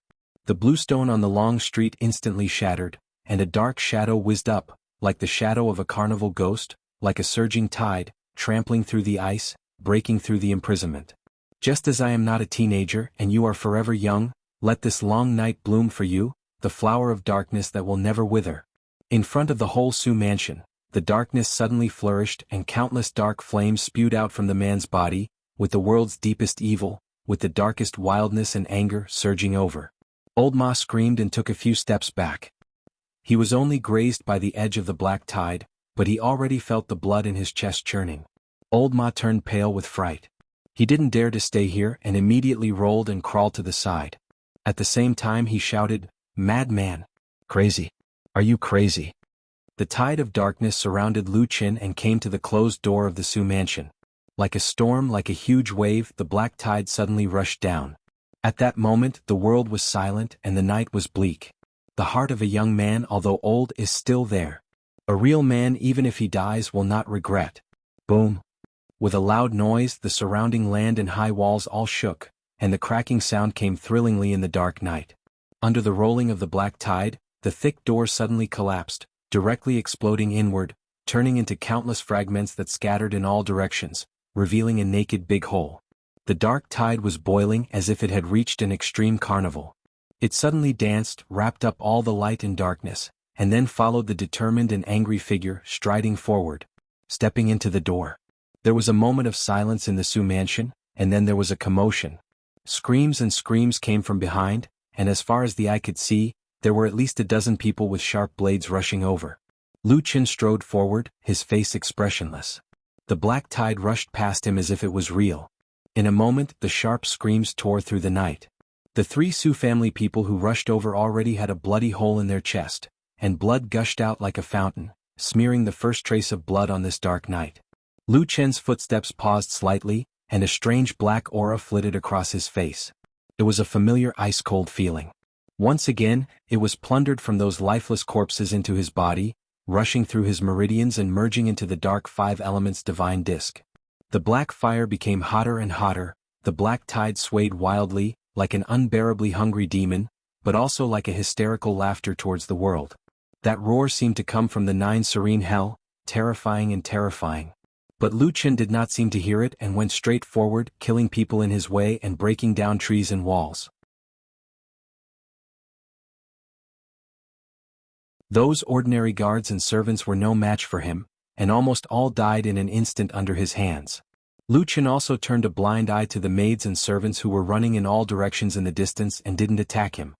His eyes, which flickered with black flames, swept over the mansion shrouded in darkness, and then he looked at a place he had been to before, the small courtyard that belonged to Sumo. He sneered coldly in the darkness and strode forward. Behind him, Old Ma was lying on his stomach in front of the messy gate of the Su mansion. His face was ashen and his expression was dejected. Looking at the blood on the ground and the dark figure who was slaughtering people, he let out a long sigh and said, "It's over, it's over." In the quiet night sky, a ray of light streaked across the dark sky, rushing towards Kunwu City like a gust of wind and a bolt of lightning. Under the dim light of the night, the raging black flames soared into the sky, and the murderous aura shook the surroundings. For a moment, it also startled countless phantoms in the darkness. It was unknown how many people in the deep darkness suddenly turned their heads. And it was unknown how much deep hatred was reignited in the darkness of the night. The darkness hibernating under the blue dome of heaven and the black shadows under the high mountain began to turn their heads one after another. Even in the fog in the deepest part of Kunlun Mountain, a black shadow as huge as a mountain suddenly moved. The fog wrapped around its huge and frightening body, but it couldn't stop the pair of dragon eyes burning with black flames from emerging from the fog. It gazed at the city in the distance as well as the black flame rising from the city. However, the moment it was about to leave the fog, a tall and sturdy figure suddenly appeared in the air. It was true Lord Tianlan. With his back facing the frightening and huge black dragon in the fog, he had a cold expression on his face, but he stretched out a hand and blocked the front of the fog. The huge dragon eyes coldly stared at the back of the fat figure, and a terrifying aura as huge as a mountain seemed about to spit out on the body of this bald fat man. But true Lord Tianlan seemed to be completely unaware of it. He just floated in the air and blocked the black dragon's front. His hand was steady and powerful. As the wind blew, his loose robe fluttered. The black dragon silently gazed at him. A moment later, accompanied by a deep sound like a dragon's roar, the huge black shadow slowly retreated into the fog. At the same time, a somewhat strange voice came from the air and echoed in true Lord Tianlan's ears. Interesting. True Lord Tianlan's expression didn't change in the slightest as if he hadn't heard the voice. But he was also gazing at Kunwu City in the distance.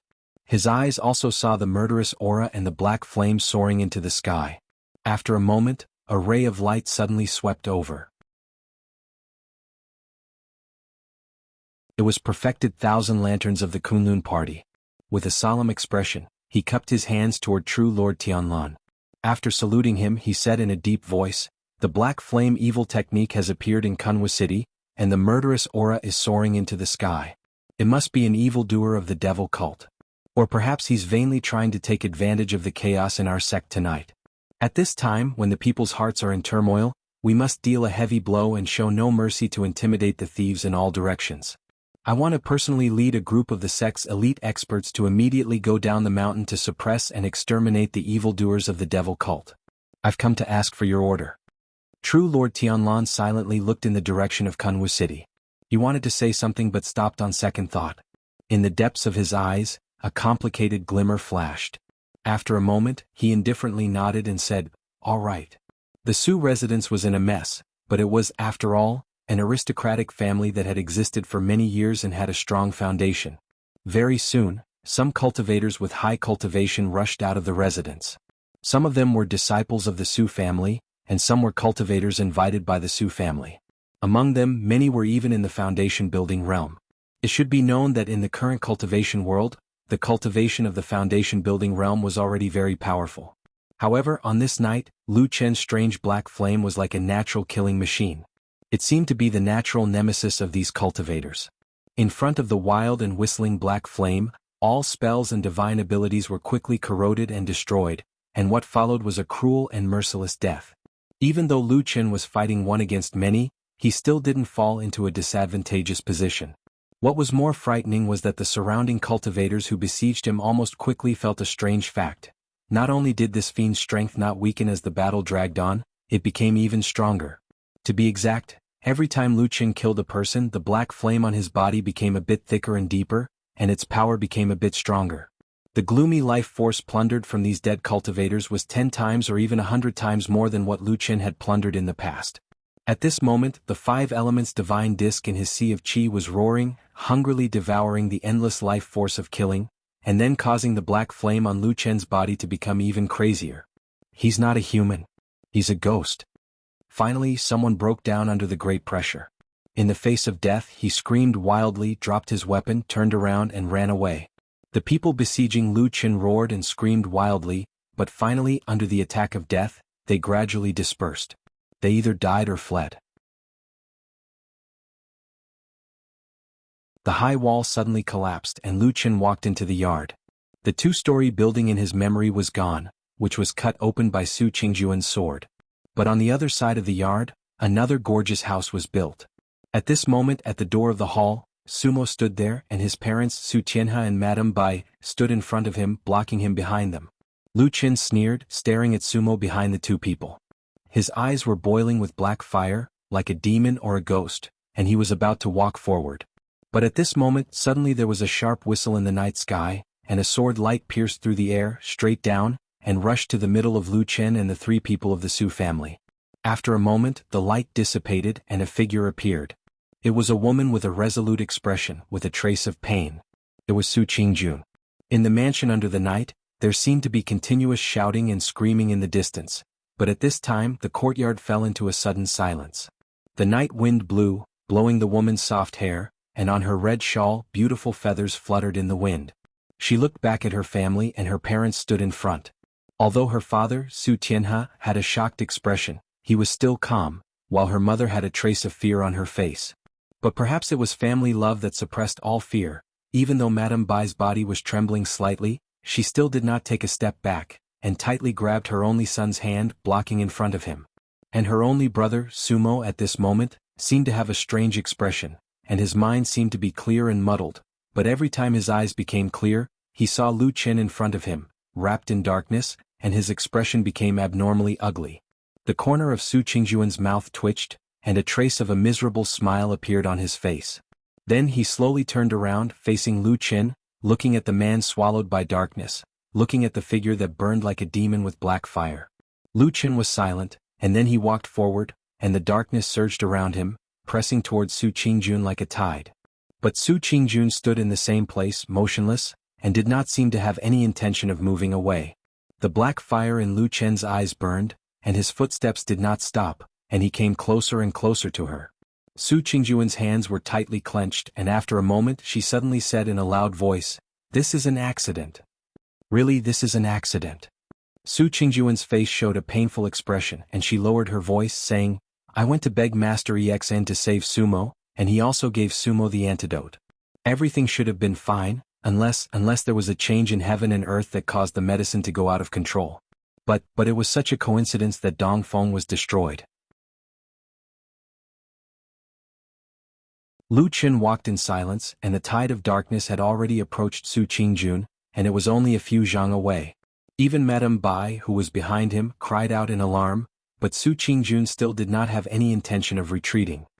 "What happened to little sister Exin? I am also very sad. If possible, I really want to suffer in her place. I also know that no matter what I say, I can't save her life. It's Sumo's fault." But at that time he must have lost his mind.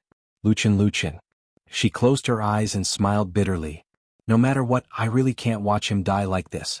I can only beg you, can you let him live? No matter what price you want me or my Su family to pay, I will do it. In my life I have never opened my mouth to beg anyone, but tonight, I beg you." "Under the night," that beautiful woman said in a sorrowful voice. She bit her lips, and there was a desolate expression on her face. In her eyes there was guilt, sadness, disappointment and pain, as if they were all mixed together, and then she looked at the man walking in the darkness. And what she waited for was a short answer. No. The darkness was like a resurrected demonic dragon. Following this resolute sentence, it rose with a loud bang and pounced towards the back of Su Qingjun. And at this moment, Su Qingjun seemed to finally let out a sigh, and pulled out her sword with a backhand. Clang. The sound of the sword was like a dragon's roar, and the flickering bright light left the sheath, like the autumn water sprinkling on the world, and stood horizontally in front of the darkness. That beautiful woman held her sword horizontally in front of her, her face pale, but her aura was like a mountain, like the moon, towering and erect, and actually blocked all the aura of the darkness for a moment. The moonlight sprinkled down, and her silhouette seemed so powerful, even though it was a little lonely. That was the strongest young genius of the Kunlun party in 1,000 years, the youngest Jindan friar. The ice-cold aura suddenly surged from the darkness, and directly slashed at Su Qingjun from all directions. Su Qingjun let out a clear whistle, and her body rose together with her sword. Instead of retreating, she advanced, and directly stabbed her sword into the depths of the darkness. There was an angry roar in the raging dark tide, and the darkness behind her surrounded Su Qingjun's figure. The three people of the Su family turned pale with fright, but after a moment, they only heard the whistling sound of the sword, and a sword ray that was as bright as lightning crisscrossed in the dark aura, as if it was not restricted at all. Their faces immediately revealed a look of joy, but in the blink of an eye, the dark tide rose again and completely submerged the sword ray. The darkness rolled like boiling, and outsiders could not feel what was happening inside at all.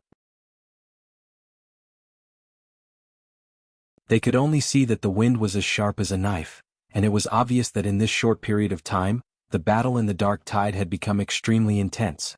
Suddenly, someone in the dark tide let out a muffled groan, and then a figure shot up into the night sky like lightning. It was Su Qingjun. Below, the dark aura flashed and the figure of Lu Qin appeared. His face was covered in dark aura, and there were several wounds on his body and blood was faintly flowing out.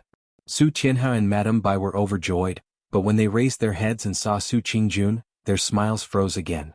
Their daughter was floating in midair, her face pale. She held a sword in one hand, and the other hand was hanging by her side as if she could not lift it up. This evildoer's cultivation was actually so strong. Why have I not heard of it before? Lu Qin looked at Su Qingjun coldly, and ignored the bleeding wounds on his body, and continued to walk towards Sumo.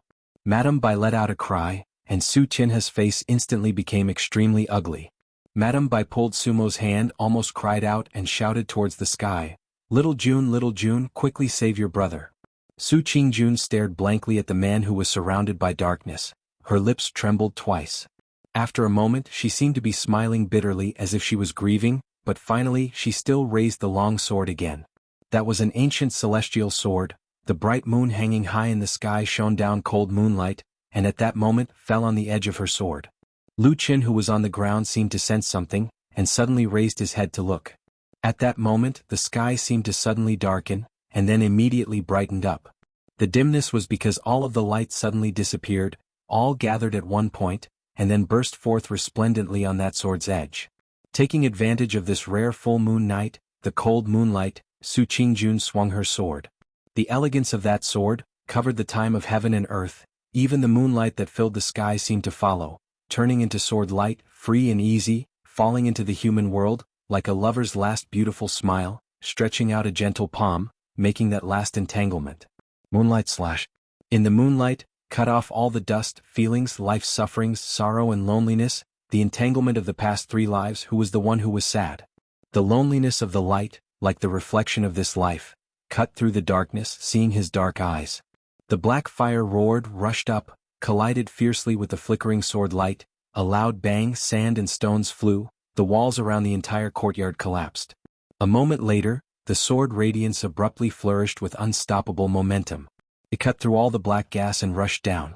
Lu Qin dodged to the side and grabbed the blade with his left hand. In an instant, the sharp sword radiance pierced through his palm and arm, leaving a dozen gashes. Light burst out and blood spurted out. He seemed to be completely unaware of it as he expressionlessly extended his other right hand and swatted at Su Qingjun. Su Qingjun was in midair, her bright eyes bright, the sword in her hand changed, the sword light whistled. In an instant it directly pierced through Lu Qin's left arm and came out. Lu Qin let out a muffled groan, his face finally contorting. At that moment the sword light was aimed at his heart, but before it pierced, his right palm also carried a sky full of cold wind, the black tide, whistling. In the time it took for a spark to fly off a flint, they were so close that their eyes finally met for a moment. It was a deep, deep gaze. Lu Qin lowered his body.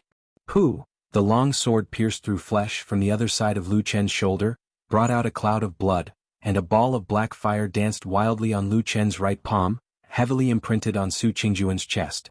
A mournful whistling sound, Su Qingjuan's entire body flipped and flew out, and then with a ping sound she fell on the ground a zhang away. Her body trembled a few times, with a wah sound she spat out a large mouthful of blood. At the same time at her chest, the black flame instantly burned into her fair skin and flesh, like the grin of an evil spirit. From then on it lingered. In the tide of darkness, Lu Qin staggered a few steps forward, looked as if he almost fell, but in the end he still held on. But his situation was obviously also very bad. His left hand and shoulder were pierced together by the same sword, forming a ghastly and terrifying appearance. His lips moved as if he was laughing at himself, then he glanced at Su Qingjun. Just at that time, that girl was also weakly looking at him from the pool of blood. Neither of them said anything. Lu Qin stretched out his right hand, grabbed the hilt of that ancient sword, and then with a whoosh sound he pulled it out. The long sword was clear and for some reason, seemed not to be stained with blood, only a few beads of blood, slowly dripping from the tip of the sword. Lu Qin took a deep breath, casually threw the ancient sword on the ground, and then continued to walk forward. In front of the courtyard, Sumo seemed to suddenly wake up at this moment, suddenly shouting. For some reason, after coming down from the Kunlun mountain he seemed to be especially afraid. At this moment when he saw Lu Qin, it was as if he had seen a ghost, his entire body trembled violently, and he couldn't even speak. Su Tianhe and Madame Bai firmly blocked in front of Sumo, ready to fight to the death, as if they were unwilling to give up their child no matter what. But Lu Qin's eyes didn't seem to care about this. The cold and powerful black flame once again ignited, and was about to sweep over. Suddenly from behind him, came a woman's desperate cry, slightly trembling and crying, "Don't kill my father and mother." Lu Qin's outstretched hand froze in midair. The moonlight fell on his face, only indifference. His hand continued to wave out, a black current surged out, incomparably powerful hit Su Tianhe and Madame Bai, and then in front of him only Sumo was left. Sumo's whole body trembled, both legs trembled, and his face was full of fear as if he was extremely afraid, suddenly shouting, don't kill me, I am." Before he could finish speaking, his voice suddenly stopped. A black dagger suddenly appeared from the darkness, and with a trace of cruelty, it directly cut through his throat, causing blood to spurt into the air. Next to him, Madame Bai was just about to rush over like a madman. When she saw this terrifying scene, her whole person was instantly stunned. Then she screamed at the top of her lungs, and then her eyes rolled back, directly fainting on the ground. Farther away on the ground, Su Qingjun was also stunned. She stared blankly at Sumo's body slowly falling in the splatter of blood. Her whole person's whole face was ashen. After a moment she spurted out another mouthful of blood. Lu Qin grabbed Sumo's fallen body, stared at his eyes that were about to lose their spirit, and said coldly, "This is for EXN." With that said, the black short sword made a whistling sound again, stabbing Sumo's chest 5 times in a row, with blood spurting out from each stab. Finally, his hand raised the knife, chopped off the head, and threw it to the ground. Then he turned around and walked out. When passing by Su Qingjun, his footsteps slightly slowed, and then he immediately strode away. Finally, darkness fell on this courtyard again, leaving only a sea of blood. Old Ma stood at the gate, watching Lu Qin slowly walk out, covered in blood, looking at his deformed, abnormally terrifying left hand, and the bloodstains all over his body. He could not help but sigh bitterly and said bitterly, "Is it really worth it for you to do this?" Lu Qin was silent, slowly walked past him and came to the dark long street. EXN was still lying there, serene and calm. He slowly knelt down beside EXN, blood dripping from his body. His whole person looked like a twisted evil spirit and demon. But when he looked at EXN, his eyes were gentle, like the naive days of his youth. "It's all right," he said softly to EXN, "I have done what should be done." EXN was quiet and did not speak. Old Ma showed a bit of pity on his face, and just as he was about to go up and persuade him, his whole body suddenly trembled, and he abruptly looked up into the distance. In the vast and majestic Kunwu city, in the vast wilderness under the moonlight, countless black shadows were attracted by the tide of darkness. They were like gloomy ghosts filled with hatred. And at the top of Mount Kunlun, countless sword lights soared into the sky. They were as bright and dazzling as the rising sun. They flew toward Kunwu city, and in the blink of an eye, the lights and shadows crisscrossed in front of them, surrounding Kunwu city. The moonlight was bleak and the night was boundless. Old Ma's expression was miserable, and he said to Lu Qin, What should we do? What should we do? Lu Qin stood up, looked at the demons and monsters in the distant city, and in the countless dark corners and suddenly smiled. That smile was as gentle as it had been in the past 10 years, as if it was the original intention of the earliest youth, fearless. He pushed old Ma away, laughed heartily and walked forward towards the long street. Darkness whistled around him, and the moonlight followed his figure, the darkest shadow in the world, rushing forward with large strides, rushing into the seemingly endless darkness. Penetrating the Iron Army until death, a man is a youth.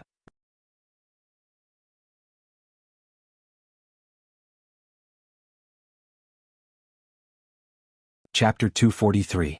On the night of the full moon, the famous Kunlun party of the West Continent suddenly experienced a great change. The forbidden Ling Mountain was destroyed, and there was a strange phenomenon in the sky that shook the world. Another evildoer was born and brought disaster to the world. It was said to be an ancient evil creature. However, the Kunlun party was a famous sect with profound strength. They fought bravely and finally eliminated the evil creature, maintaining peace. Unfortunately, the sect elder Hakushin Jinkuan was attacked by the evil creature. Although he suppressed and killed countless evil creatures, he unfortunately became an immortal. The sect leader, Immortal Idol Month, was seriously injured and was forced to retreat to heal.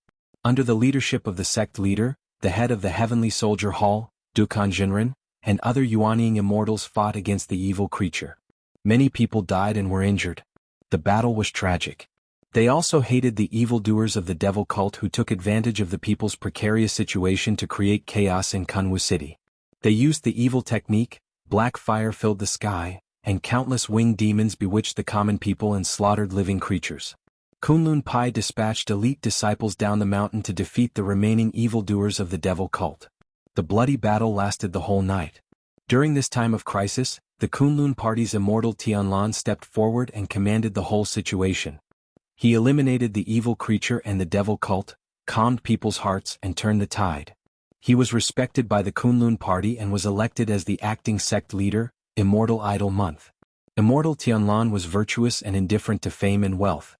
He refused to accept the position. People tried to persuade him but to no avail, so they elected the head of the Baichao Tang, Immortal Qian Deng, as the acting sect leader.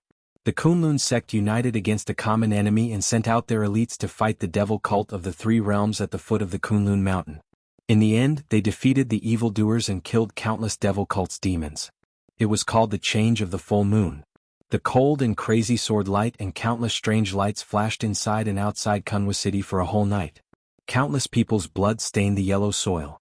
Since the battle in the Barren Valley in the Lost Land 10 years ago, there had not been such a large-scale battle between good and evil. The scene was tragic and bloody. The great battle lasted until daybreak before it slowly stopped. The devil cult's demons gradually retreated. The black fire produced by the strange sorcery in Kunwu City was also nowhere to be seen. It seemed like it had escaped outside the city. On one hand, the Kunlun party settled the people's hearts in the city. On the other hand, they sent people to pursue and suppress the devil cult's demons.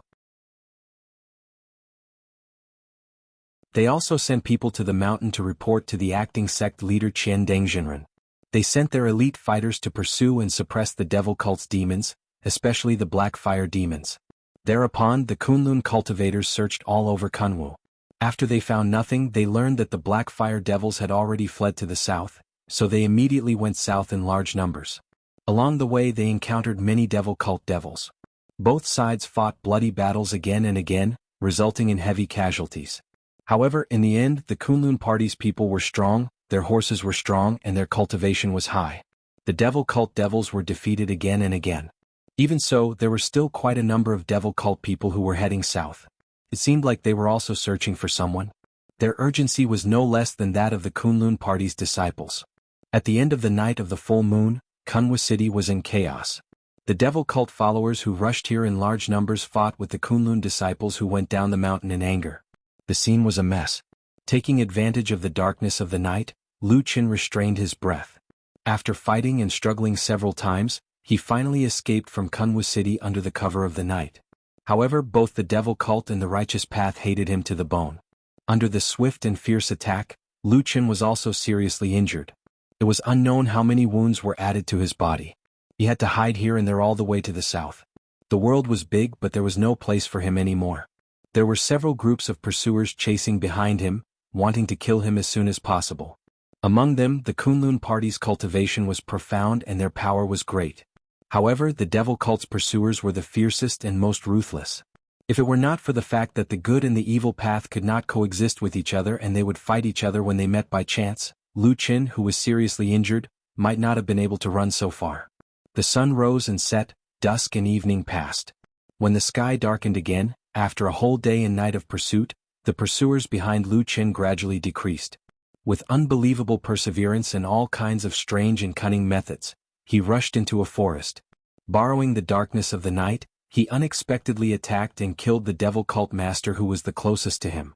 At the same time, his body had another wound so deep that his bones could be seen. Then he staggered and fled into the depths of the forest. Behind him, there was still a faint whistling sound of the wind. Perhaps it was more pursuers, an inescapable net with deep killing intent. Lu Qin did not have the energy to care so much. The only thing he could do now was to run as far as possible and hide deeper. As for whether the pursuers behind him were strong or weak, or whether it was the Kunlun party or the devil cult, he could not care anymore. Right now, Lu Qin was already on the verge of collapse. His body was covered with countless wounds, in some places his bones could be seen. His entire body was stained with blood. He did not know how much blood he had lost and how much blood he was stained with. He used the last of his strength to run forward in the forest. At the same time, a bloody hand pressed against his chest, his face showed a trace of anxiety. His injuries were already extremely serious. It would be very difficult for him to continue running. And Lu Qin still had one last way to escape, which was the seed hidden in his heart. However, at such a dangerous time, danger lurked everywhere. At any time, there could be pursuers from both the good and the evil path. It was really not a good time to use the seed. The worst thing was, once he used this seed to hide in the mysterious tree hole, although it looked like he was temporarily safe, in reality, it was equivalent to starting to resign himself to fate. If this method was seen by others, they only needed to pick up the seed and Lu Qin would be doomed eternally. After all, there was no second exit in the mysterious tree hole. And with the Kunlun party and the devil cult's resources and methods, no matter which side this seed fell into, Lu Qin would almost certainly not be able to escape. Lu Qin definitely did not want to experience the feeling of being caught like a turtle in a jar. Moreover, if he did so, it was very likely that this mysterious seed would be exposed. This thing was too important. Once it was recognized by someone, the consequences would be unthinkable. Therefore, it was extremely difficult to escape for his life. Although he was seriously injured, until now Lu Qin still resisted the urge to use this seed. It was just that at this time, even he himself felt that he was at the end of his rope. His eyes swept across the already darkened mountain forest. The trees were like ghostly shadows. Panting heavily after walking for so long, he still did not see what he was looking for. Perhaps that night, everyone's luck was not too good. Lu Qin smiled bitterly in the darkness. Suddenly his legs softened and he staggered, almost fell to the ground. He supported himself on a thick tree trunk and panted for a moment. The hand covering his chest seemed to tighten, but in the end he clenched his teeth and endured it. After looking around, he continued to run forward. Suddenly, a sword light abruptly appeared on the treetop above his head. Immediately following that, a sharp whistle pierced through the silence of the darkness. Like a bolt of lightning, the dazzling brilliance made one speechless. Wherever the sword light passed, the trees split and branches snapped. Leaves flew chaotically. It could be said that its power was unparalleled. Lu Qin gave a low roar. He leapt into the thicket beside him. Right now he had no more strength to use any kind of resistance. And looking at the power of the sword light, the person's cultivation was not weak. The sword light pierced downwards, but Lu Qin's figure was like a shadow, dodging the attack by a hair's breadth and falling into the dark thicket at the side. Someone in the sword light coldly snorted with some disdain and contempt. The sword light turned, and the sword light was incomparably sharp. It was like an unstoppable wheel of light directly swept across, instantly breaking a row of trees. With a loud crash, the trees fell and grass flew. It was a spectacular scene. But under such power, the darkness did not seem to be moved. It was still silent. Instead, in that chaos, all kinds of fallen trees and messy shadows mixed together. It was like a strange net appeared in the forest. Lu Qin's figure seemed to have disappeared. He was not forced out by that exceptionally sharp sword. The surroundings slowly quietened down. The sword light weakened. a figure appeared. It was a man in his early 30s, dressed in Kunlun clothing. He frowned tightly. He coldly looked around. Suddenly he sneered and said, "Cowardly rat. Only know how to hide." His voice had barely faded away when suddenly a light sound was heard from about a zhang away in front of him on the left side. A dark shadow slightly swept out from the darkness and quickly crouched down. This Kunlun Pai swordsman's eyes lit up. With a shout, his sword gleamed brightly as he dashed forward. As expected, where the sword light shone, the person who was pursuing appeared in the thicket ahead. Blood stains were still on his clothes. The Kunlun disciple's eyes revealed hatred. He was even more merciless. He stabbed down with his sword, wanting to stab through this evil faction sorcerer's heart.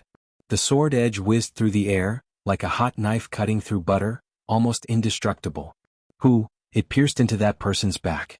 But the Kunlun swordsman's countenance suddenly changed. He felt that something was wrong with the sword. It was as light as a feather. He focused his eyes and saw that under the sword light, the thing that landed on the thicket was only a piece of clothing. He knew that it was not good. He wanted to withdraw and retreat. However, in the dark shadows, suddenly from the shadowy thicket beside him, a black figure leaped up without a sound. A hand had already pressed on the vital point below his ribs. The black fire ignited in a flash. Like a ghost fire that could incinerate the soul, it instantly burned through the flesh. The Kunlun swordsman's body shook greatly. He opened his mouth and roared. However, for some unknown reason, his voice suddenly and strangely disappeared from his mouth. It was as if someone was strangling his throat, choking all his shouts. The black fire burned silently. The person under the fire had already turned into a corpse instead of killing. Lu Qin, who was standing in the darkness, coughed painfully a few times. Pain surged up on his face. At the same time, a complicated emotion flashed past his eyes. This highly skilled person, perhaps he was once his fellow disciple. Perhaps they would be cultivating the way of immortals on Kunlun Mountain together. They would know each other. But on this night they had become mortal enemies. This life's fate, who could say it clearly? He gritted his teeth and gasped for breath. That simple fight just now had almost exhausted the last of his strength, but he still struggled to move forward. But at this moment his body suddenly shook. In the dense forest ahead, a faint light suddenly shone. It coldly floated towards him. The murderous aura was cold and sharp.